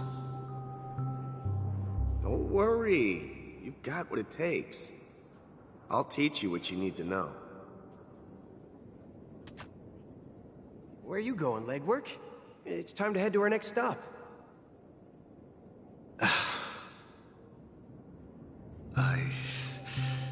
I'm staying in Astana with Rosalina and Tiernan. I see. This place reminds you of home. The people of Astana have only achieved a tiny victory, and still have a long way to go towards true freedom. Hanunu needs us. Don't worry, not all journeys lead to the stars. Even if I leave the Express, our path of Trailblaze will continue. Yeah. I knew you wouldn't stay on the Express forever. Leave in peace, my friend. And, take this with you. This is Mr. Amundsen's hat. But why?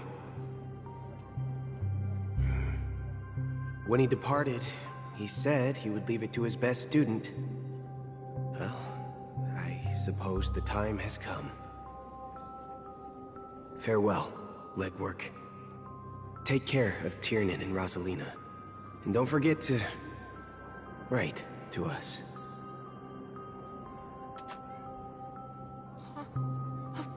Where are you going, Watchmaker? Don't worry, Micah. Just going on a little trip. Someone has to be at the forefront of the interstellar frontier, and I'm the only former Nameless in Penacony. So why can't it be me? Because you're all we have! Have you forgotten about Tiernan? The cosmos is way more dangerous now. What will happen to Penacony if we lose you too? But what will happen to Penacony if we don't find a way out? Ah, Tiernan. How could I ever forget him?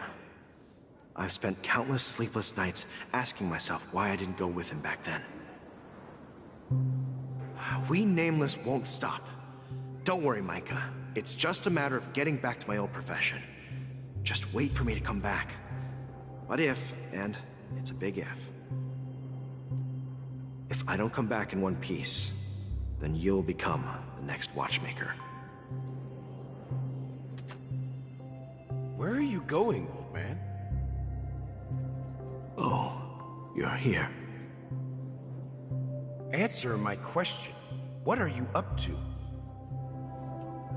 Relax, Gallagher. I just came up with a great idea. Wanna hear it?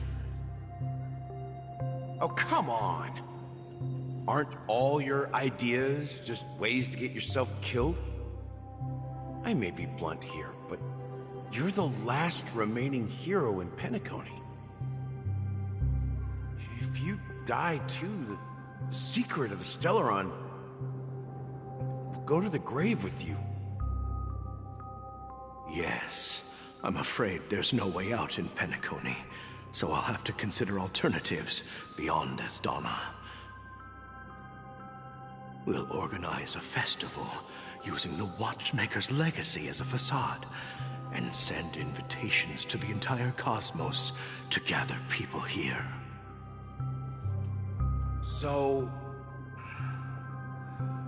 a desperate struggle against the family? Desperate? Don't we have you here, my friend? This task is challenging, but what hasn't been challenging for us along the way? Well, whatever you do, remember, make sure to send an invitation to the Astral Express. Misha! Where are you going? Oh, it's you, Clocky. Take me to Dreamflux Reef. Last night, I had a long dream about the day we met. I want to write down that dream. Write it down? Why? Oh, so I won't forget it. Do you remember how you got your name, Clocky? Of course! You told me that when you were a kid, you lived in a room full of clocks. Those wall clocks and pocket watches grew up with you and were your best friends. Yes, but what I didn't mention was there's a funny misunderstanding behind it. I was a kid, and there was always a special pocket watch in my memories. It was with my grandpa, guiding him on his sea voyages and leading the way in his every adventure story. I wanted to have a pocket watch like that too. And that's when you appeared in my dreams. Yeah. Every night, we boarded the compass and set sail together. But you know what? It wasn't until the day my grandpa gave it to me that I realized it wasn't a pocket watch at all. It was a compass. So, your name should have been Compassy. And the Watchmaker is just a nameless.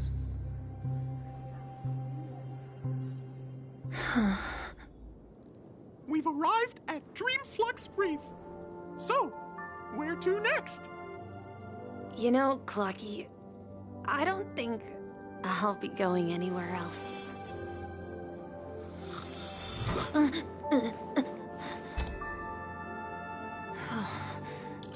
There's still time.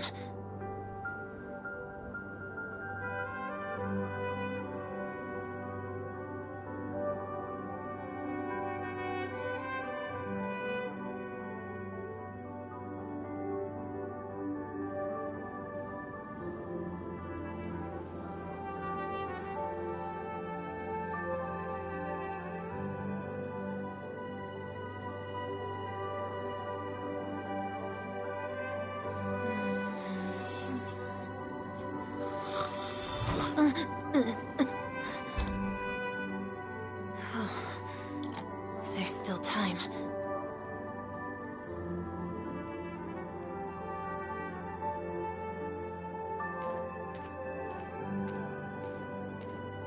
Yeah.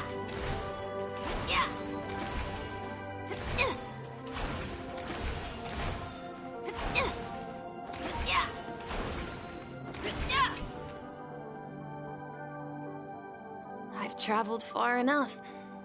It's time for a little break. Oh.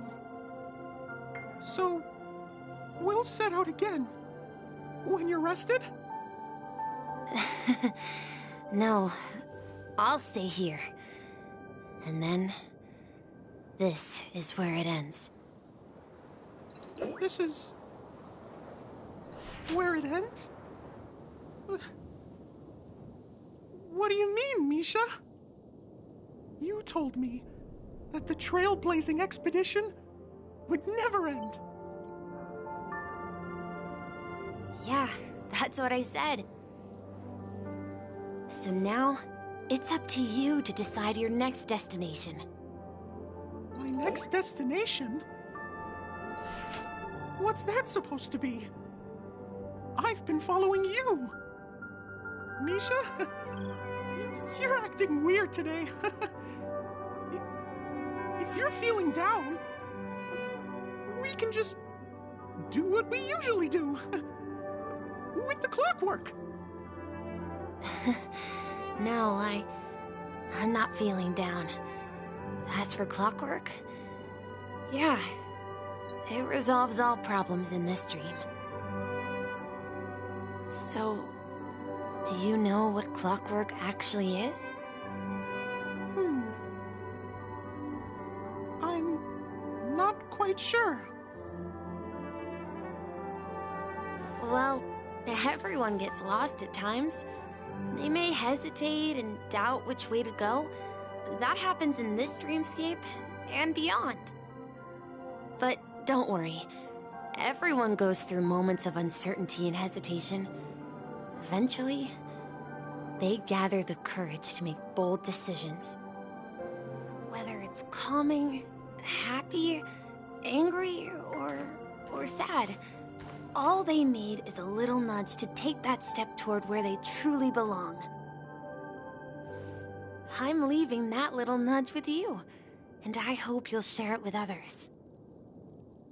Such is the essence of clockwork, the will of the Trailblaze. Clocky's hands spin around non-stop, indicating confusion, frustration, and weakness. But ultimately, people still need to move forward. Just like your hands, always pointing ahead. This is where my journey ends. From now on, it is your path to walk. Trailblazing means taking paths your predecessors forswore, and venturing even further. The Penacony in Mikhail's dreams does not belong to Order.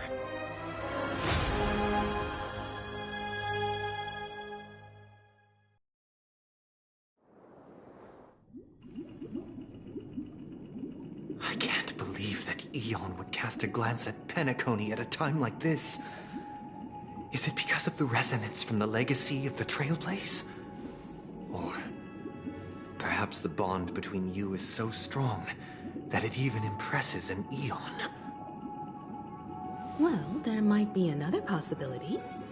Perhaps they want to witness, on behalf of the fallen Eons, who will hold the future of Penacony.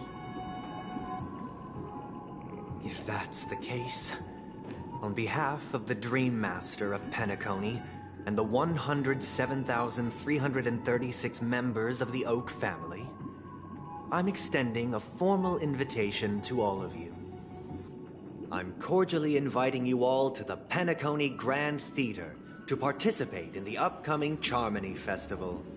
And, of course, you won't be in the audience, but on center stage. Since the future of the Stellaron, Penacony, and even the entire cosmos is at stake, let's draw a conclusion there, in all fairness. If you truly believe in Akavili's path, then show me their courage and determination.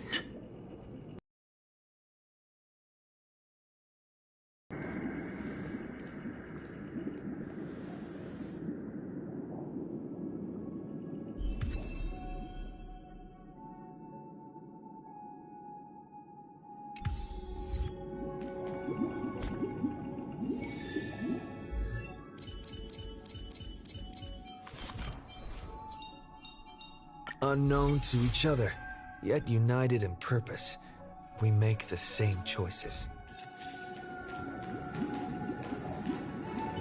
A will of metal and stone.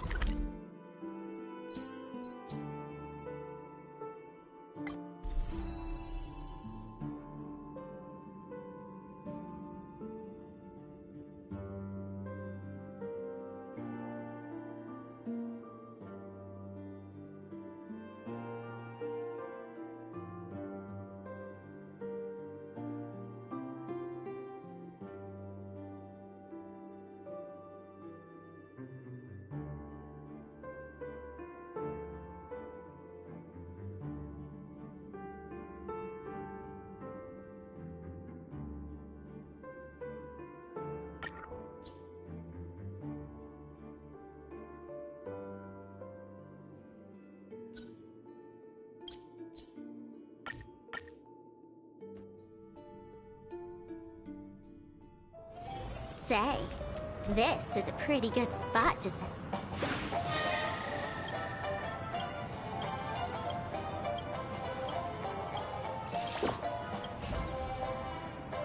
Time outweighs money, buddy! Catch up! Oh boy! I've eaten too much this time!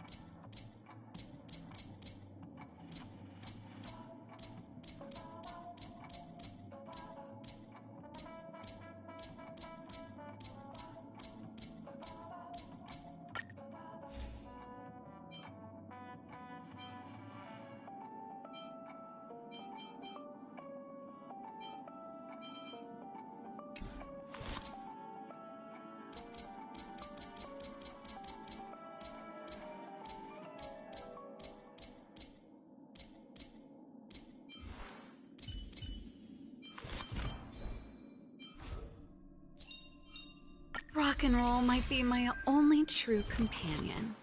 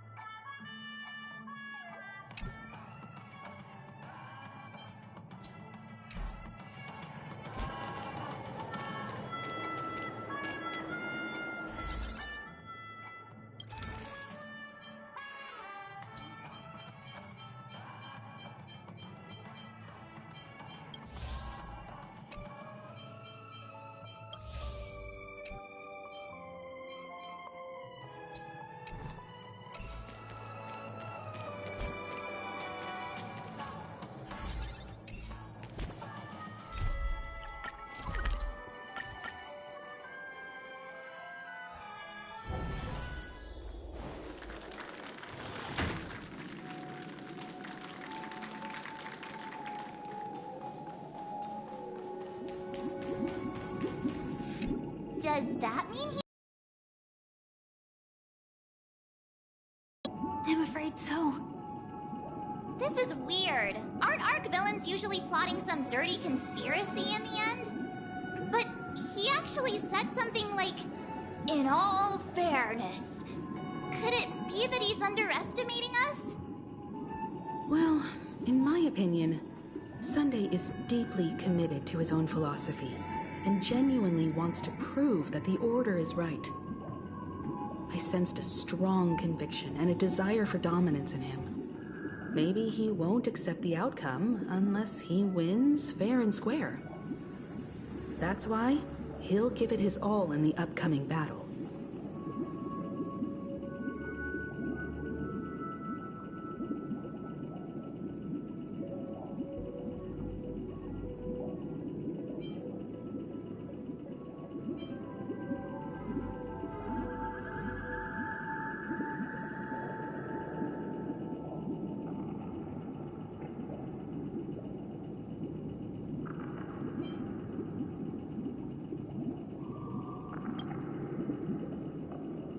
Are you backing out now?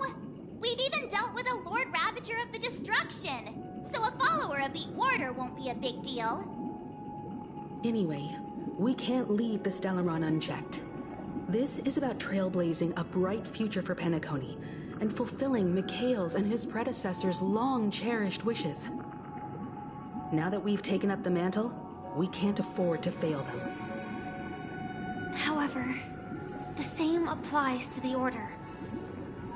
Their plan didn't materialize overnight, and they have the profound collective consciousness of the planet of festivities behind them. A desire to dream, to slumber and escape reality. All those hidden emotions have given birth to the sweet dream of the Order. They've harnessed the will of an entire planet to create an Eon. This confrontation is far more complicated than a simple power struggle. To secure Penacony's future, fighting on the stage alone is not enough. What do you mean? Are you not coming with us? I believe Firefly is trying to say that she's heading off to another battle.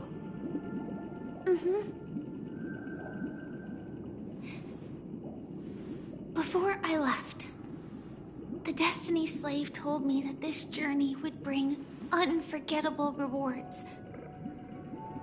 Even though the script he gave me only had a few lines, I couldn't ignore them.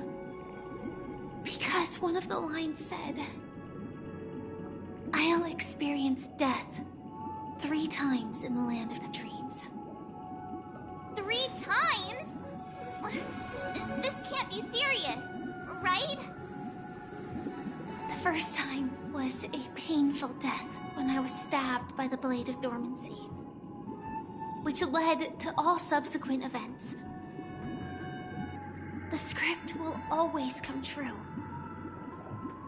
but in a way that will only be revealed when that page is turned. So now I've understood the meaning of my second death. And I am prepared to face it. If all goes well, my efforts will provide crucial support for you. Only by achieving victory in this battle can we secure a future for Penacony. And only then, my third and final death won't come true in the most terrible form. The most terrible form? Does that mean... The true death, where everyone in Penacony loses themselves completely in the eternal sweet dream of the Order. We must do everything we can to prevent that. Have you made up your mind, Firefly? Yes. Otherwise, I wouldn't be here. Thank you again for your assistance for the Astral Express. May we meet again, in reality. Yeah. Farewell, everyone. May your trailblazing expedition never end.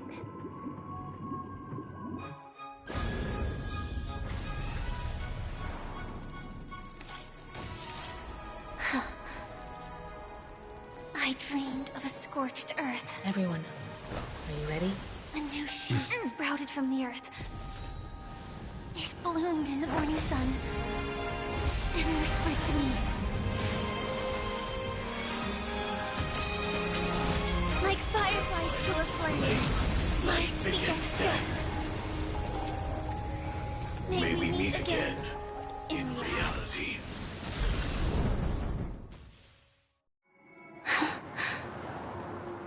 After today, Japella's name will disappear from cosmic history, and the Everflame Mansion will take its place. In the not-too-distant future, you'll receive an invitation. That's your next stop. Land of the Dreams. Penacony. I hope you find whatever you seek there. Be it answers or salvation. You mean my 3 deaths? Silverwolf told me about it. It's such a shame that it's not part of my script. Well, I want to live. I'm never afraid of death. The opposite of death is eternal life, and that's something I'll never desire. People die, and I am no exception. Death is like a script, a fate that cannot be defied. But that's exactly why we have to choose where we want to rest forever. Do you exist just to perish? Are you not the same, Blade? The end you desire is not one dictated by others. If I were to die now, I would only be a weapon. I believe I should die as a human. Though its definition escapes me, isn't this the answer that ordinary people look for their whole lives? A name that can be carved onto their tombstone. The tombstone that belongs to me once bore the inscription, Glamoth's Iron Cavalry. Then it changed to Stellaron Hunter. But one day, bear the name Firefly. And all the brilliance she showed at the end of her life.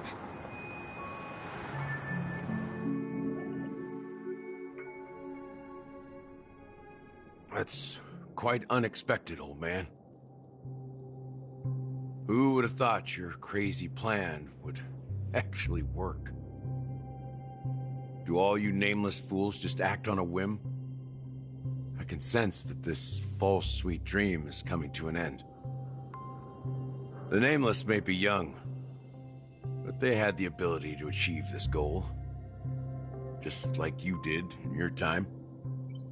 It's a shame you won't be able to see it firsthand. Maybe I won't either. Once something fictional is seen through, it ceases to exist. Yeah, not just those Nameless.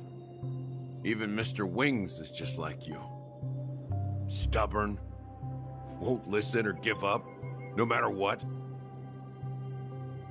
Well, fate is unpredictable, I guess.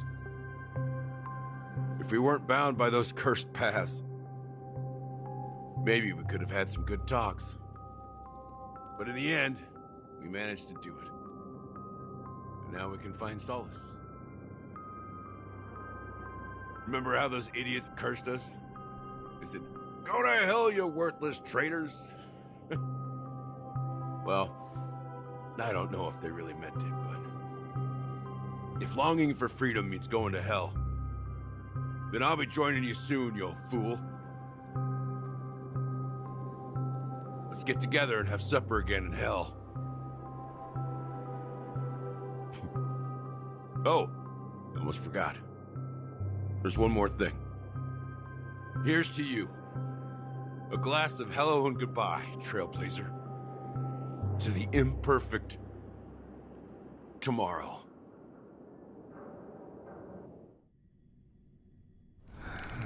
It's warm here, isn't it?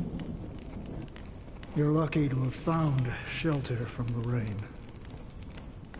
Let alone fresh berries in this desolate place. I was just following the scent of life. It's particularly strong in a place like this. It's a shame these berries don't have much flavor. Seriously? In case you didn't know, this fruit is pretty juicy. The only downside is that when you chew it, it becomes extremely spicy.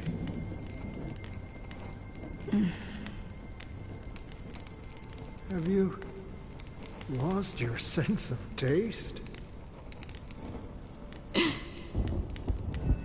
I can still taste certain things, like a faint sweetness.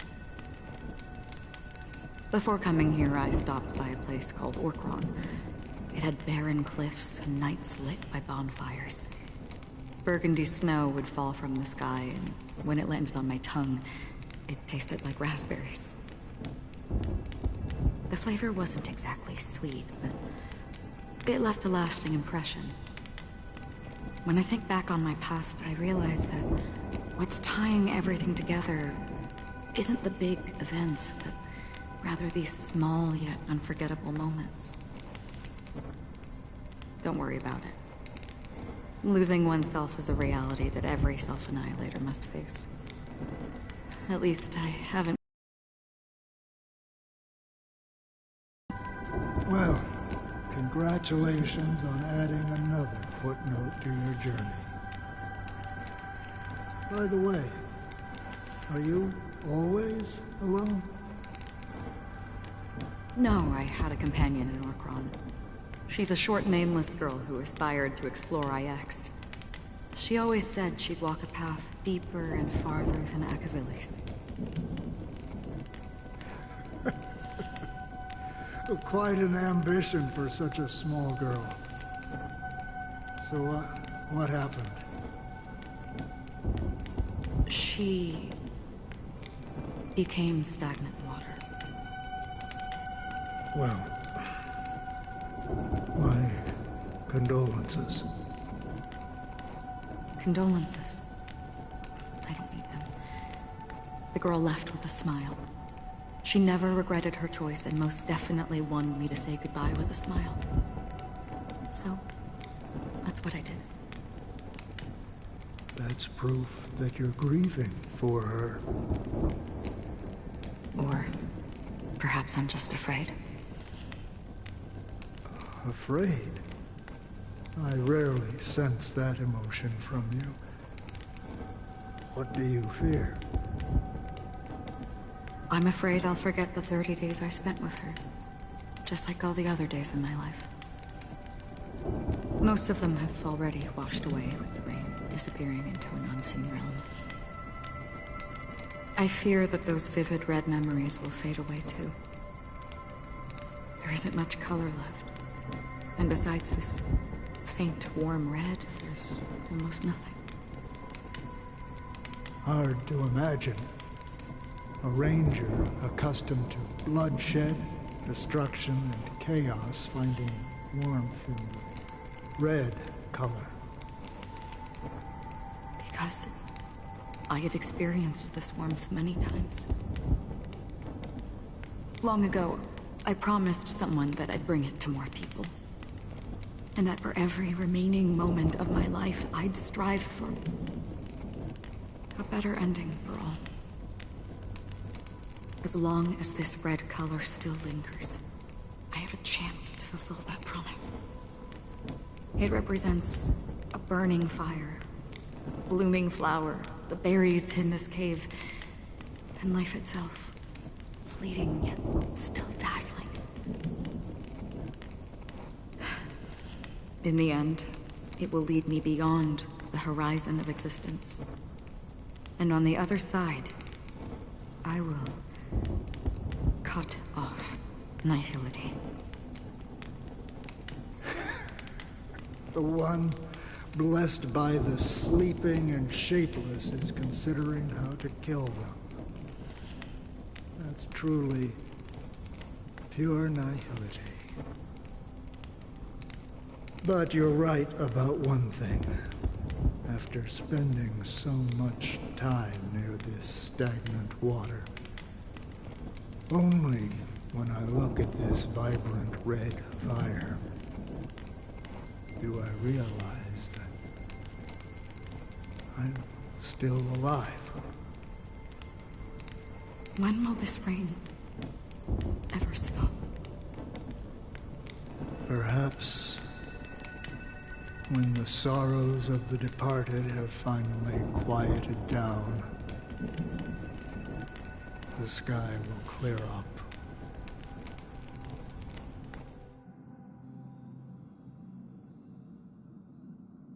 Have you heard of a planet named Biari Scamandros, Dan Heng?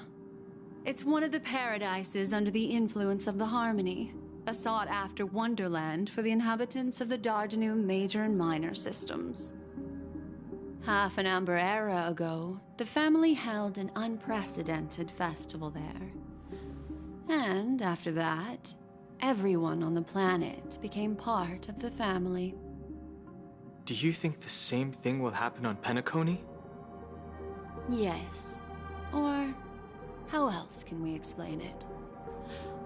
The family deliberately used the Watchmaker's invitation to keep all the Pathstriders here, but banished the Emanator of the Nihility.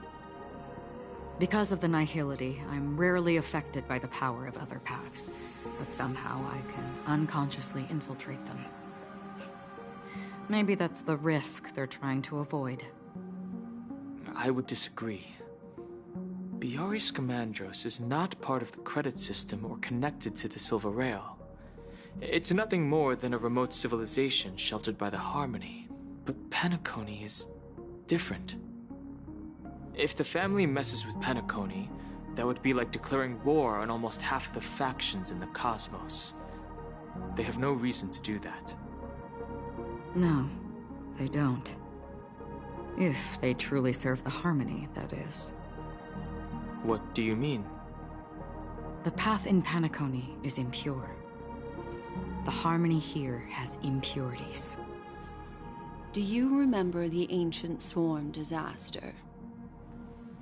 Tazerond, the propagation, brought endless havoc to the universe, and it eventually evolved into a fierce battle among all eons.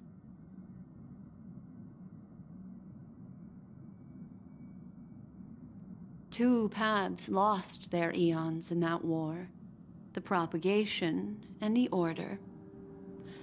Coincidentally, their downfall is related to a certain eon. Xipe, the Harmony. Legend has it that they participated in the crusade against the Imperator Insectorum and devoured Anna the Order for unknown reasons. Holy forgaroni.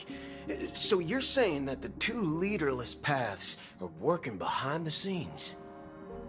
But I don't see any descendants of the propagation in Penacony. Could it be that the remnants of Beyond the Sky Choir are hiding within the family, trying to resurrect a fallen eon? I can't say for sure, but they're definitely planning something for the Charmony Festival.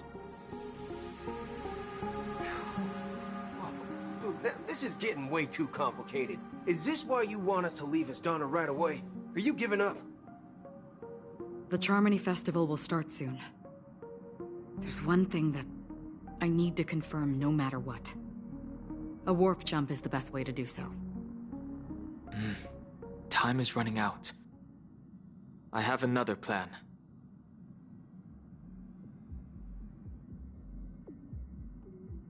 Hold on. Are you thinking of using the Jade Abacus of Allying Oath? Exactly.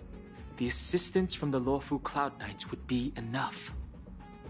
Think it over carefully. You can only use that once in your lifetime. I have considered it thoroughly. My companions are... they're also once-in-a-lifetime treasures.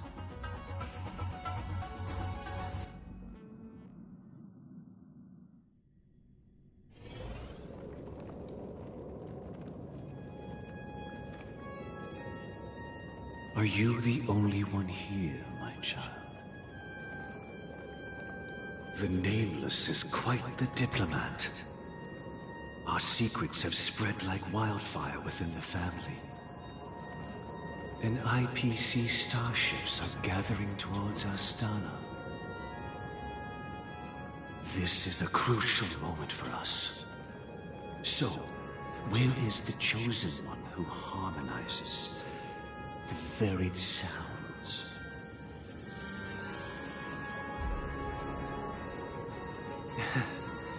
What do you mean, Master? I'm right here in front of you, aren't I? You know, she was supposed to be the star of the Charmony Festival. In our plan.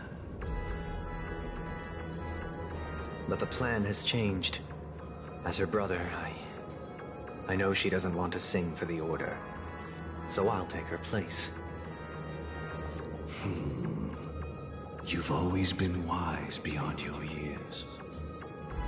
I'm sure you understand the consequences of your choice.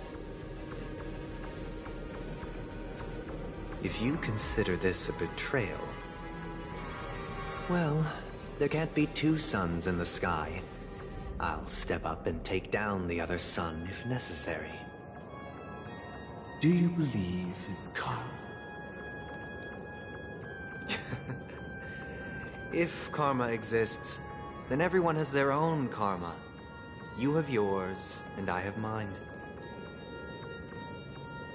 And my karma has nothing to do with you, Mr. Gopherwood.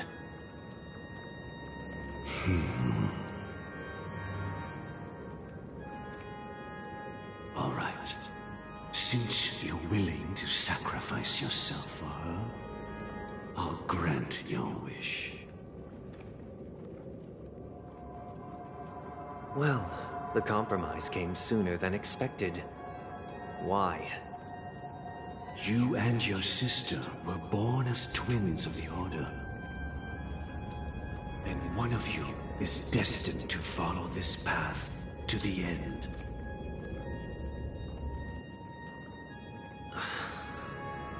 Is this part of your plan? Of course.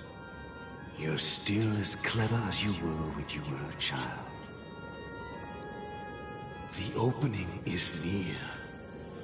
Go, my child. Seize the power of the harmony and reveal your karma. I have one final question, Master. Why did you choose to bring the Order to Penacony? Wouldn't it have been better to choose a desperate world instead of a city filled with hope and dreams? Why? It's for justice, my child. If we lose justice in our hearts, we'll make the same mistake as the Harmony did.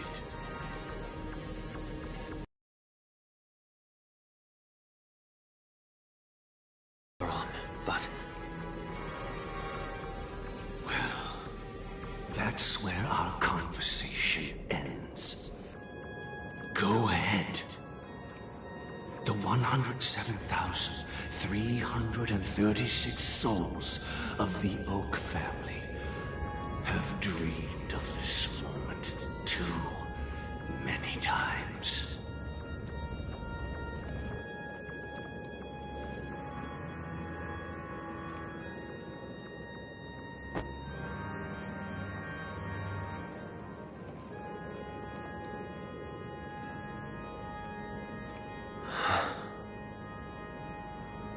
I shall ascend to the heavens, becoming the scorching sun.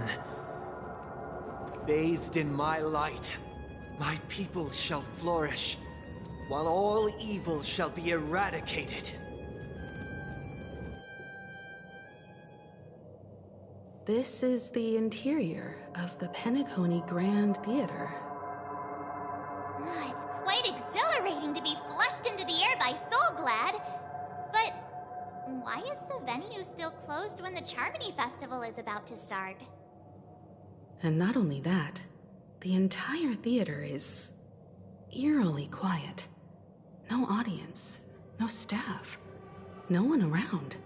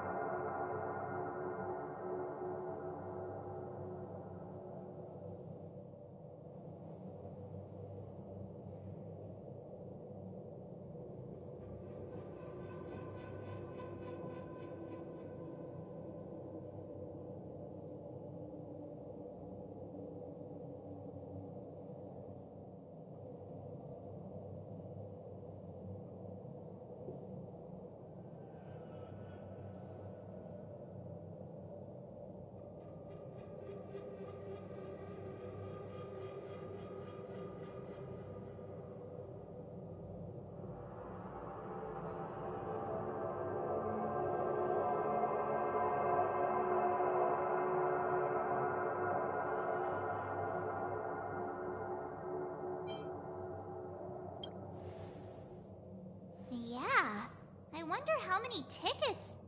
Hey, that's not what we should be concerned about. Let's explore around. Be careful, everyone.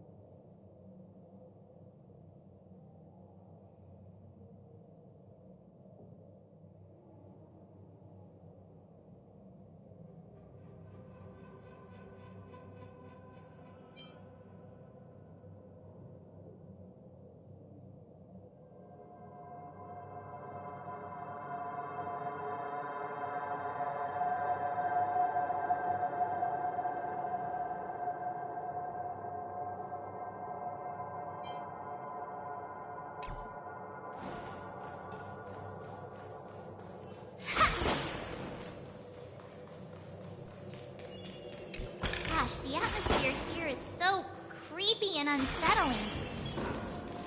Even if there's no audience yet, there should be some staff around. Why is it so silent?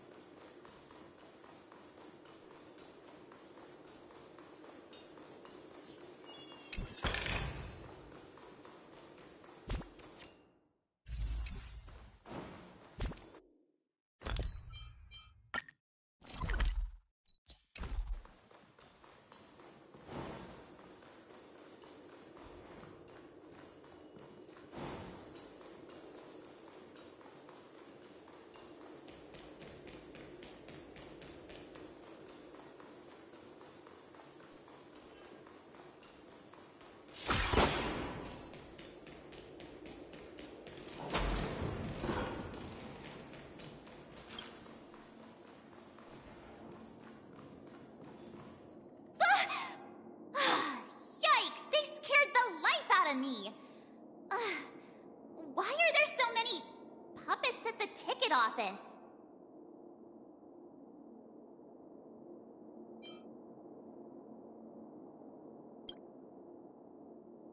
I can't believe you're in the mood to crack jokes.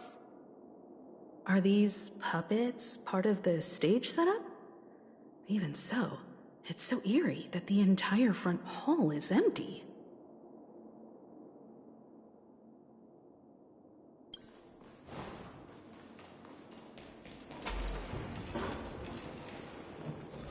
Something feels off. We're in the right place, right? There's no other grand theater in the dreamscape.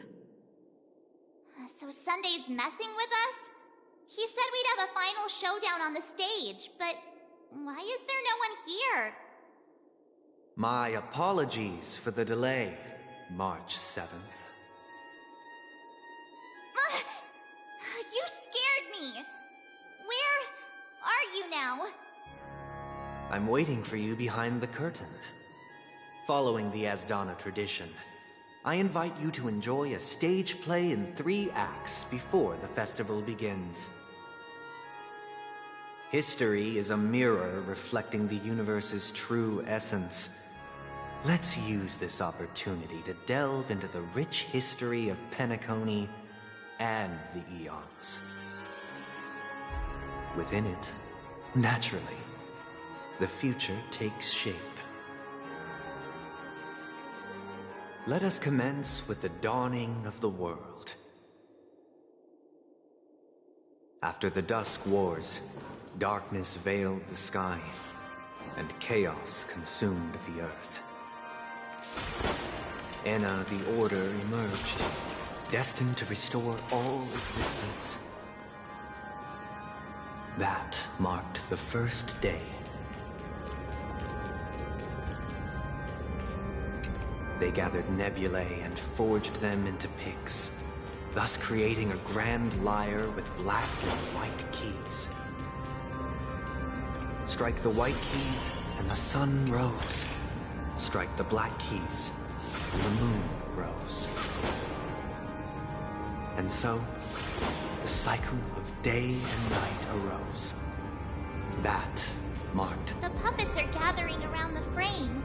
Are they expecting us to enter it?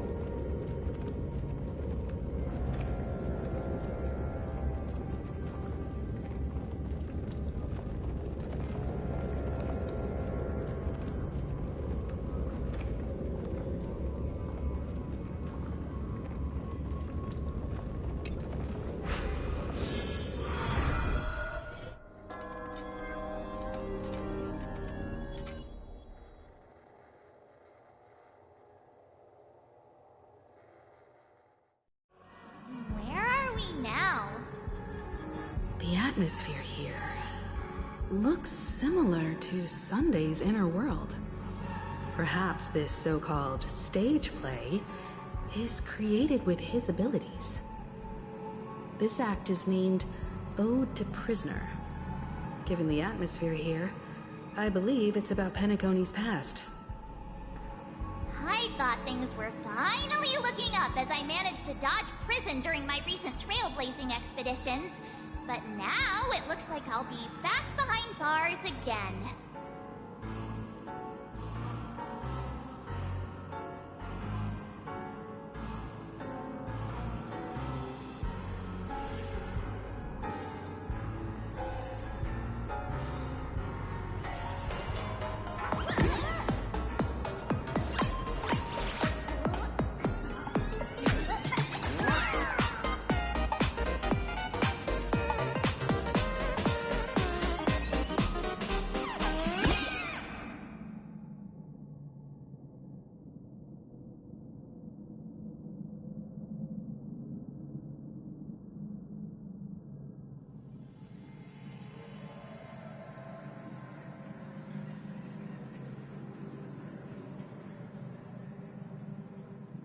Look at today's gift count. So much enthusiasm.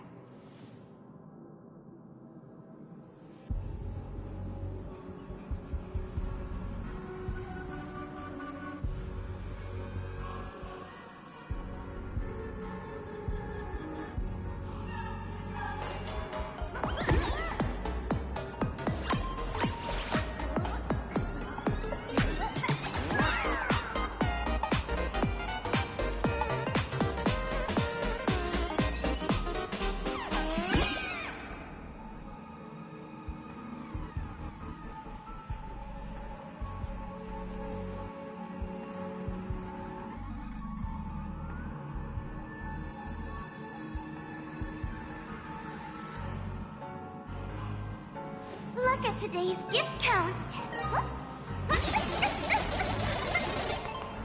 So much enthusiasm.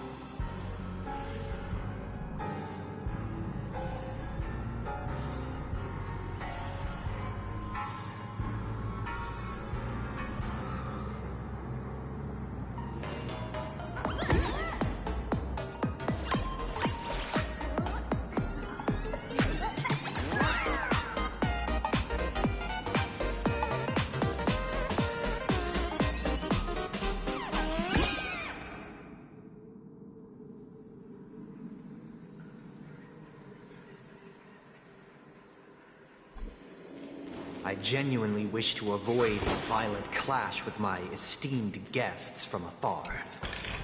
Therefore, I've arranged 3 acts before the situation becomes irreparable. Where shall we start our narrative? Well, let's start with the time when Penacony was still a frontier prison. Where shall we start our narrative? Well, let's start with the time when Penacony was still a frontier prison.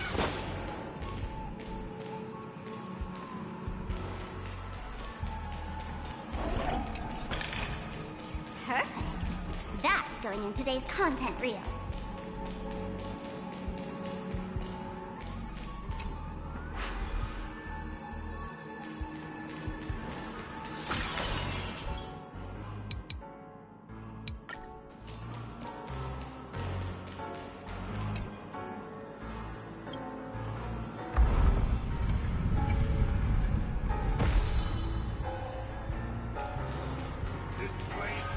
In 2147 AE, a prisoner named Hanun ignited a struggle for liberty and emerged triumphant.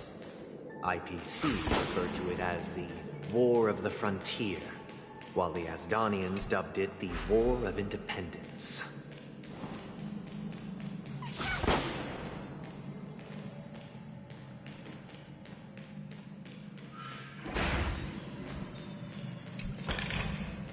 I take both big and small donations.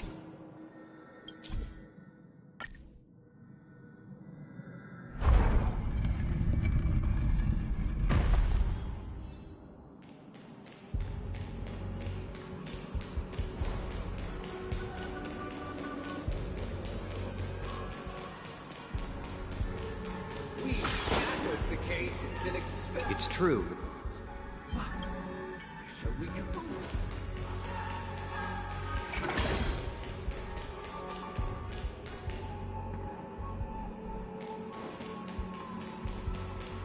Thank you for staying here, honorable travelers. However, The three nameless stayed on the planet, endeavoring to spread the tenets of Trailblaze throughout the frontier prison. Alas, their efforts proved futile.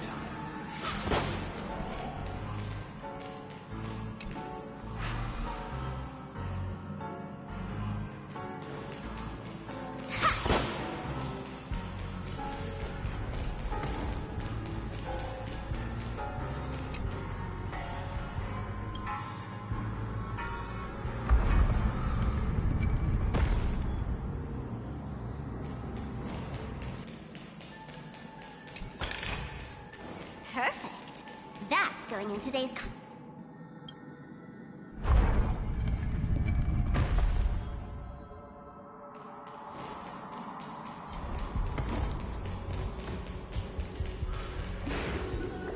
let's build another prison.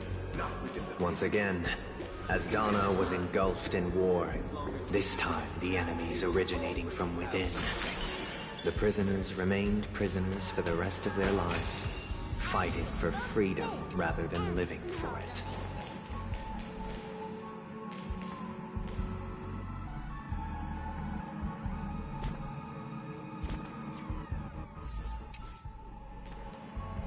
I hope you like this land of freedom on a scorched earth. As you can see, their sentences have long ended, and the IPC guards have long been expelled. Yet, these prisoners remain enslaved, not by external forces, but by the confines of their own minds. Freedom permeates every corner, except fragile souls. It gives solace only to those who believe in its existence. Prisoners, this is my order for their lives.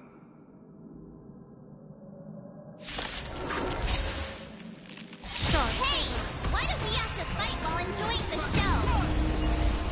For I desire not only your enjoyment, but also your assistance in its completion. Earth shatters, heaven trembles! Divination says this will hurt.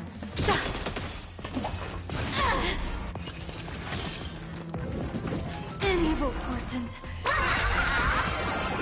That omen. Don't thank me.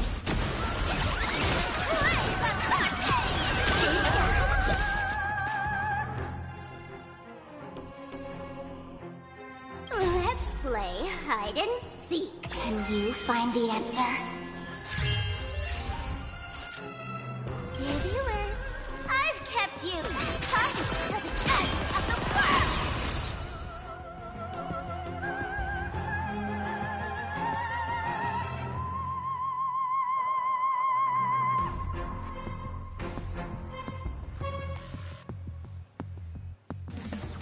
Big thanks to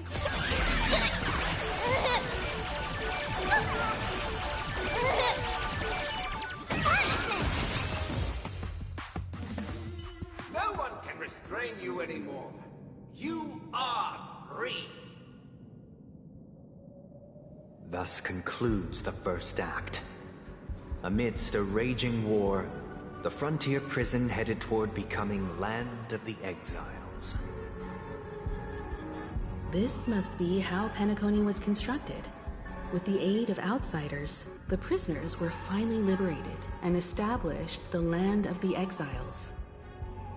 However, it appears that Sunday aims to convey the spiritual plight of the prisoners more than the physical aspects of imprisonment.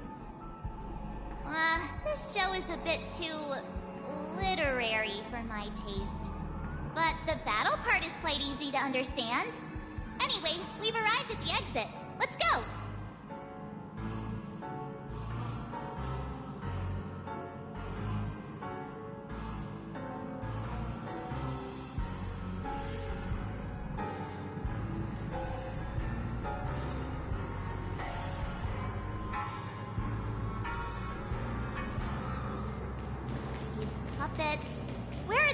us this time?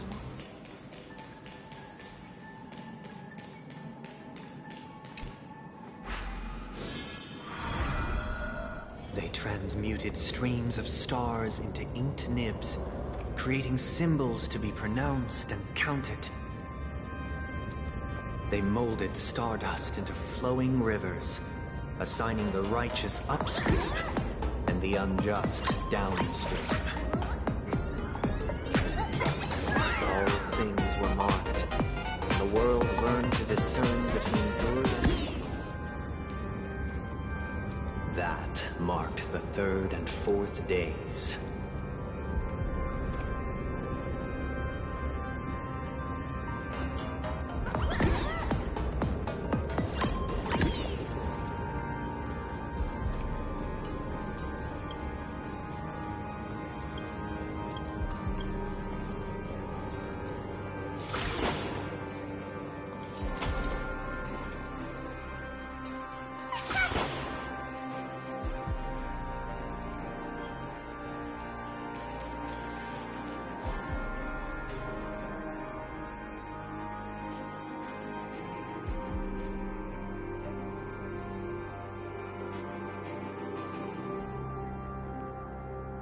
Look at today's gift count.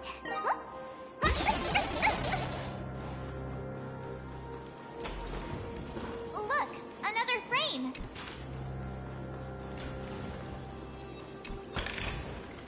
Perfect. That's going in today's content.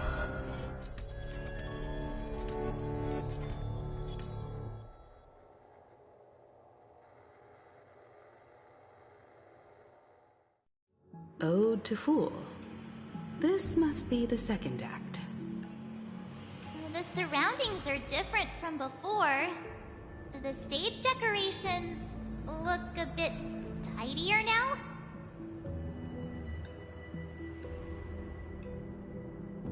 Behold the ensuing tale, a struggle for power. Penacony witnessed the ascent of the 7 major lineages: tree, grass, flower, bird, beast, fruit, and insect. Peace never truly graced Land of the Exiles. The history in this era is rich and intricate, so please allow me to present it in allegorical form.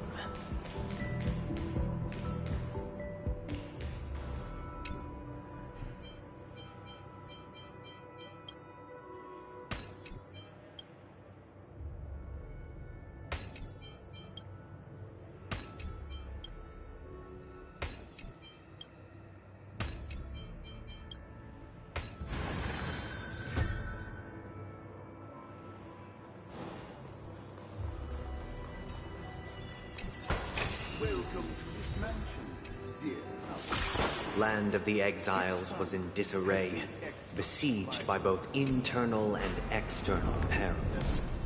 Though the 7 major lineages appeared united on the surface, each harbored their own ambitions, leading to ceaseless conflict.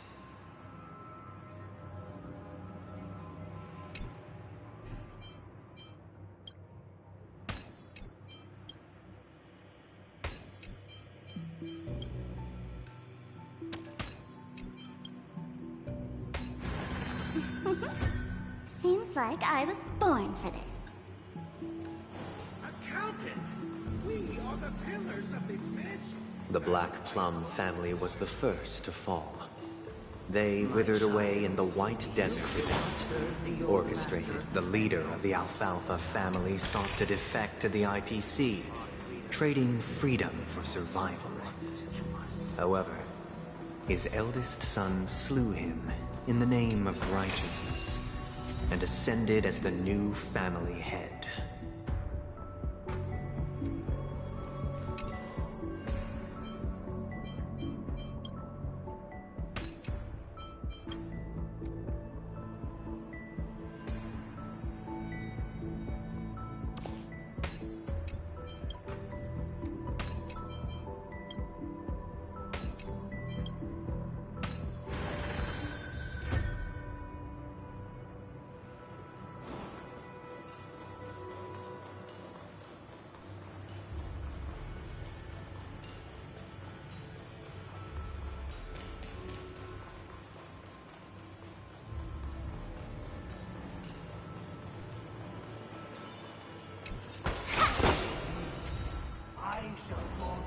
Only when Gopher Wood led the family to Land of the Exiles and earned recognition from all 5 major lineages did Penacony earn its new name, the Land of the Dreams.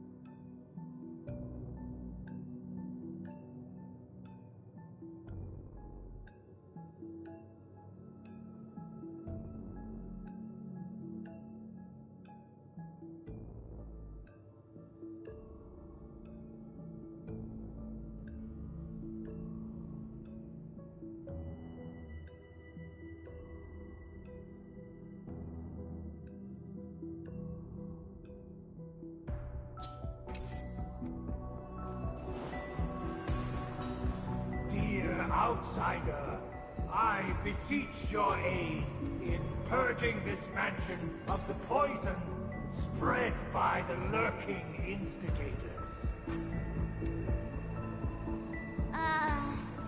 You want us to help you? What do you need? I wish they could regain their reason and cast away the shackles of hypocrisy. This is the second act. Looks like it's about Penacony's journey to becoming the Land of the Dreams, during which the family plays a crucial role. But this new master seems like a bad guy to me, don't you think? Perhaps this is the truth Sunday is trying to express, if you read between the lines. The Harmony changed Penacony just as the guards once did.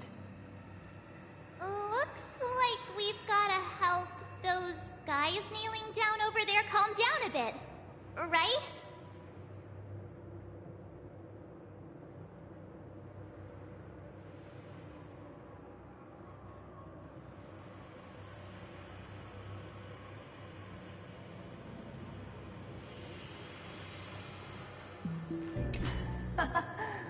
In the absence of my master, I am free. But without their guidance, for whom shall I sing?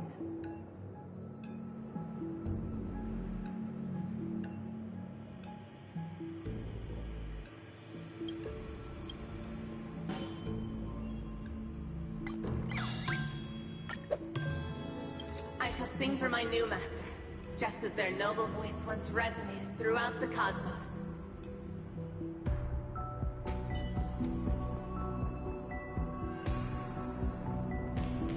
Master!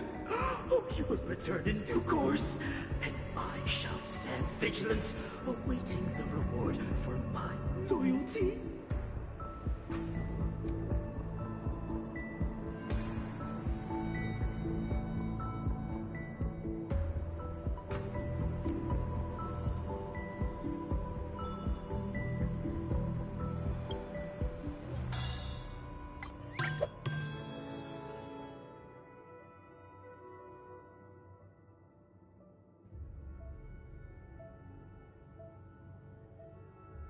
Master, now that you have gone, I shall wait no longer for my reward. I shall seize what is rightfully mine.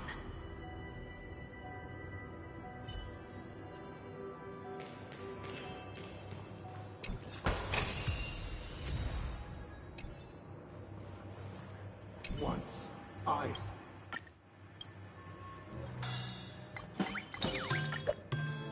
My former master. Master is no longer...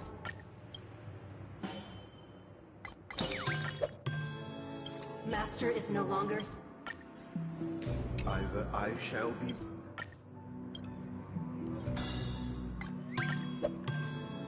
without a master. Thank you, dear outsiders. My servants have regained their sanity. Heed me, one and all. Your former master shall not return. It is through righteousness and unwavering support for one another that we shall attain true perfection. Cast aside the veils of hypocrisy and embrace one another. Get ready. Looks like another fight is about to begin.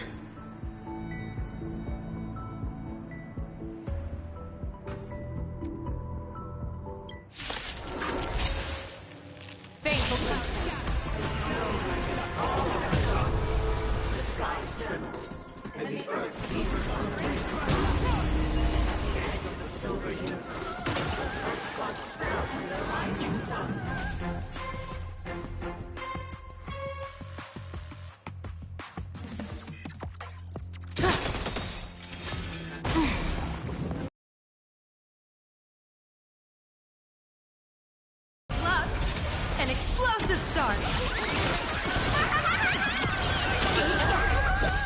Game's on! Believe alike. Want a battle?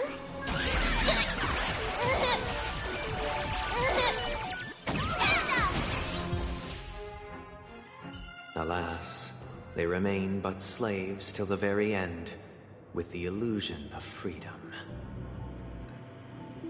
Thus concludes the second act. Amidst an illusory harmony, Land of the Exiles charted its course toward becoming the planet of festivities. This is how Penacony fell under the family's control.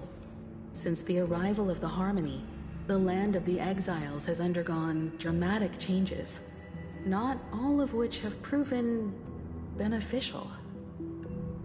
This guy really loves dramatic scenes. Bet he comes from a whole lineage of stage performers.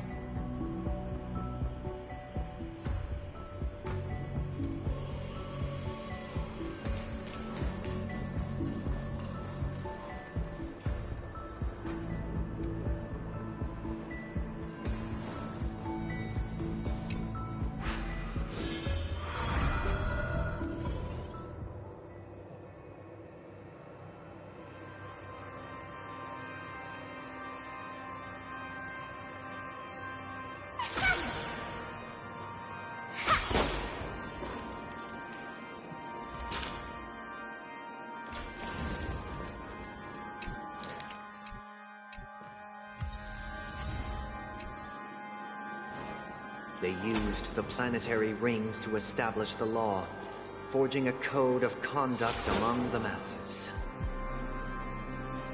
A grand lyre with black and white keys served as an instrument, while symbols of articulation and numerical notation took the form of musical notes. The downward flowing river became a melody, and the canon of law dictated the form. Thus, all mortals found their unique place within this symphony. That marked the fifth. This guy is really into these puppets.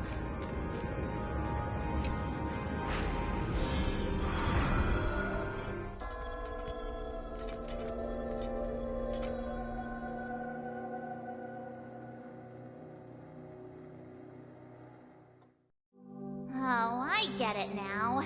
The last scene is all about singing the praises of the Order. And the atmosphere here is completely different from the previous two scenes.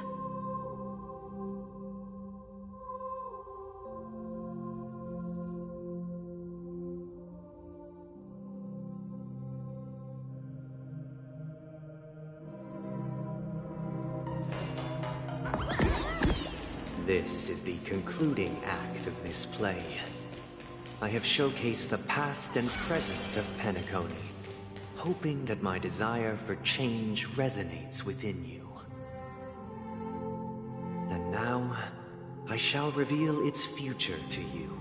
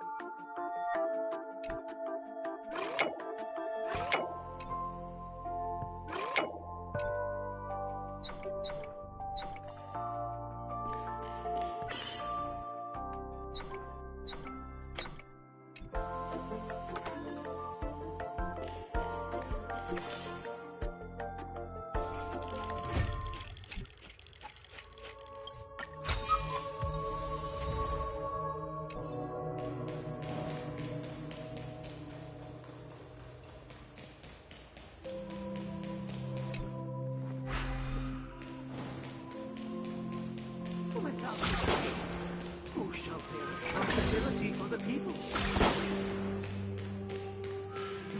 Who lack foresight. We will make choices on their behalf, and their choices shall protect the weak. We shall support you, protect you, and standing against the mighty.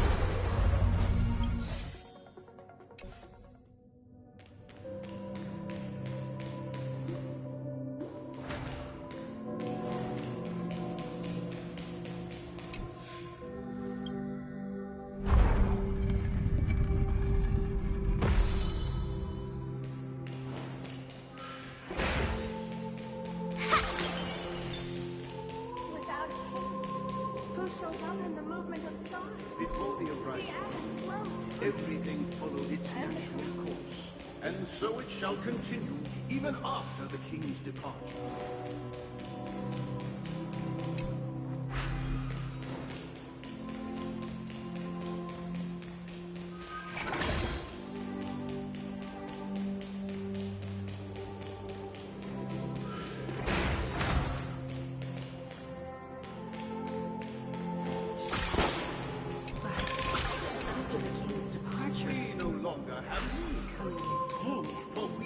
Become kings of all things.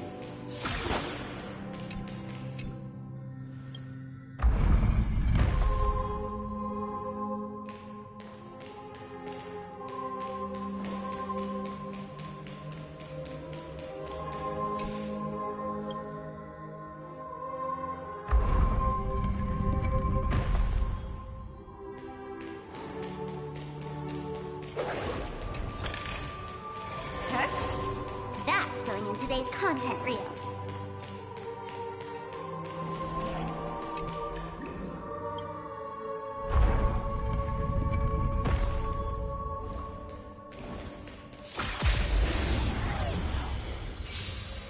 Stars favor us. Mountains roll, dragons rise!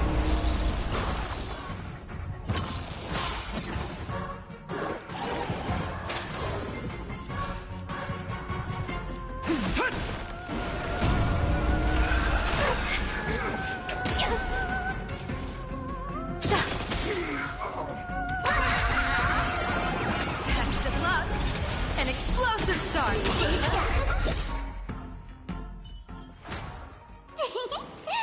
See you during my next stream. After the king's departure. We no A longer will of metal and stone. All's revealed in divining. kings of all things.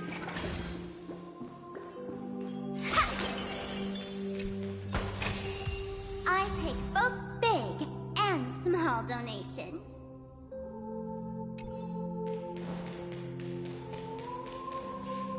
Hey, aren't we supposed to kick off a short story and have a fight here just like we did in the previous acts? Why aren't any of these puppets saying anything? Perhaps we'll need to complete the story ourselves, just like we did before. So, do you think their mind needs tinkering or something?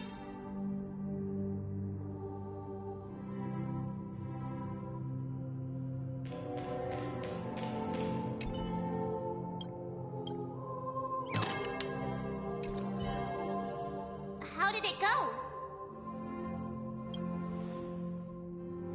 You can't change them?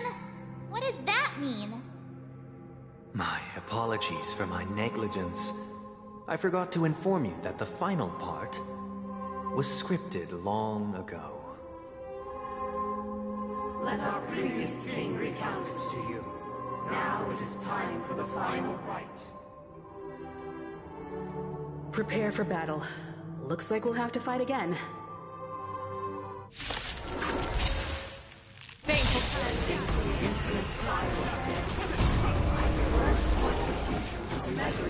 I'll stand in there. No need to remember or seek for the contours of my mind shall intersect with other experiences.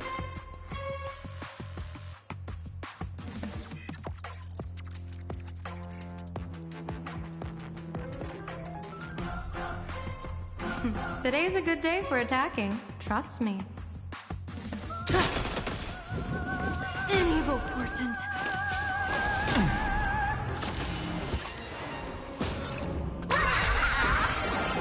That omen. Don't thank me. That's all the spark you got?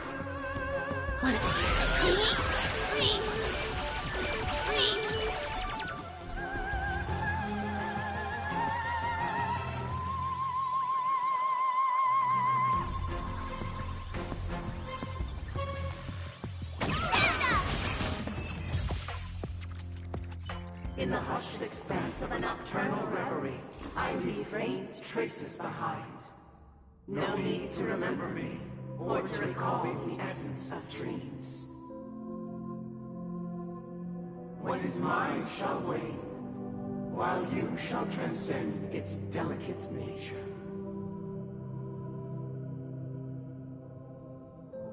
This is the final scene. It's much more straightforward. He wants to expel the Harmony and establish an empire based on the Order. Let's go. Once this stage play concludes, it'll be time for the main event, the Charmony Festival.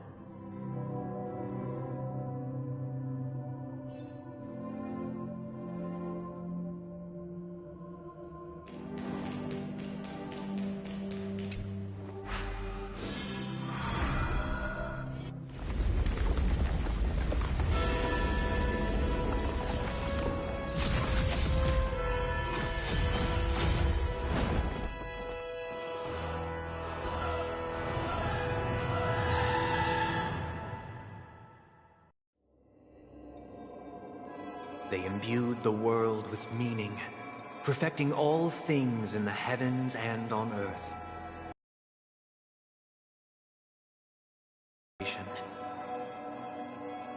Yet, all beings cried out to Enna. Under the banner of the Order, you have defined all things in the cosmos. But this made us realize that we are but puppets in your hands. Thus, on that day, all beings united and cast the Aeon into the abyss of oblivion. This Grand Theater looks totally different. Is this the power of the Order? Everyone, get ready. This could be a tough battle.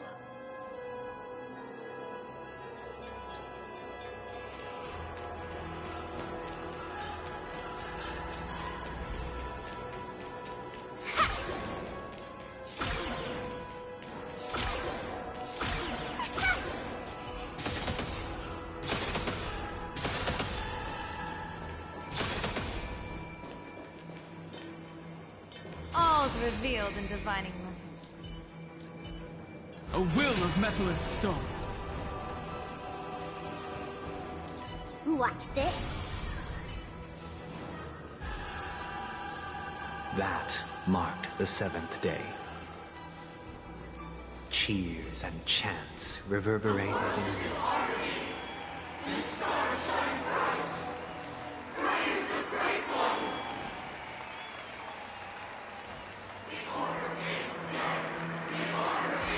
Watch this.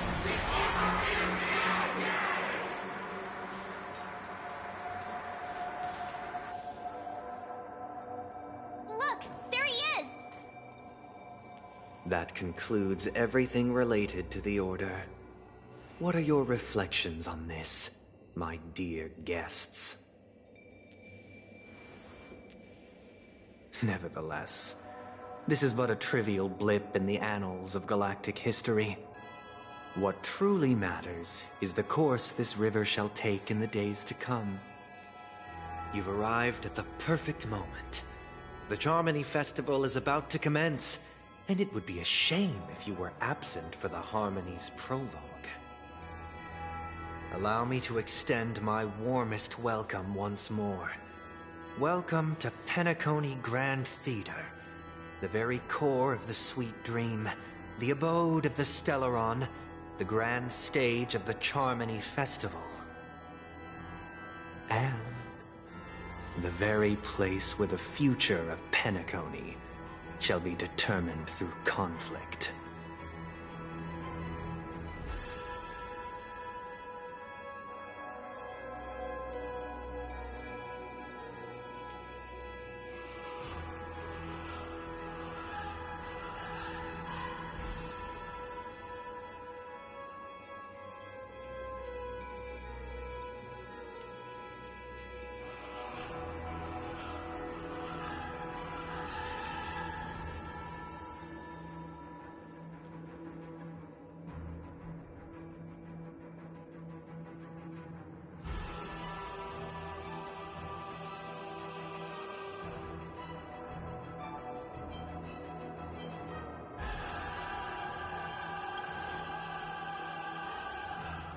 Because our shared goals give equal weight to the beliefs we strive for. True goodness can only be achieved through faith, Allow me to point out that falling into a permanent slumber is not happiness, especially when those people are driven by someone else's will in their sleep. Do you still believe that the Order only seeks to control the universe as their puppet, Himiko? No matter how perfect your vision of paradise may be, a cage remains a cage. People will never achieve true happiness in a world like that. They would just be toys for the Aeon. It seems you have misunderstood my intentions. Allow me to clarify. My desire is not to resurrect a fallen Aeon, or become one myself. My sole objective is to create a paradise free from Aeons, where the Order ensures the dignity and happiness of all humanity. A paradise exclusive to us human beings. That's not the case. If people are to live with dignity, there must be nothing and no one above them. In your so-called paradise, you would be the one reigning supreme. Looks like we won't be able to convince each other. Now that our conflict has been destined, let's unveil our paths and reveal to the universe the true path. However, before the prelude to the future begins, please take a moment to ponder the questions I've posed. Is darkness equal to daylight? Are sinners equal to the righteous? If you are born weak, which god should you turn to for solace?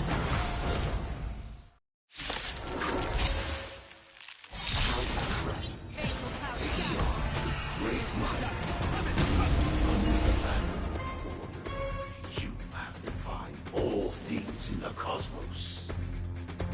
But this made us realize that we are but puppets in your hands. Dragon, run! Troublemaker? I'd like to be one too. Shut!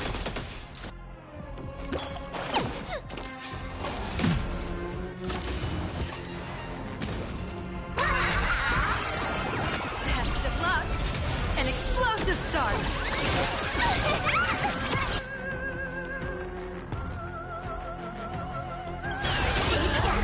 People always say that the will of heaven can't be overturned. Observe the heavens with my divinations! That omen. Don't thank me.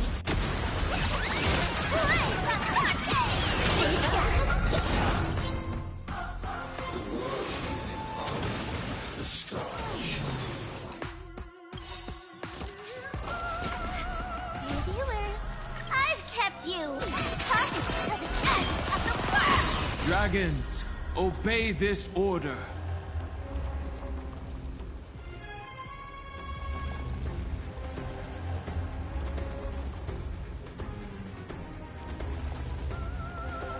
Soaring above the lands, this is permanence!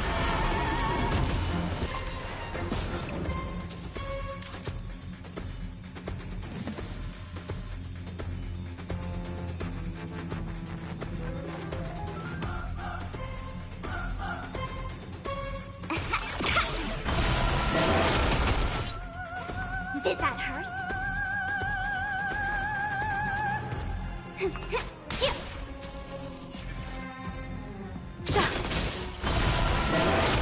We have the earth shatters, heaven trembles!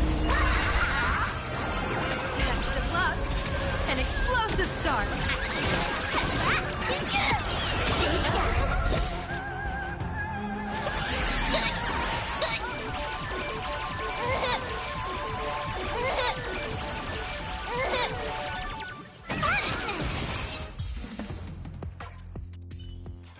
I already know your decision. I now permit you to gaze into the sun. On these 107,336 stones, the almighty and powerful springs of harmony are at my disposal! Reclaim Tuner! Harmonious Choir! Dominicus!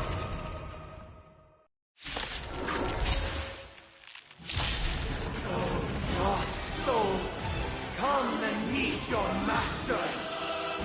The embodiment of the harmony? So the true purpose of the Charmony Festival is to usurp it?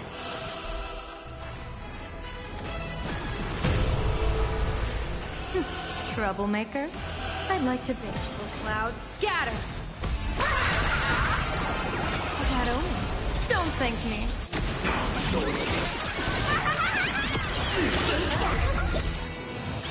Game's on. Leave a like. Want a battle?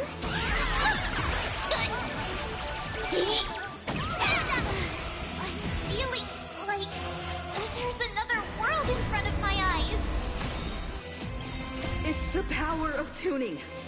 Don't let the song distract you.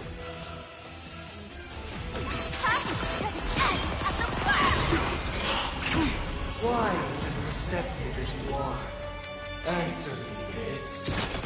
Why could the harmony and the order merge into one?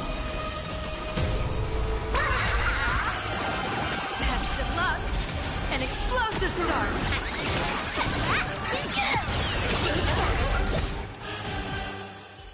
The time has come.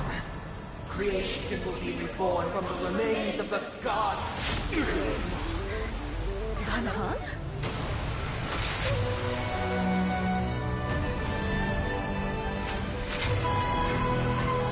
Radiant spirits, heed my word. Show no mercy!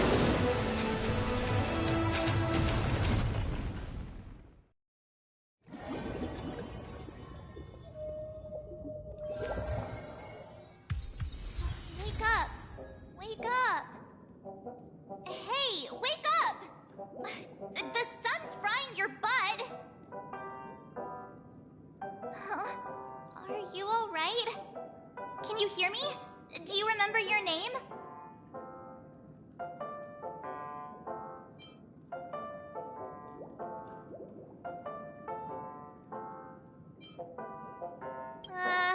Kind of.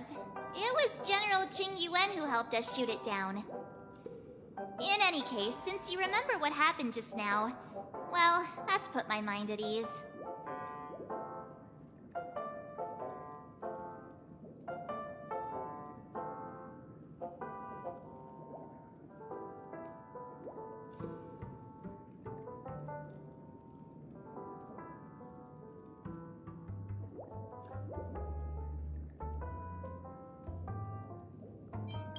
It's a long story.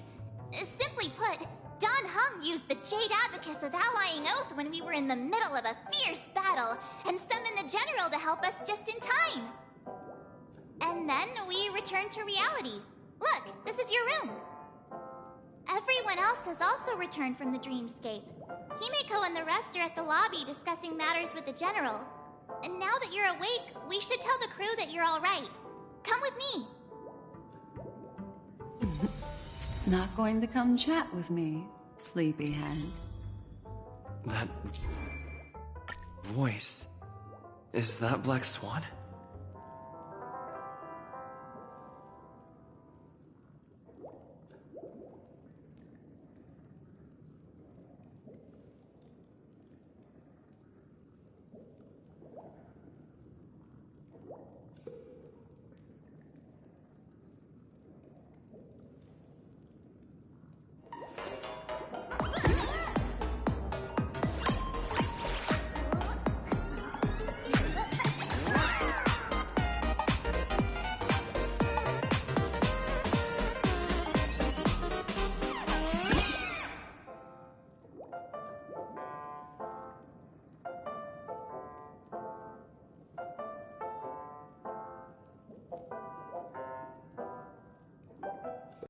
Look at today's gift count.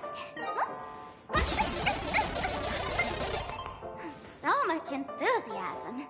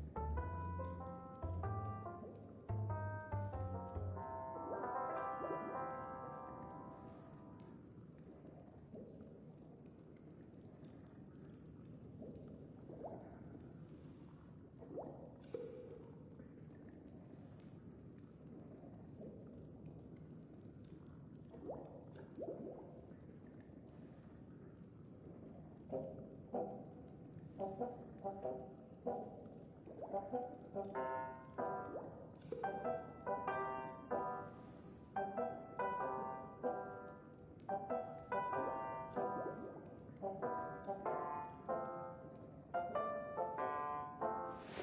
at today's gift count. So much enthusiasm.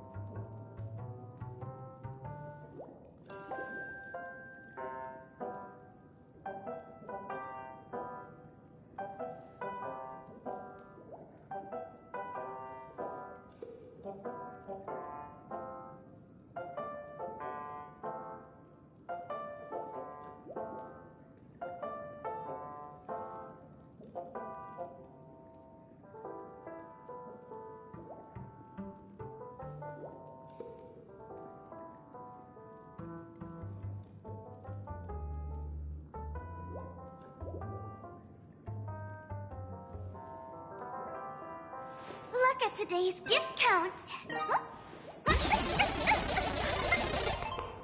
So much enthusiasm.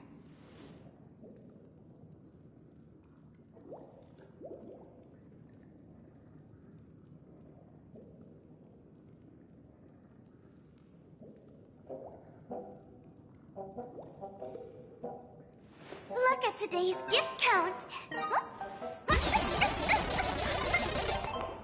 So much enthusiasm.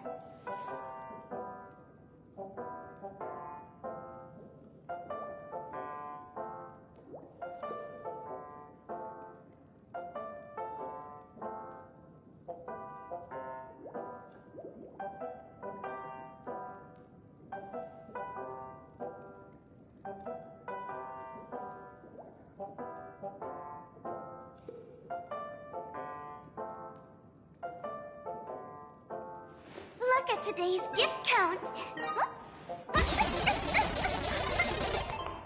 So much enthusiasm.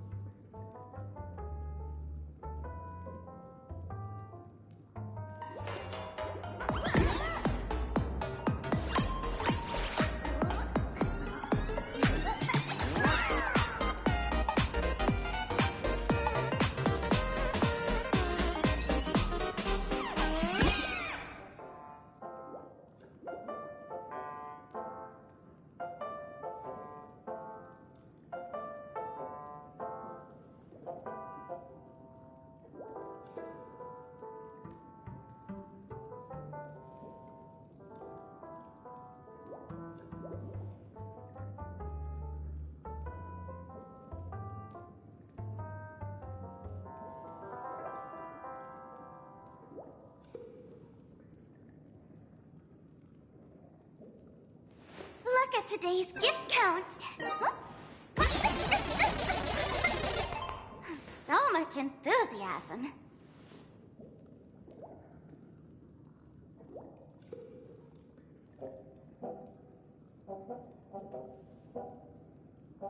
Look at today's gift count. So much enthusiasm.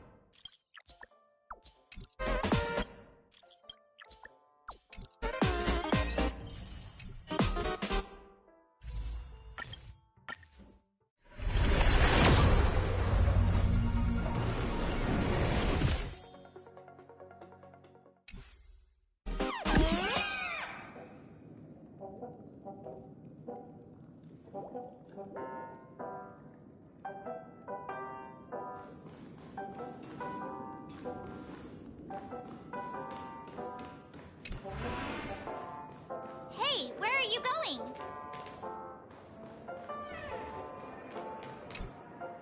Hey, we meet again, sleepyhead. What's Miss Black Swan doing here? Nothing, Miss March. I noticed he was awake and wanted to check to see how he was doing.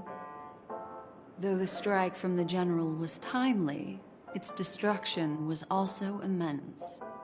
When emanators collide, ordinary people inevitably suffer.